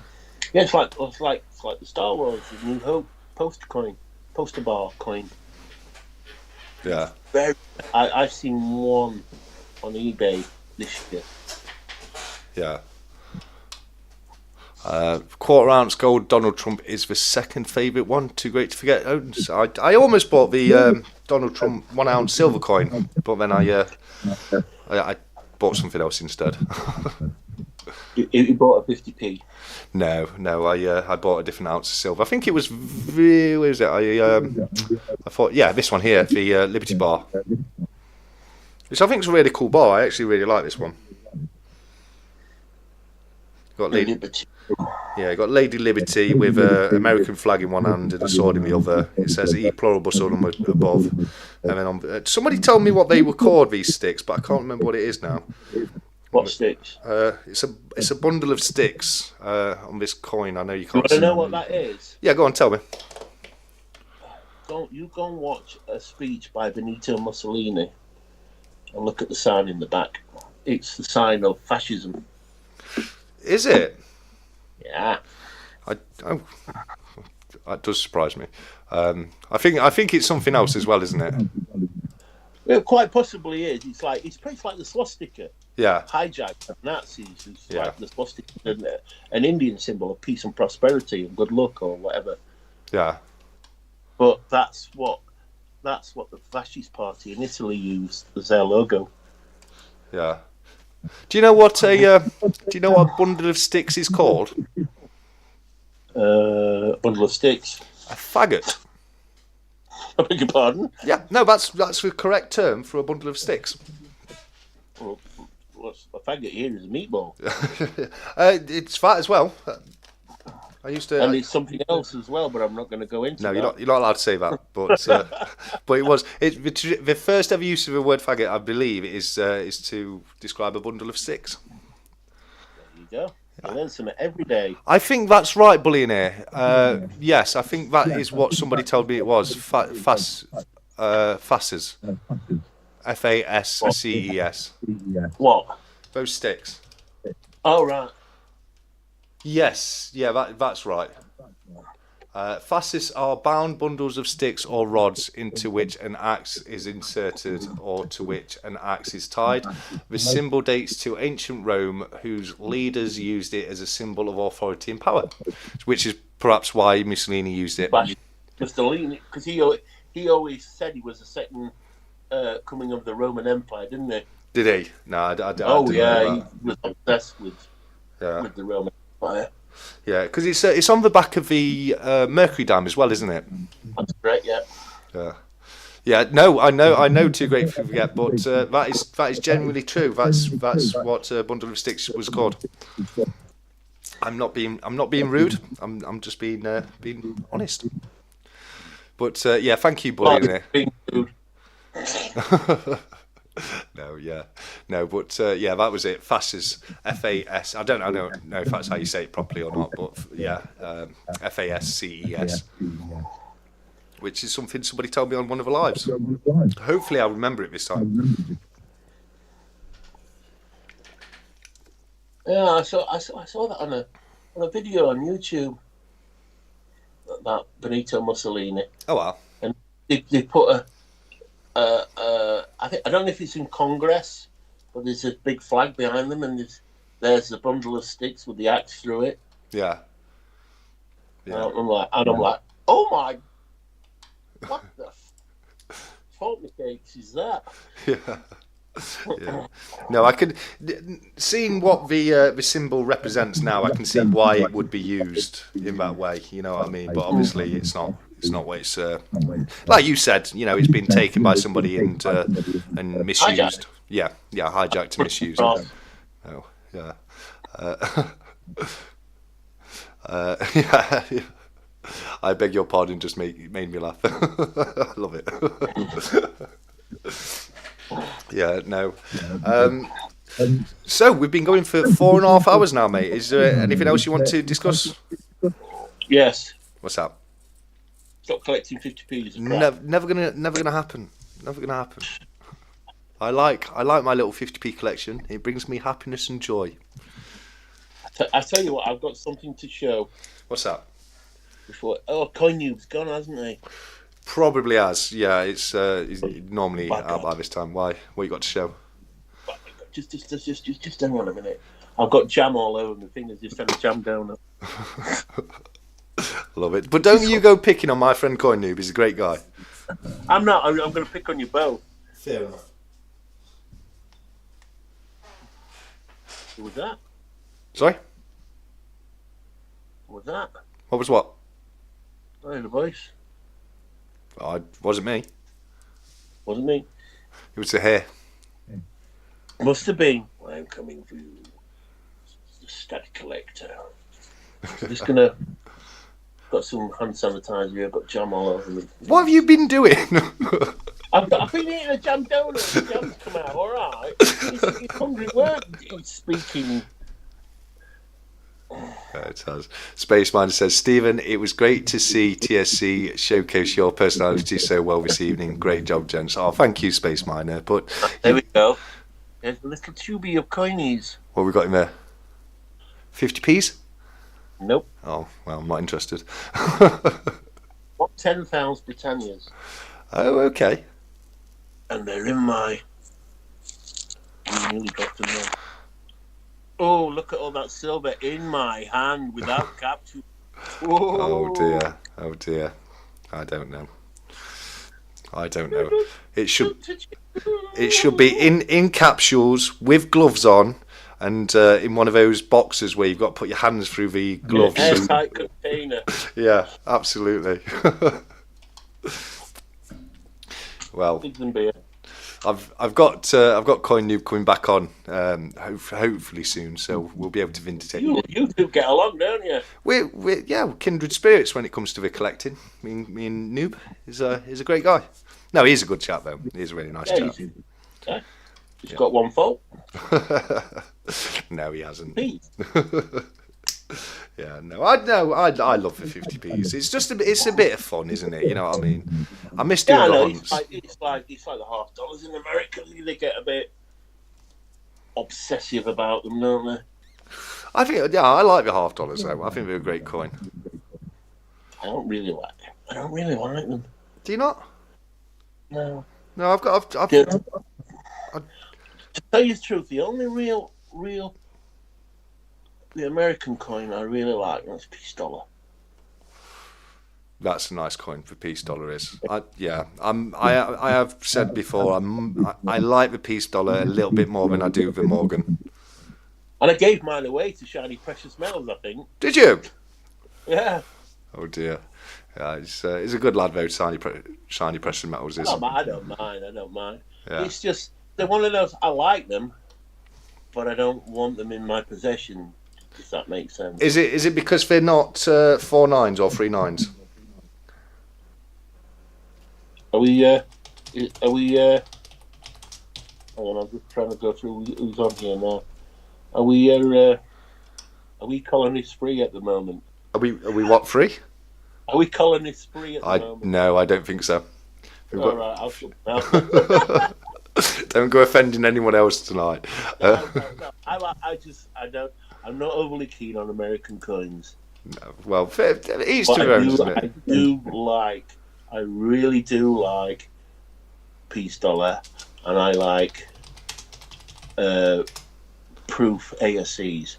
I love Proof. I've only got one, but I love Proof ASCs. They look stunning.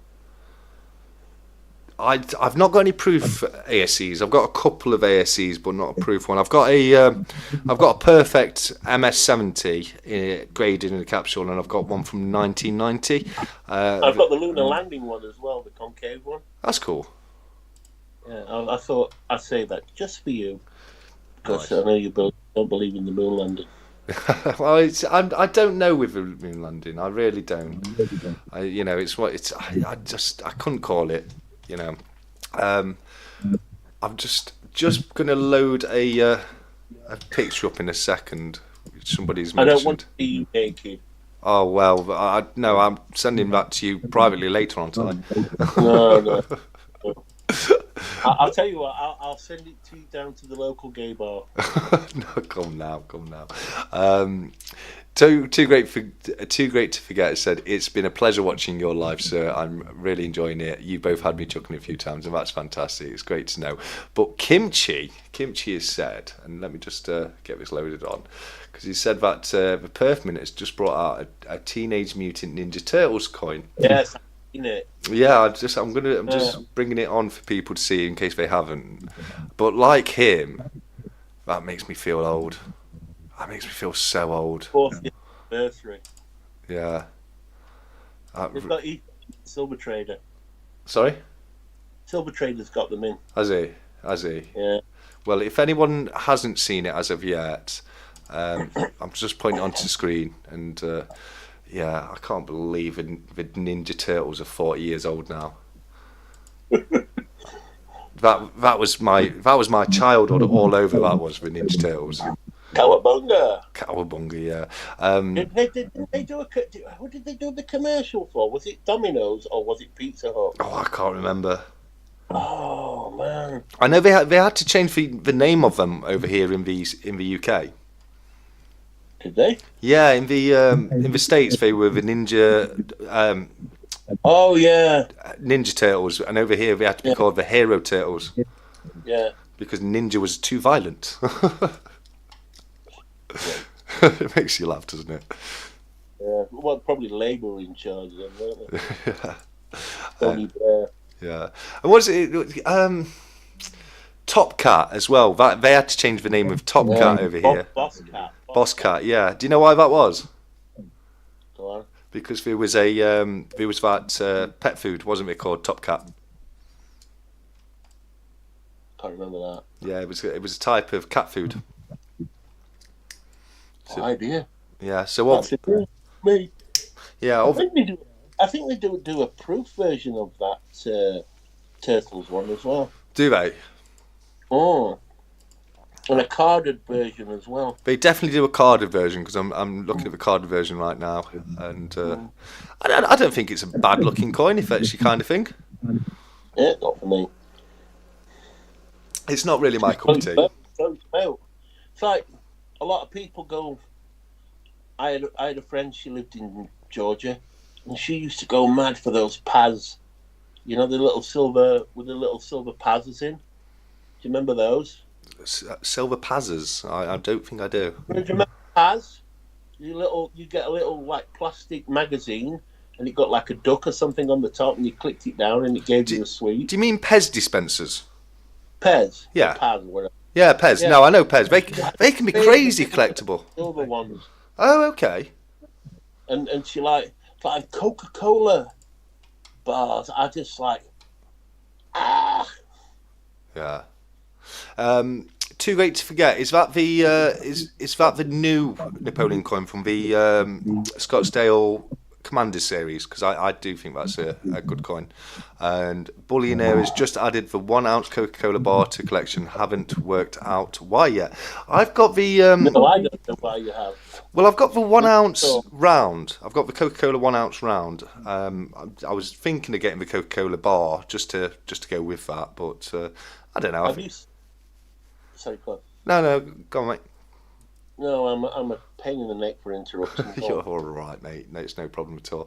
I can't even remember what I was going to say, buddy. To be honest with you, couldn't have been important. I went on about Napoleon. Have you seen the film, the new Napoleon? No, with Joaquin Phoenix, I want to though. I do want to see it. Biggest bag of nonsense you've ever seen in your life. Is it? So much like Well, what was Napoleon before he was commanded the French army or was the emperor? What was he?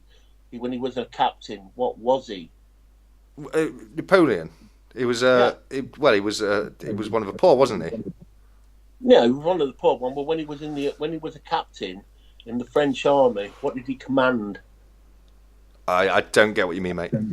He was an artillery. Yes. Oh, sorry. Yes, he was an artillery officer. Yeah. Damn bloody good artillery officer. Yeah. Yeah. In that film, they've got him filmed on his white horse at the head of a cavalry charge. He was never a cavalry officer. He never did a cavalry charge. Just sensationalism, rubbish. Yeah, it's always the case with these kind of films, though, isn't it? You know, when they do anything like what was it? What was that Queen film called? Was it Bohemian or something like that? And I don't like Queen. I used to like the band, but they completely hashed how the band met in the film, and it wasn't real at all. And so I get that. I do get that. You get it a lot in films where they dramatise it and just make it absolute nonsense to what it was originally. I just saw it and he goes, he was not a cavalry officer, he was an artillery officer. He was a damn bloody good one as well. He was, and a great general as well. Very, very, very good military mind. Till he met us and then, oh dear. Well, yeah.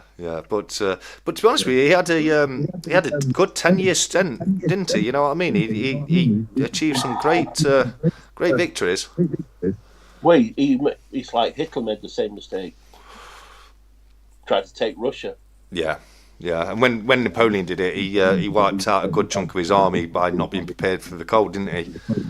Hundreds of thousands of them froze to death. Yeah, that's what I mean. Damn good chunk of his army completely lost just because he didn't have the right gear for it. Yes, Togger 8824. Too great to forget. Too great to forget. Yes, it is. It's a lot of rubbish. Yeah, see, I'd heard good things about it, which is why I was wanting to watch it. But yeah, perhaps not now. I was looking forward to it. Yeah. And I watched it, and I'm like, I was swearing at the television. What are you swearing at? Napoleon was not a cavalry officer. He was a bloody artillery officer. He never led a cavalry charge in his life. Yeah, no, that's true.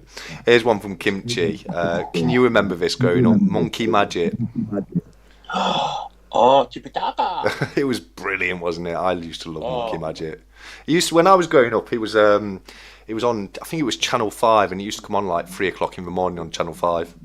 Oh, it was Channel 4. Was it Channel 4, was it? Channel 4. Well, that's for me. I mean, I'm a little bit older than you, so you might not have been born when I was watching it. Maybe not, but I could be getting Channel 4. It was one of those channels, and it used to be on dead late at night, / early in the morning, didn't it? Yeah. Oh no, when I watched it, it used to be like 6 o'clock. on Channel 4 Yeah. at night. Because I remember we would always we'd come back from school, have us tea, watch that, and then we'd go out and hang out and in the park and things like that, or go in the woods and go camping. Yeah. We'd always watch Monkey Magic. You used to go camping, did you? What was it you saying about camping? No, with a tent, dear. With a tent, dear boy. Well, that's how I was going camping, you know. Yeah, I know, but I've seen the pubs in Nottingham. I don't go camping in Nottingham. I go out to the Peak District when I go camping. You're not allowed to camp in the Peak District. Why aren't you? You're not. Of course you are. No, you're not. Of course you are. You're not allowed to wild camp anywhere in the United Kingdom, in England. That's not true. Apart from Cornwall. There are places in the New Forest as well where you can wild camp. Apparently it's banned. You can camp in Scotland. Yeah, you can. Scotland has the right to roam rule, where you can wild camp in Scotland. There are a couple of places in England where it is legal to wild camp. The New Forest is one of them, but most of the place, like you say, it is illegal to wild camp. I've never been shifted. We always used to go and camp. I've never been shifted myself either. Yeah. Well, I've never been shifted. We used to always go in like a wooded area. Yeah. And we always used to like have either a black or a green or camouflage tent. Yeah. And nobody used to bother us. I mean, I've got 100 yards down the bottom here. There's a huge wooded area. Yeah. And we used to go camping there in the summer. Yeah. No, I absolutely. Get drunk and play hide anyway. Oh, that's where I go, blistering barnacles, mate. That's exactly where I go. It's great. Nine ladies. Oh, you bragging? No, it's a stone circle up on Stantonley Moor. Oh, I've been there. It's near. Is it Birchover? Yes, right next to Birchover. Yeah, I've been there. Yes. Yeah, there you go. Have you ever been on the solstice? Yes. Oh, it's amazing at the solstice, isn't it? I have a great time. Well, it was when I went. It still is nowadays, buddy. I've danced around those stones naked many a time when I'm drunk. Yeah, absolutely great. If anyone wasn't aware, there's this stone circle every summer solstice. It's a load of people transcend on it, and it becomes like this crazy kind of like outdoor knocking shop. Yeah, it's just madness, but it's a lot of fun. I've had a lot of fun up at the Nine Ladies, but that's where I used to go camping on a Friday night. Not actually on the Nine Ladies or the moor itself. I was on the land off to the side. I think it's owned by one of the farmers or something. Well, my friend used to be the head chef in a pub. Oh yeah, in Birchover. Oh, okay. And he lives in New Zealand now. So anyway, is that the Lion? Is it the Red Lion? No. Oh, what is it? I remember we used to go up this really steep hill. Yes. He used to have a little cottage at one side. Behind him was the big quarry. Yeah. And then we went round a short bend, and on the top there was this pub, but it kind of had a medieval name, if I remember rightly, unless it's changed its name since then. Was it the Druids?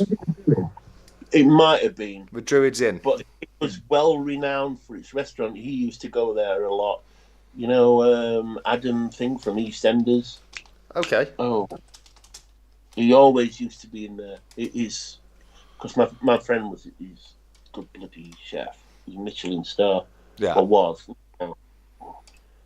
And he always used to be Adam. What's he call him? Adam. Oh, I can't remember. I haven't watched EastEnders in years and years and years. He used to run the market stall, and his dad before him. I don't watch EastEnders, mate. Neither do I. No help with you on that one, I'm afraid. Druid Inn, that's it. Druid Inn. That's what I said, the Druid. Yeah, you said Druid. He said Druid Inn. He said Druids Inn. Got it right. You're completely right. You're wrong. I said the Druids Inn. You said the Druids. And then I said the Druids Inn. No. Oh, watch it back, buddy. Stop he's trying to nick your thunder, blistering barnacle. No, I'm sure it is the Druids, though. Yeah. Yeah. But he's the guy who ran the pub. Yeah. I can't remember. Got done for messing around with Ian Beale. boys. Ian Beale, yes, Ian Beale. Oh, yeah. Adam Woodyer. Adam Woodyer. That Ah, was his yes, name. yeah, yeah. He used to go in there all the time when he was up here. Did he? Yeah. I didn't know that. It was quite well renowned restaurant. Yeah.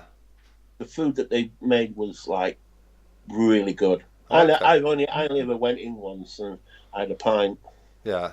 I don't think I've ever actually gone into Voodoo with him. I think the name of the guy who owned it was Buns. Yeah. His surname was Buns. No, I wouldn't know, buddy. But it is a nice place. I'm gonna have to go for a meal there once Sunday. No, I'm not going with you. That's fine. That's fine. It's all right. Me and Blistering Barnacles will go. Okay. Two's company, three's a crowd. Nothing I get wrong. it. You're going to play that music in the car when you're going home. Which one? Nothing wrong with it. Bit of drum and bass, buddy. Oh. No. Yes, there is. There's a natural spring over the road from that. Yeah. No, I tell you, there used to be like a cave sort of thing. Yeah. Across the road from where I live. We always used to hang out in there. Yeah. In the summer. Yeah. It wasn't very big, but we used to hang out and smoke the odd doobie. Yeah, absolutely. You ever seen the Rolling Rock up there? That's pretty cool. It's a huge rock, and it's kind of teed to it, and you can rock it. It's quite cool. No, but I once walked up through that field up back to Woodland to that cliff with the overhangs. Never again. My mates are on the edge. You're going to sit on the edge? No. You know, I'm like absolutely petrified of heights. Yeah. Yeah, no, I've always been a bit iffy with heights, and there's a few places around there where you can be a bit like, ooh. Yeah. James Elliott says it's much better, James. We speak English. All right, man. All right. Dabbly. I've got a pair of core-blimey trousers. You're doing all the impressions tonight. I love it. I'm in a good mood, I tell you. Shitbags have got... Sorry, my local rivals have got relegated. Yeah, I love it. So I just listened to Monkey Magic song, and nope, never heard it before. Oh, well. Wow, Kimchi, you really missed something. No, Kimchi's seen it. Too Great to Forget has just looked it up, and never heard it before. But Kimchi was wanting to sing it earlier. Monkey Magic. Yeah. Monkey Magic. Absolutely. What was the other one? Chippy Taka. My biggest memory of it is Piggy. Pigsy. Yeah. What's the other one? There was Monkey, Pigsy, and who was the green one? Was he a donkey or an ass or something? Oh, it's been a long time since I watched it, mate. Didn't we make a movie of it recently? I have no idea. I'm sure they made a movie in Monkey Magic recently. All-time classic. Oh, it was. There was another Japanese one I used to watch, but it wasn't. It was quite a serious one, and it used to be on late at night. It was about I won't say ninjas, but it was about feudal Japan. Yeah. And I can't remember what it was called. Oh, I used to watch that as well. Yeah. I called the sword. Yeah. Sandy, that's it, nerd. Sandy. I don't know if I ever watched that one. But what? No, that was the other creature. Oh, right, yeah. Sandy, Yeah. Monkey, and Chippy Taka What creature was Sandy? Water margin, yes, nerd, that's it. Wow, there's Googling though, like a good one tonight. Well, I don't know. I think he's just a uber fan of monkey magic. He's a man of information, a mind of information. Absolutely, Stephen, mate. I'm gonna have to nip off to the little boys' room very quickly. Are you okay for a minute? Of course I am. Nice one, buddy. All right, I'll be back very shortly. Yeah. So what was the little boy's room for the little boy? Anyway, what was the creature that?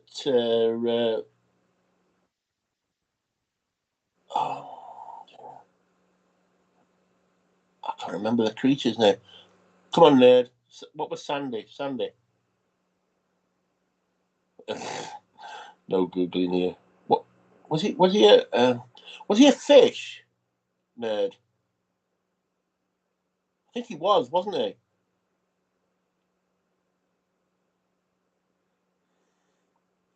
Come on, nerd. You're the man. Or woman. Sorry, I don't know your sex. Come on, get that Google, dude. Come on, get in Google. Water spirit. Sandy water spirit and donkey turned into a man in series 2. Did they? Wow, there's a new one on me. Wow. Water margin, classic. Yeah, little boy's been taking his little boy to the toilet for a I'm back. Pointing perky at the porcelain. Has he been behaving, everybody? Let me know. We found out what Sandy was. He was a water spirit. Water spirit, yeah. I've just seen that from Kimchi. I might watch some later, you know. Yeah. You know what I always wanted to try? English biscuits. Which type? We've got many types of biscuits over here. Who's that? Too great to forget. Yeah. Oh, is he not English? A bit British? I'm assuming not. I get the impression he's from the States. Let us know. Too great. Oh well, yeah. We do have some good biscuits over here. Yeah. He's from the south. Yeah. Y'all make them sound so good. Well, we do have some good biscuits. What's your favourite biscuit? Ooh. Yeah, wow. This depends what you mean by good biscuits. There's biscuits for different occasions. Well said. Like everyday biscuits. I like Jaffa cakes. No, they're not a biscuit. No, yeah, it's settled by law, actually. Yeah. I mean, I keep South Carolina. the Jaffa cakes are nice, and you can class them as a biscuit as far as I'm concerned. I know they had that big lawsuit, didn't they, where they made sure that it, was it something to do with taxes or something like that? Where the VAT on a cake and a biscuit were different. Yeah. So they didn't, they made sure that we were classified as a cake and not a biscuit. I think my favourite go-to day-to-day biscuit is probably a custard cream. Bourbon, I think, for me. Bourbon's not bad. Go. Very similar to custard cream, aren't they? Biscuits and gravy here. Ooh. It's different though, isn't it? Different. No. We've got to pull this guy's leg. you put gravy on biscuits? Chip? Yeah. Why not? I can imagine it tastes quite revolting. My biscuits like a scone. Biscuits like a scone or scone. Oh yeah. No, I'm partial to a nice scone and jam. All my American friends, the only biscuit they like are Oreos, and I think they're horrible. I can try them from time to time. They make them here. Do they? Yeah, do you remember Bassett's? Little short Yeah, shorts? yeah, of course, yeah. Well, the main factory used to be, and then Cadbury's and Sweats bought them out. And when what was it now? Was it Nestle who bought them out? I don't know, mate. Nestle bought Cadbury's out a few years ago. Yes. They moved. I think it was It was either Nestle's or an American company that bought them out. I can't remember. They changed it, either Mondello or something. Yeah. And they moved the production of licorice all sorts to Belgium. And everybody freaked out here. It's like, oh, licorice all sorts and jelly babies were invented here. You've moved them at production out here. And they moved in the Oreos. Fair enough. That's what they make now, Oreos. I like it. James Elliott. I like cornbread. Absolutely. James Elliott said shortbread. What's your thoughts on shortbread? For me, shortbread's like a Christmas biscuit. Yeah, Christmas. It's I always send shortbread out at Christmas presents. Yeah, no. If you're an adult, you've got shortbread. If you're a child, you've got a selection box. Yeah, sounds good. That sounds good. Yeah. But let us know. Too great to forget. Maybe you know this already, Stephen. But what is an American biscuit? They call it cookie. No. What we put gravy on? Scone or a bread roll, but it's a much more dense bread roll. I think I'm right on that one. Cool. It's just when he says biscuits and gravy, and I've heard that before, and I was just wondering, what kind of biscuit do you put gravy on? You know what I like over there. I've tried cornbread before. I think cornbread's nice. Yeah, cornbread's lovely. Yeah, I've tried that. Biscuits and gravy with ground sausage. It's amazing. I mean, it sounds nice, depending what the biscuit is. You know what I mean? Like when we see the biscuit's apparently it's like a what Pitt and my other friends told me in America. It's like a dense bread. It's a bread, more of a bread flavored scone. You know, like scone, you put sugar in it. Yeah. Well, you don't. In biscuits, it's like They have it with dinner. Not like we have a bread roll with dinner. Yeah. Well, they have they call them biscuits. Right. I've just googled it as well. It says and it's white gravy apparently. It says what? Biscuits and gravy is a popular breakfast dish in the United States, especially in the South. The dish consists of soft dough biscuits covered in white gravy made from the drippings of cooked pork sausages. Ooh, that sounds nice. It does, doesn't it? It doesn't sound bad. That's where Yorkshire pudding comes from, you know. Is it? When in the big houses when they were making those big spits of meat, yeah, and it was turning. Yeah. Well, they used to put underneath. They used to put the Yorkshire pudding mix, and all the. It used to be called dripping pudding. I was about to say. The hot oil and fat that used to come from the meat used to go in and cook the dripping fat. Yeah, I used to like dripping. Yorkshire pudding mix. I used to. I still like it. I like the dripping. I've not had it in many years. My grandma used to have it in when I was very young, and I did used to like a bit of dripping. Yes, white gravy. But have black in it, black jelly in it. Oh, I'm not having it. Yeah, absolutely. My dad likes it without the jelly. Yeah. I can't have it without jelly. Yeah, I'm not. I'll be honest with you. I'm not the biggest fan of the jelly. It's like in pork pies as well when you get it in there. No, I don't like jelly in pork pies. Yeah. Although I quite like it when you get it on the pâtés. Pâtés. Yeah, you sometimes get your jelly, like you get a thin layer of the jelly on top, don't you? Not the pâtés, I have. Oh, yeah. Dripping butties, yes, nerd. Oh, yeah, with a bit of salt on, a bit of salt. Oh. Yeah, can't go wrong there. I've not had pork dripping in ages. I'm gonna have to go out. Where would you get pork dripping from? Do you do it in the shops? Butchers. Okay, I don't know if we've got butchers near me anymore. Well, butchers. There's a butcher that sells it. There's a bakery that sells it. They make dripping cakes. What they call dripping cakes. Okay. They sell it at Morrison's. I know they sell it at Morrison's, but it's not very nice. Yeah. Yeah, I'll have to try and find a local butcher's. Toad in the Hole's a funny one for me. Now I like Toad in the Hole, but the problem I often find is it's never cooked fully. And the bottom sides of the Yorkshire pudding's always a bit soft. I tell you what we have, and we normally have it at Christmas. Is what they call season pudding. What's that one? Well, that's Yorkshire pudding, but you know the sage and onion stuffing mix. Yeah. You mix it in with the Yorkshire pudding batter, and then you bake it as normal.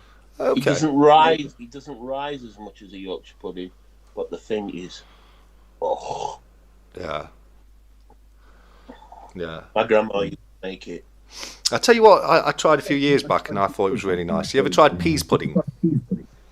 Yes, I think it was vile. Did you? I quite liked it. Oh, like one of the work when I worked for BT, a guy from Middlesbrough bought me at the tub, and I said, "That's disgusting." That's just like, ugh. We've now offended Tyne and Weir. We've offended Birmingham. Not just Tyne and Weir, and Tees. Yeah, true. It's a lot more popular in Middlesbrough and Hartlepool than it is in Newcastle and Sunderland. Yeah. Yeah, it's just my old boss was from Sunderland. She was a Mackham, and she's who introduced me to peas pudding. Oh, I used to call my old boss Mackham. He was from Newcastle. Oh, he wouldn't like that. He didn't. He would not like that. Don't call a Geordie a Mackham, and don't call a Mackham a Geordie.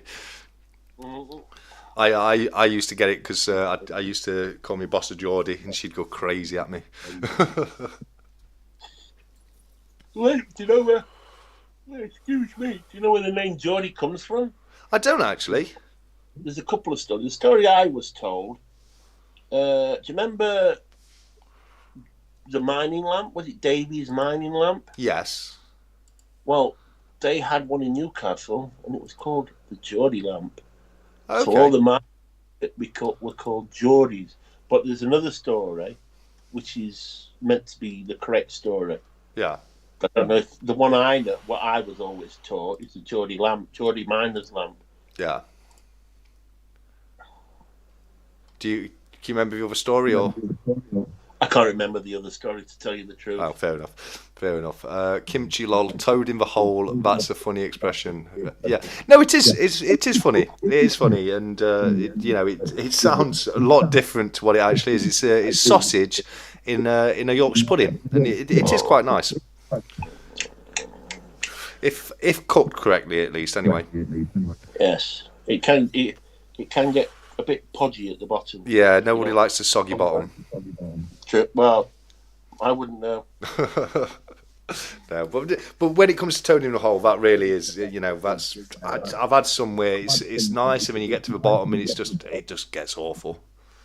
Stew and dumplings. Stew and dumplings rocks. I love those suet dumplings with Henderson's.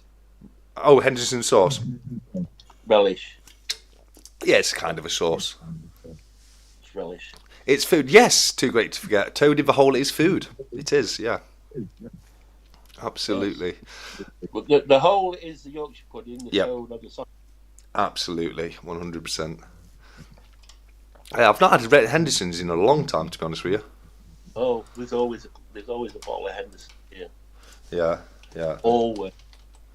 Well, we had a stew on Sunday, me and my dad, and the bottle, we were only just about a little bit, about an inch in the bottom. So get some more Henderson's next time you go to the supermarket. Yeah. Is it Worcestershire sauce, Henderson's, or is it?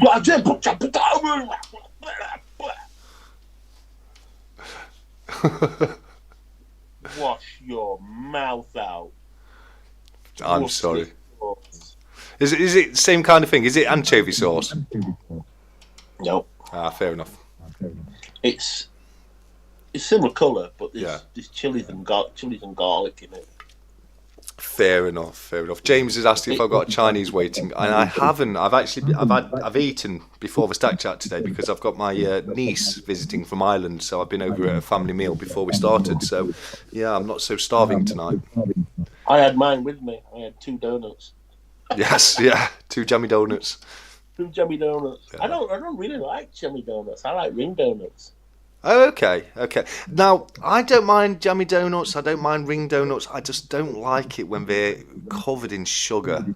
When they're Very, hot, when they come out of the fryer, or when you know when you go on holiday yeah, and they're on the seafront, and they're on that little conveyor belt and they flip over onto sugar yeah. and they're Well, red hot and they're covered in sugar.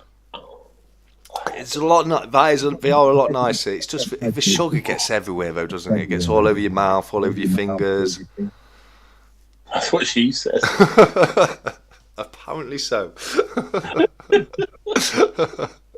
Yeah. Too great to forget says I'm hungry now after all this talking about food. Yeah, absolutely. I'm probably gonna have a bit of a snack after we get off the live while I watch a bit of Monkey No, with Magic. Ruby Murray.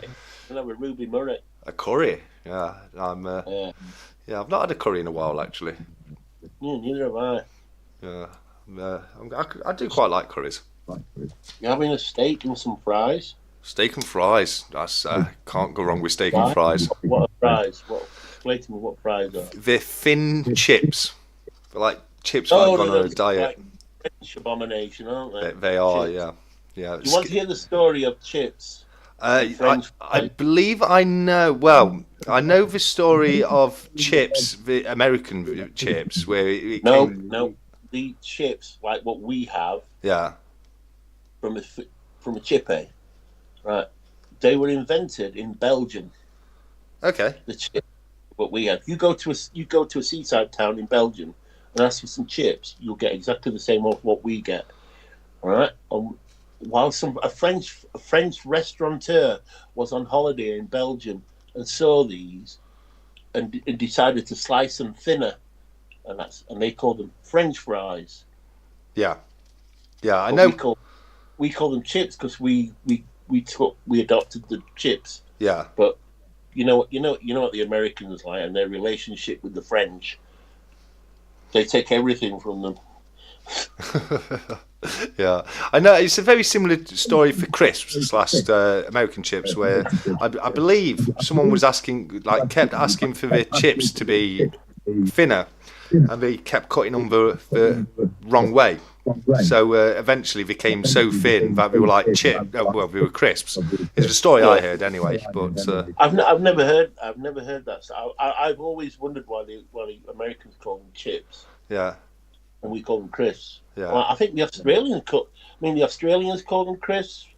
New Zealanders call them crisps. Irish call them crisps. I think America is really, and probably Canada as well, are the only place that I know that call them chips. yeah. Yeah, I get why they call them chips, because they are like a chip of a potato, you know what I mean? But they're definitely crisps. Steak and chips tonight. Yeah, I can't think, go I wrong. think we better get on Concorde and fly over. Yeah, absolutely. What kind of steak is it? Let us know. Ribeye. Oh, ribeye is a good steak. What my dad likes. Portobello. My dad likes portobello steak. Is that not a mushroom? I don't fucking know. I'm sorry. Is it? I'm sure. Hang on a minute. I might have got that wrong. The cuts of steak my dad likes. Name cuts of steak for me. Sirloin, rump, T-bone, ribeye.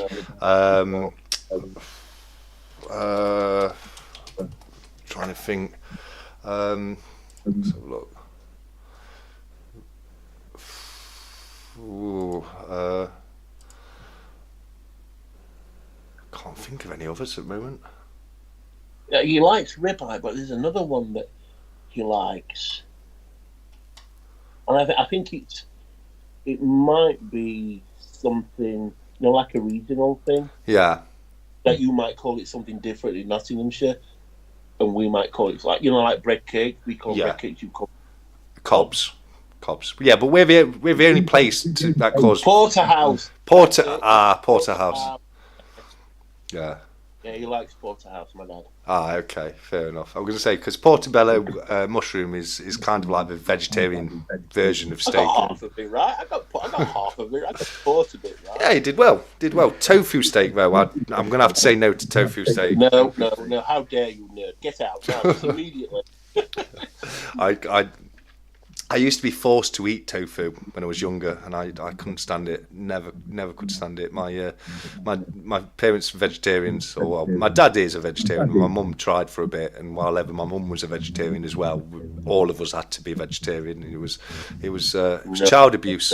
Nothing no, nothing I less. wouldn't have that. No. No, absolutely. Mother, you're quite old. You can do, that's what for you. Fine. But I Yeah. don't want it. Yeah, absolutely, Oh, absolutely. And like Kimchi said, yeah, it's toad in the hole is sausage cooked, baked in batter, which is basically a Yorkshire pudding.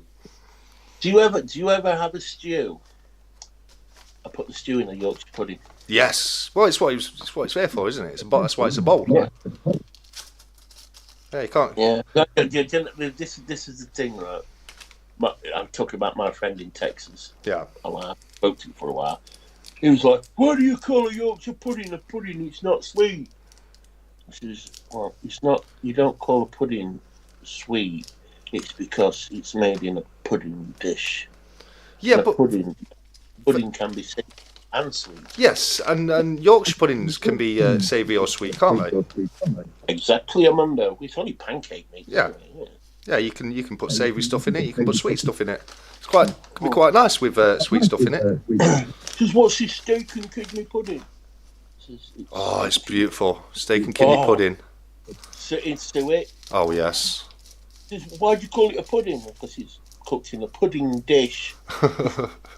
Yeah, absolutely.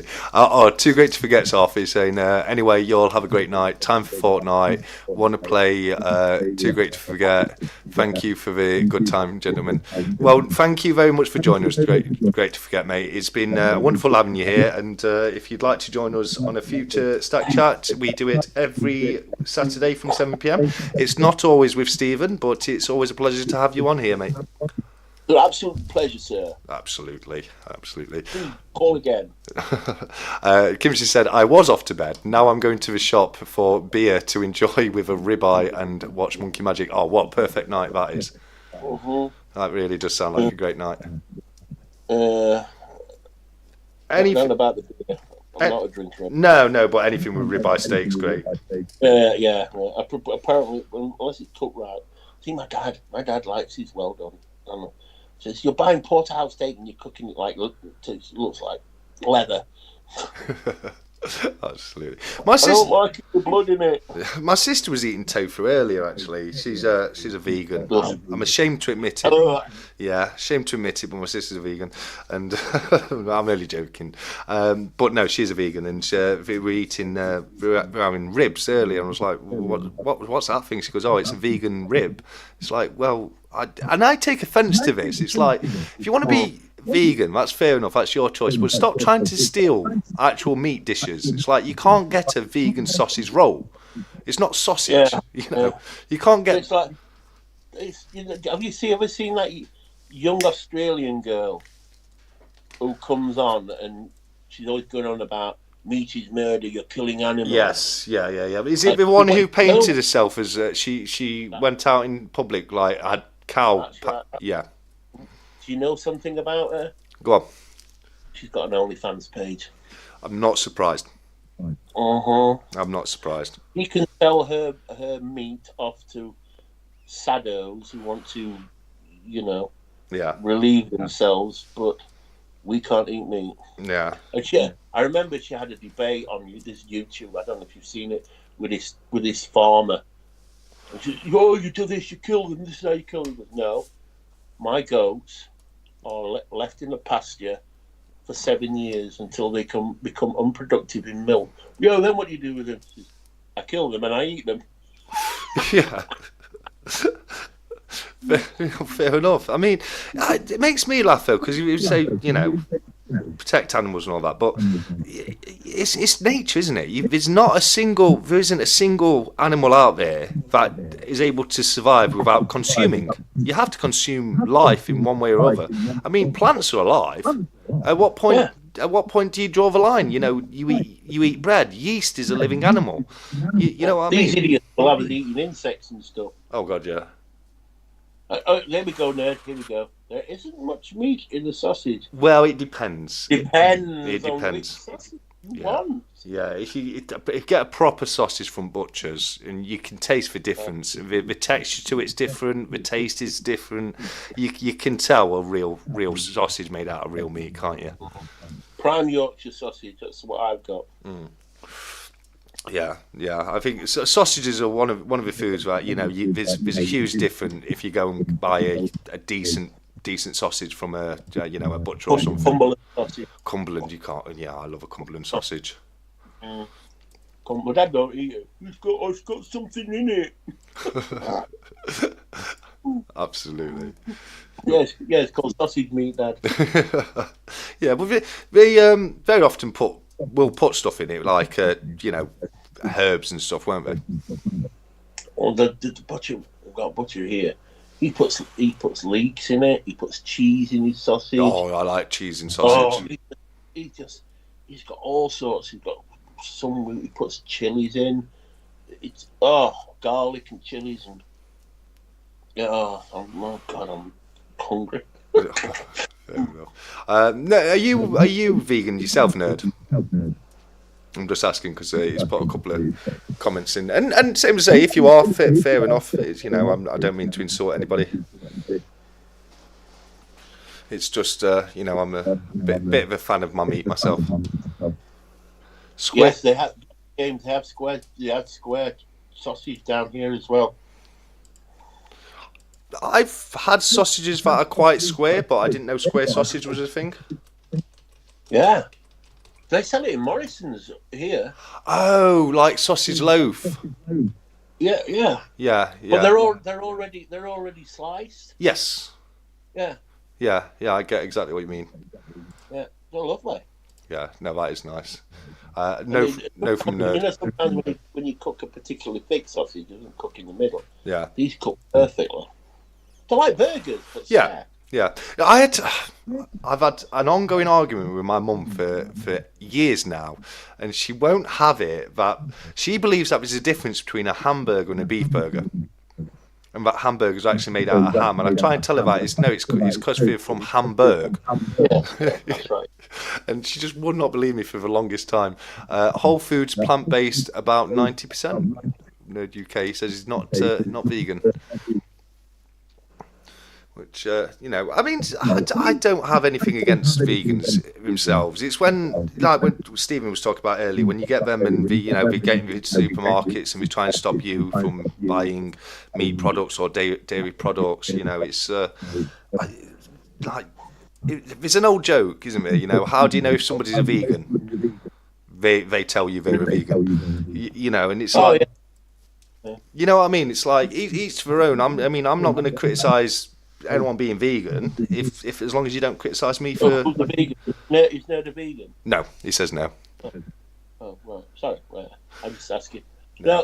Let's put it this way: someone came to my supermarket if I was shopping and I was picking up meat and stuff to put in my shopping basket, and that's murder. They'd be on the floor within a second. Yeah, I get that. If you don't want to eat meat, that's fine. Yeah. But don't come preaching to me, telling me what I should do. Well, the other thing is, if we stopped eating meat today, what do we do with all the herds of cows and herds of sheep? Yeah, that's it. Do we just kill them all, or what? I had this exact same argument with a friend of mine after the Grand National. Okay. Oh, it's cruel, you're going to kill them all. You should release all the horses. And I said, to where? Yeah, exactly. Well, did you see the story from this week? No. Do you know the horse guard down in Buckingham Palace? Oh, yes, I saw that, yes. Yeah, where the horses got free. It was tragic, wasn't it? It really was. Yeah. That footage of that white horse running around with all the blood over it. Yeah. Well, that's what would happen. Yeah. That's why I bring it up. And let's put it this way: racehorses are extremely well looked after. Yeah. I mean, my dad knows a trainer. He's been to the stables and he just said, "They eat better than I do." They're so without. They groom 2-3 times a day. they're fed proper food, and they like set out on the gallops, and when they're not, they're out in the field running free. They're so well looked after. Yeah. Yeah, but it's like Nerds just said here. It says stop breeding them to eat, and it would slowly be phased out. But just because if we stop breeding them to eat, doesn't mean they're going to stop breeding naturally. So like, when you get that itch, you get the itch. Yeah. It is true. It is true. And if it wasn't managed the way it is, keeping one or two bulls to breed with, you'd have more bulls naturally in the herd, which would cause more births, and it could get very out of hand. My friend, he manages the deer herd, one of the deer herds around here. I was about to bring deer up. They can get really out of hand, can't they? Oh yeah, no. He says normally I kill about 4 or 5 a year. He says, but over the pandemic, I can't. Everybody was in lockdown and things like that. So, well, you're a key worker. He goes, believe it or not, no, I'm not. I wasn't. Oh wow! I couldn't work. So the herd got out of control. He had to come back. He had to kill like 10, 15 deer. Yeah. It's Yeah. It got out of hand. And they were like jumping over fences into people's houses, back gardens, and things. Yeah, they were the ones just at Chatsworth. Yeah, I saw something a few years back about having to cull the deer population because it was getting really out of hand, and it really can get out of hand. Oh yeah, once they start breeding those deers, they're like big rabbits. They are. They really are. I used to see them wild when I used to go up in the Nine Ladies actually.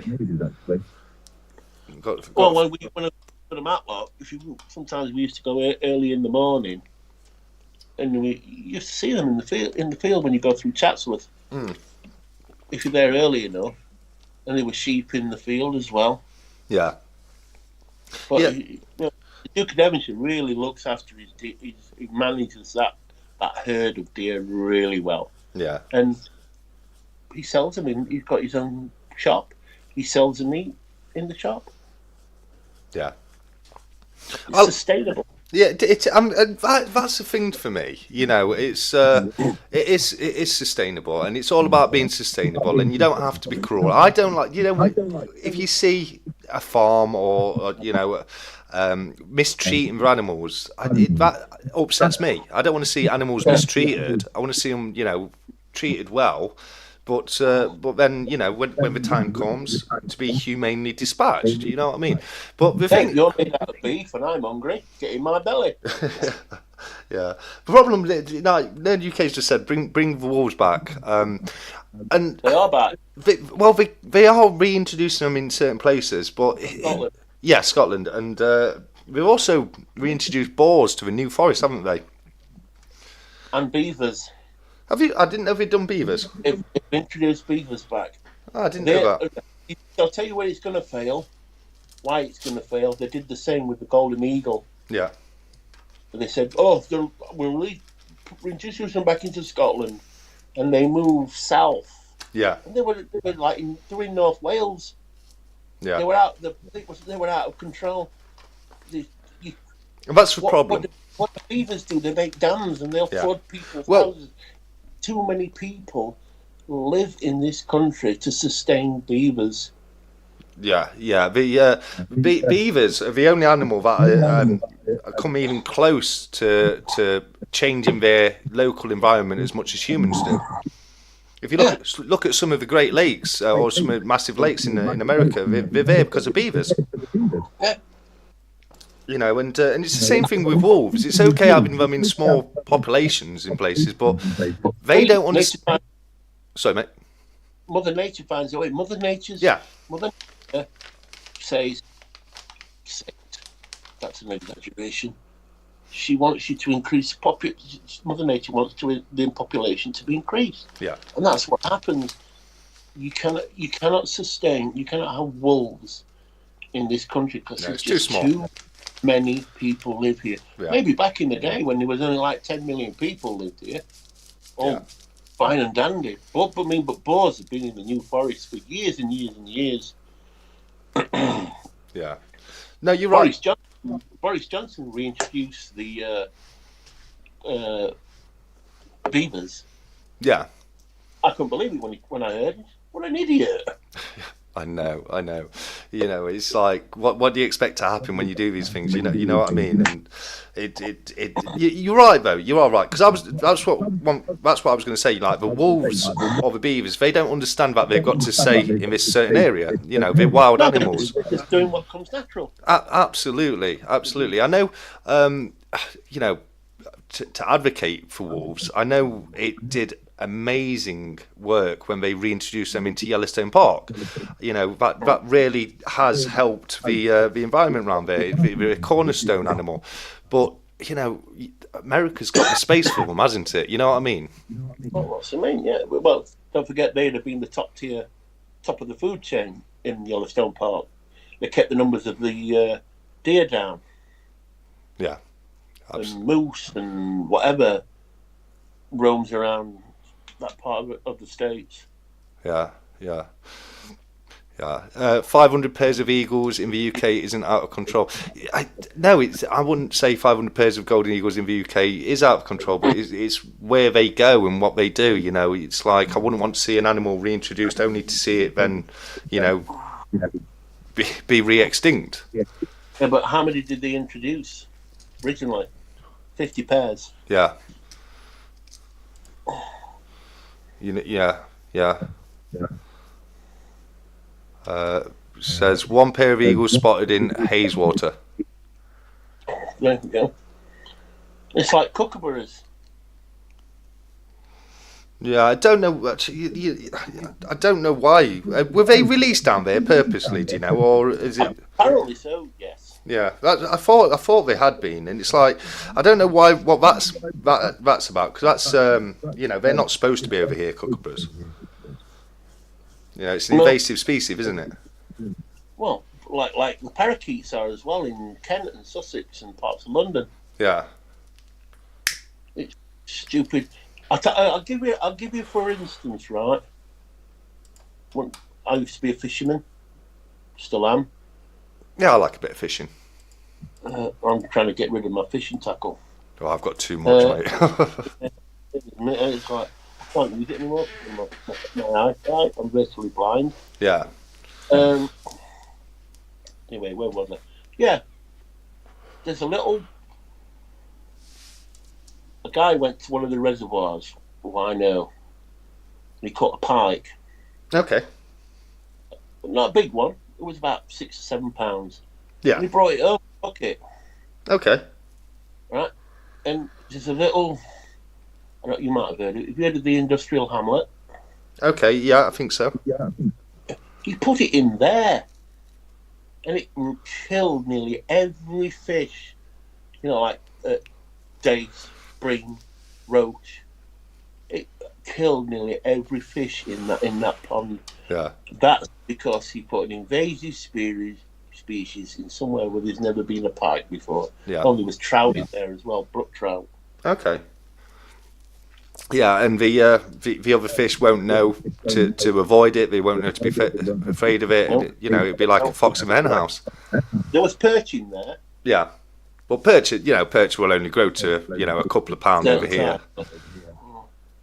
I don't know. I caught quite a nice perch once in the Broads. Yeah. What kind of size?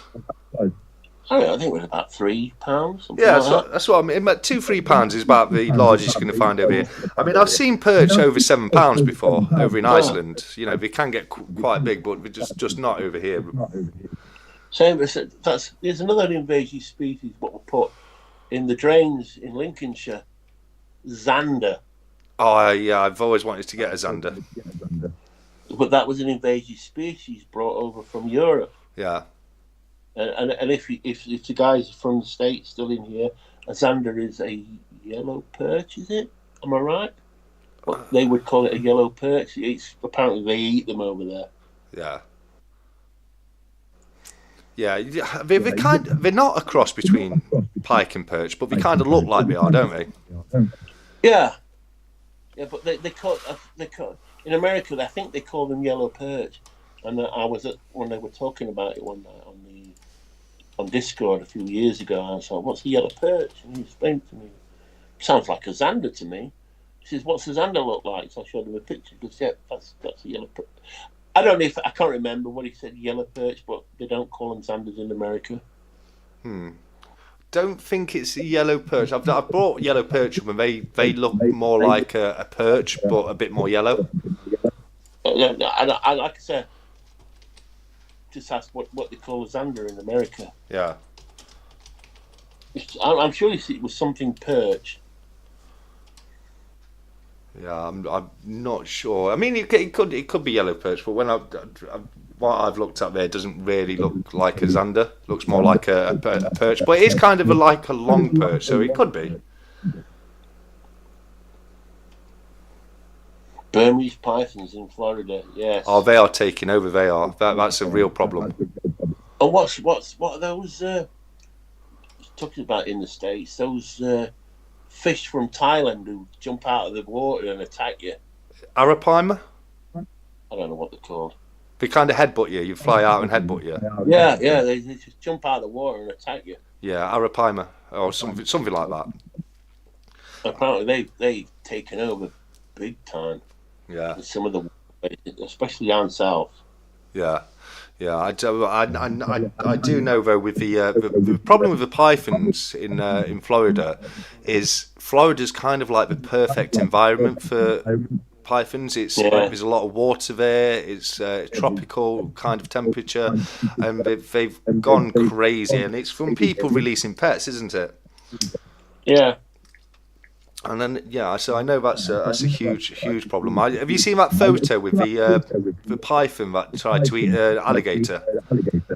No, I haven't. Oh, it's quite a famous photo. It's a guy in a helicopter flying over, and there's just this huge python, and it tried to eat an alligator that was so big it broke out of it, and it's just a dead python and an alligator there. But it's. I once saw a pike at another pike.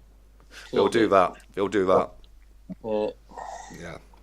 Yeah, walleye, Alexander. I thought walleye. Walleye. Yeah. Walleye, that might be it then. Yeah, I thought maybe walleye. They're very perchy. Yeah. Look, I'm looking at walleye. That does look like a zander. Yeah. Oh, they're called yellow pike. Yellow pike. There you go. Yeah. The walleye, also called the yellow pike or yellow pike perch, or yellow pickerel, is a freshwater fish native to most Canada and the northern states. So yeah, there you go. Yellow pike. You were very close. Yeah, they eat. Apparently, they're very good eating. Yeah. So my American friends tell me. Can you remember that thing that happened with the fishing competition in the States with the leaded fish? Oh yeah, I remember that. Yeah. That was a big conspiracy, wasn't it? Oh god, they got caught out there. Oh, didn't they? They were blatant about it, though, weren't they? You know what I mean? Like everyone else was catching like a certain amount of fish, and then they're quite, when these fishing matches, they're quite cruel, In what way? When they catch them, yeah, they don't like the match with fishermen over here. They get the disgorger or the forceps out, take the hook out. Yeah, they just shake it into a bowl, and I think they just suffocate. They don't. Yeah. Well, I didn't know that. Yeah, they go out on these like speed boats. Yes, yeah. There's a certain name for them, isn't there? They've got like a seat up at the front of them, and I know the exact type of boat you mean. I don't think. And when they strike, they just like this. They don't play a fish. They just strike. Just pull it straight in. Yeah. Yeah. Well, I've seen many a fisherman lose a fish by not playing it properly. Yeah. When I was teaching the neighbour how to fish, we went to a place in Lincoln. What they call Fosdyke. Okay, I've heard of Fosdyke. Yeah, well, it wasn't Lincoln; it was Lincolnshire, but it was a place called Torksey, Okay. and I was showing him how to like trot. We've got a centre pin reel. Yeah. So just put your finger in that hole. So if a fish bites, you've got a little bit of control of it. And like, if he wants to take line, just apply pressure to the back of the reel. Yeah. So so you're controlling the fish. And if you want to stop it, just squeeze it tighter and hold the handle and reel in a bit. Whack, snap. Oh dear. Yeah. A couple of years ago, I was fishing. I was at a fishery near me, and it's part of a canal, but it's blocked off. So it's basically a very long and thin pond. And I was on there, and I was on quite light tackle. I think I was on a £6 line. I wasn't trying to get anything massive, but all of a sudden my line shot off, absolutely shot off. It must have been a fairly decent size carp on the line, and I'm there. I was playing it for ages. I'm running down the bank, trying to play it in, and I've got it just near to the bank where I'm just about to put me landing net in and get it, and the bailiff, believe it or not, the bailiff came over, grabbed my line, and tried to pull it in. I'm thinking, what are you doing? Why are you touching my fishing? Why are you touching my tackle when I'm trying to play a fishing?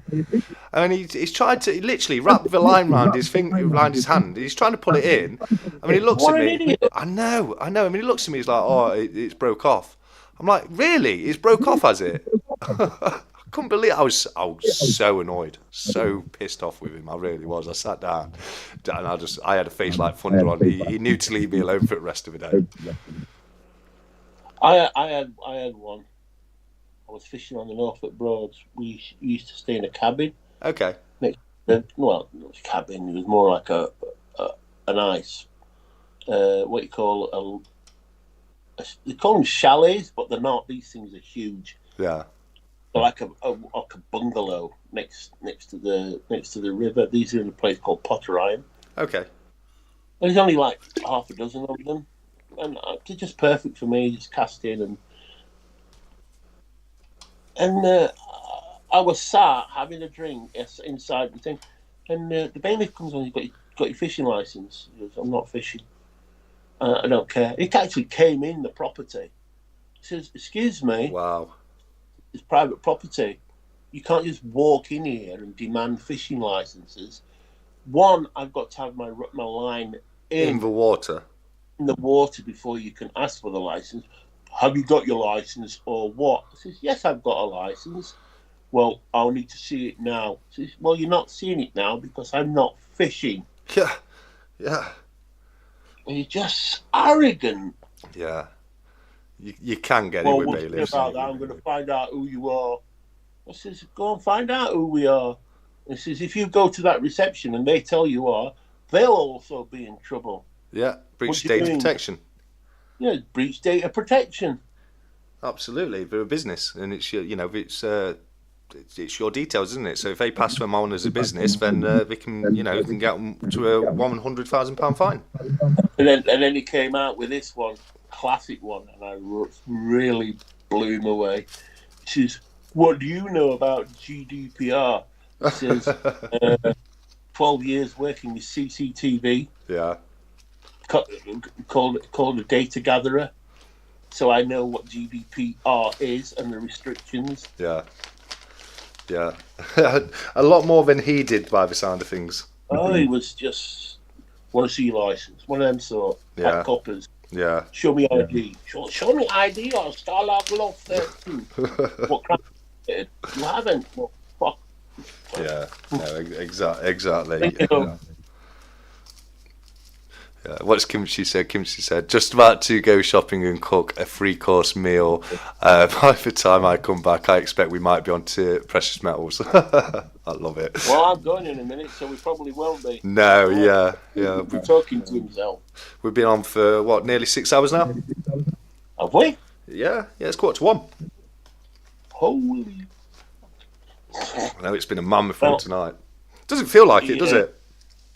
No, it's just... Wow. Yeah, it soon flies by when we're on the live. Yeah. Well, better call it a night so I can get some ugly sleep. Yeah, absolutely. Papers now, says Nerd UK, Oh yeah. 100%. Show me papers now of Starlog Love 13. Absolutely. But I mean, Can this. you tell me what crime I've committed? Yeah, I mean, the second he tried to walk in, mate, that would have been me done. You know what I mean? I'd have been laying hands on at that point. But I don't know who I these people think they I are. just said, I said, who are you? A watch bailiff. I need to see your license. He said, I'm not fishing. You've got rods out. He says, and are they in the water? No, it doesn't matter. I said, yes, it does. It does. You're going to give me a license for what? No. He says, oh, I'll find out who you are. I'll go to the reception. He says, well, you do that and you'll be in a lot of trouble, and so will they be. No. Also, he's got no powers on that one. If he's only a bailiff, he's not an environmental health officer.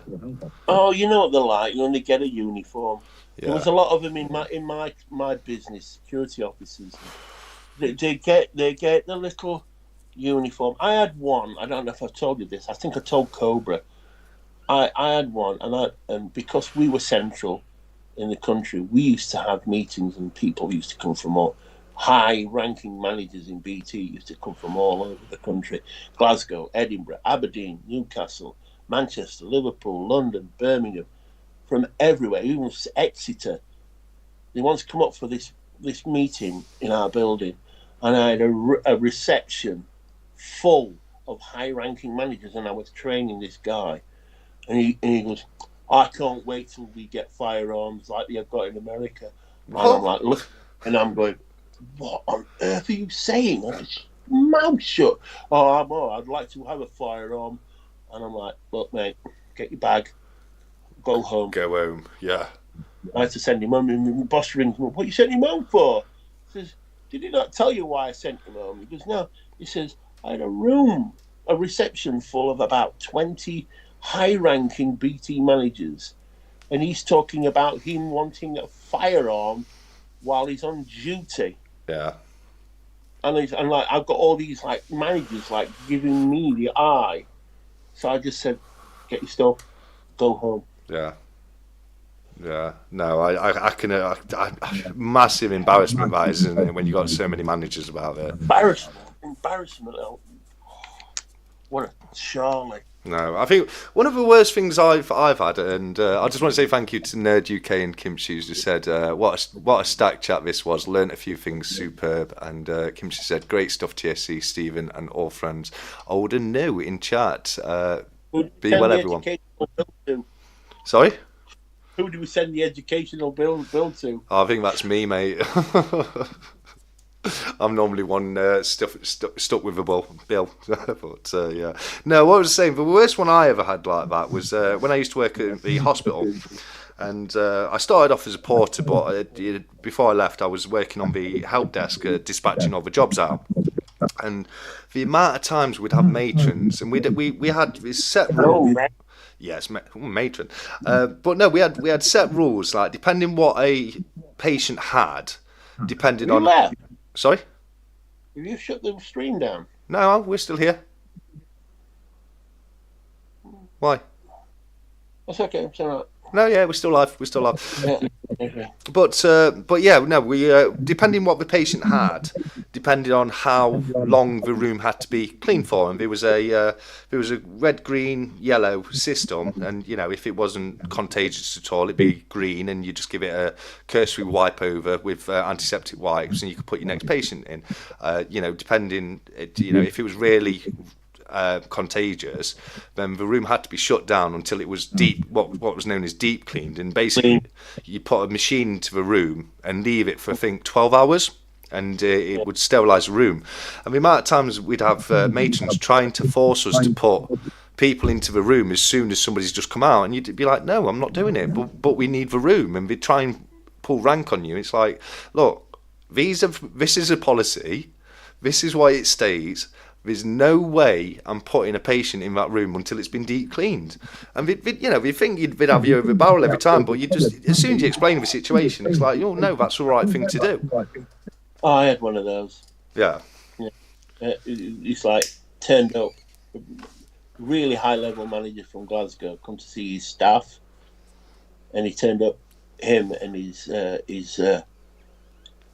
underling, which was a manager, management below him, both turned up from Glasgow without their identifications to get in my building. Yeah. And you cannot walk in that building. That building was like, nobody knew what it was. It was just this big concrete monstrosity of a building. But it was,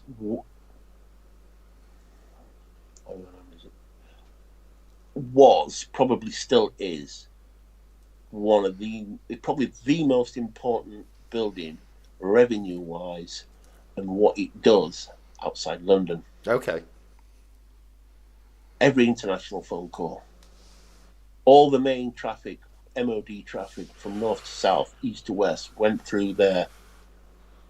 And he turns up without his ID. I'm such and such. I've got come to meet my staff. Says, "You've got your BT ID on you?"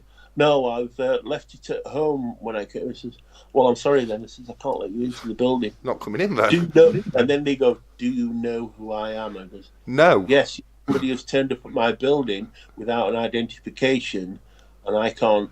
Yeah. So I can't tell you who you are." I'd have said to him, "No, I don't, because you don't have your ID." Well, that's why I did it in a roundabout way. Yeah, no, absolutely. "Well, you think you should let me in?" I said, so I gave him the honeypot, which is the ones that they hold like. So, and I quoted his name.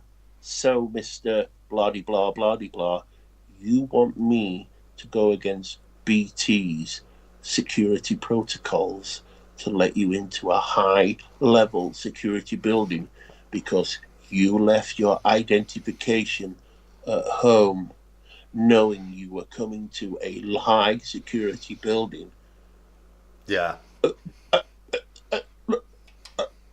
He says, "If you can get someone in this building who knows you to come down and sign you in, fine. Yeah. But I am not letting you in because if you don't work for BT, you haven't got your ID on you. I'm not saying you don't. And you go in, I let you in that building and you start wrecking things. Could be anyone. It's my bum on the line." Absolutely. Not your... Absolutely. It could literally could be anyone. And Nerd UK, yes, the Fogger machine. Yeah, 100%. That's exactly what it was. And thank you very much, James Elliott. He said, "Marathon chat, enjoyed it. Always like to see it to the end." That's really appreciated, mate. No, but staying on that kind of topic, I used to work in insurance. I used to be a claims manager for buildings and contents insurance. Not my proudest moment of my life, I'll be honest. You know what I mean? All right then. You're a claims manager. Explain this one to me. Okay. If someone, say your next door neighbour, or if you live in a flat, your neighbour above has a water leak and water drips into their house, whose fault is it? It's the neighbour's fault, and they should be pursuing the neighbour's insurance company for the... Well, what should happen is your insurance company should cover the damage because you're insured with them. But once they've repaired or paid out for the repairs to happen, they should then go and seek the costs of those repairs from the third party, i.e. the neighbour above or their insurance company. Right. Well, our next door neighbour had a water leak. Accidental, no, not deliberately or anything like that. Yeah, it happens. And we found out it completely soaked all the carpet, all the walls in the hall and into the kitchen and into the downstairs toilet. My dad rang the insurance company up, and the woman on the phone, this is exactly what she said.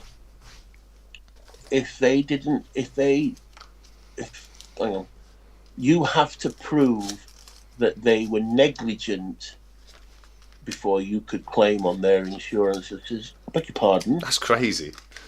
So they wouldn't we had to claim on our own insurance. Yeah. To clear a mess up that a neighbour had done. Yeah, I mean, the claiming from your own insurance should only be to get it sorted for you as quickly as possible, and then the insurance company should go and get the money that they paid out from the upstairs neighbour. It took them 6 months to do it. Yeah. And on that time, they left the carpet in the house soaking wet through, with mould crawling up the walls for a good month. And I was in hospital at the time with respiratory problems. So I rang this place and goes, I'm coming out of hospital next week. I've got respiratory problems. That soaking carpet is still in our house. I want it moved out right now, or I'm going to go right above your head.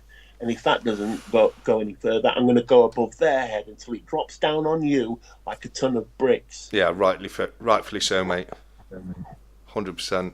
Because you're right. I mean, it should be covered. The clause it would be covered under the policy would be escape of water, which is a standard clause under pretty much every single buildings policy out there. You know what I mean? So, regardless of what happened to cause the leak upstairs, you still suffered an escape of water. They were next to neighbours. It was on the ground floor. Yeah. Oh, okay. Well, next door, whatever. You know, next to you, above you. It was perforated water pipe that had split during the night. Yeah.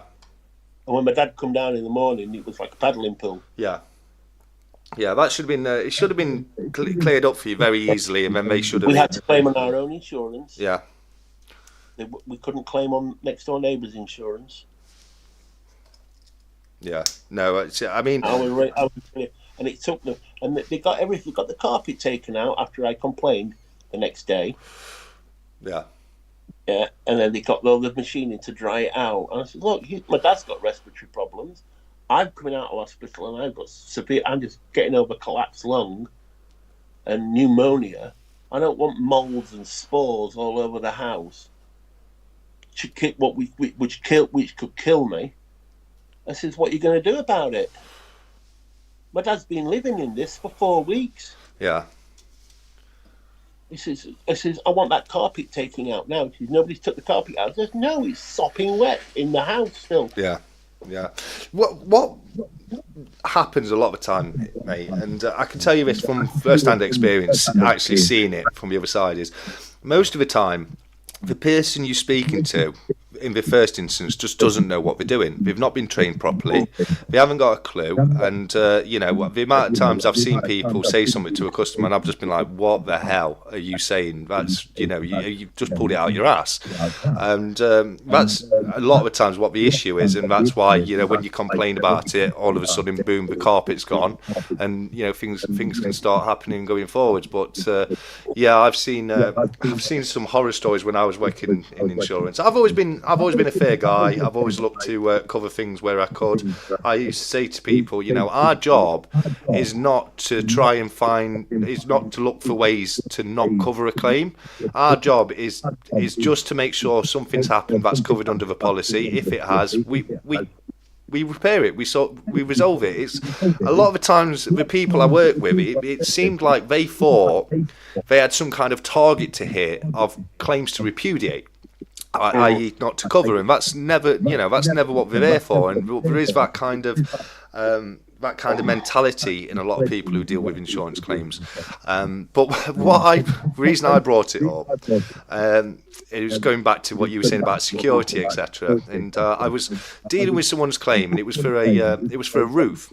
And the problem with roof claims is most of the time people haven't done any maintenance for the roof for 25, 30 years, and then all of a sudden, you know, the tiles start falling off. But it's not because something's happened to damage the roof. It's because it's wear and tear. You know, the roof's never been maintained. It's never been fixed. You know, it's an old style roof that was put up 50 years ago and never been looked at since.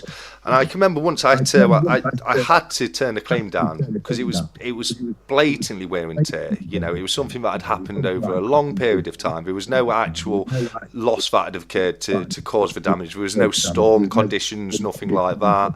And you know, the guy who ended up with quite a large bill to fix his roof took it against me personally. And I'm sat there at work one day and I get a phone call saying, Ben, saying there's a delivery driver here needing to speak to you. He needs a signature from you. And I'm like, well, why would a delivery driver be coming to my place of work asking for me personally and saying that I personally have to sign the document? Just none of it seems seems right, because it goes to reception, they sign it, and they pass it on. That's standard practice. And after a bit of digging, it turned out it was this customer who'd come down to where I worked to shoe me in. Wow. Yeah, I couldn't believe it. I was like, well, I'm not coming out to sign for it. And eventually they found out that it was just someone who had come down to cause me hassle, and I was quite glad I never went to collect that package. Well, this is the next bit of it. We had this company come up from Nottingham. Yeah. And they had a look around the house, and this, that, and this, that, and this, that. Oh, we're gonna have to relay a new carpet, put new skirting boards down, new wallpaper. Yeah, that's fine. Yeah, we know. And they sent this guy in to remove the radiator in the hall. That's all he had to do, remove the radiator. And he turned up, and underneath we've got all these black tiles. Marley floor tiles. What? Marley floor tiles.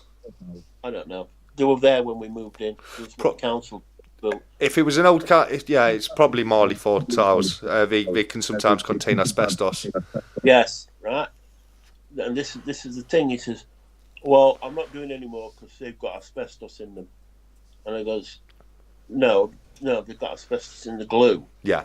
And I know. I used to deal with asbestos. He says asbestos only becomes a thing when you disturb it. 100%. All you're doing is putting a carpet on top. Oh, absolutely. That's ridiculous. Oh, well, we can't touch this, we can't touch that, we can't touch other. Wow. And I'm like, and then this woman, then I rang this woman up who said that, and she denied she said it. So she says, "Well, then you're a liar. You've come to this house and you've lied to me." "Oh, I didn't lie. He says, "Yes, you've lied to her." So he says, Don't come back to this house. None of your company. You're fired, all the lot of you." I rang the claims assessor up and told him what I'd done. I says, "Look, can we settle? Because these people are cowboys.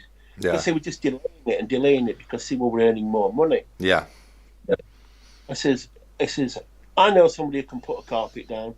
But, well, hang on a minute. They've put the new skirting boards in, and they've redecorated. There's new wallpaper on the lot. Did a very good job." Yeah. And this guy turned up. "Oh, I can't take that off. It's asbestos." And he says, "What do you mean asbestos? The glue on those tiles is asbestos." He says, "Yeah, probably has." He says, "But I deal with asbestos all the time. It only becomes a thing when it's disturbed, and you're not disturbing it. All you're going to do is remove the radiator to put a new one in." Yeah. So the carpet can go down. "Oh, well, I'm not touching it." He says, "All right then, get out." Yeah. Yeah. And then I found the claims assessor, and he goes, "Right, can we do this thing, put me a final figure in and give me the money?" Cash settlement, yeah. Yeah, we'll do it ourselves. And the money that they sent us, I got the carpet down, and the lino and tiling done in the loo. Yeah. And we're still £1,000 up. I was actually going to say, the best thing you can do when it comes to insurance claim is get the insurance company to cash settle as a full and final settlement to the same value as they're going to pay their contractor. Because one thing I can promise you, every single contractor that's on the books of an insurance company always inflates their cost every single time it's a insurance claim. Because they know they can get the money. Well, that's how they stay in business. 100%. 100%. But then, if you went to the exact same company and asked them to come and quote this exact same job as a private job, it's $1,000 cheaper. Yeah. It's ridiculous. We part of that family, got the carpet business. Yeah. Got their own fitters. They just said, "Oh, well, run your new carpet upstairs. Come downstairs, all the way through the hall. And I'll put your some new tiles in the toilet and some lino in there as well." It's done. The quote price, it was £1,000 less. Yeah, yeah. Another tip for you: we actually got £1,000 in his hands. Yeah. As well as having all the work done. Another tip when it comes to carpets and flooring through insurance companies, if you're going to have the same carpet in two adjoining rooms, Don't ever put a threshold on the doorway, because you know the little bar, the metal bar. Oh Yeah, yeah, I know what you're doing. yeah. Don't ever put one of those in, because what that does, it separates it, and each room has its own flooring in. But if the flooring goes through untouched continually, then they'd have to replace the flooring in both rooms, not just the one that was affected. Yeah. And you know, whereas if you had it like exactly the same flooring but with that threshold separating them, you'd have one of it replaced, and then it would look all like you'd have an old one and a new one, and it wouldn't match. You know what I mean? Yeah. All right, dude. I'm gonna have to go because Dad's knocking. No problem at all, mate. It's 7 minutes past 1, so I think it's a good time to end it. One tonight. It has been, but it's been a great chat, mate, as always. And you know, I'm looking forward to having you back on already. But I'm just going to say a very quick goodbye to everybody in the chat, and thank you so much for joining us. And until next time, as always, keep stacking. Take care.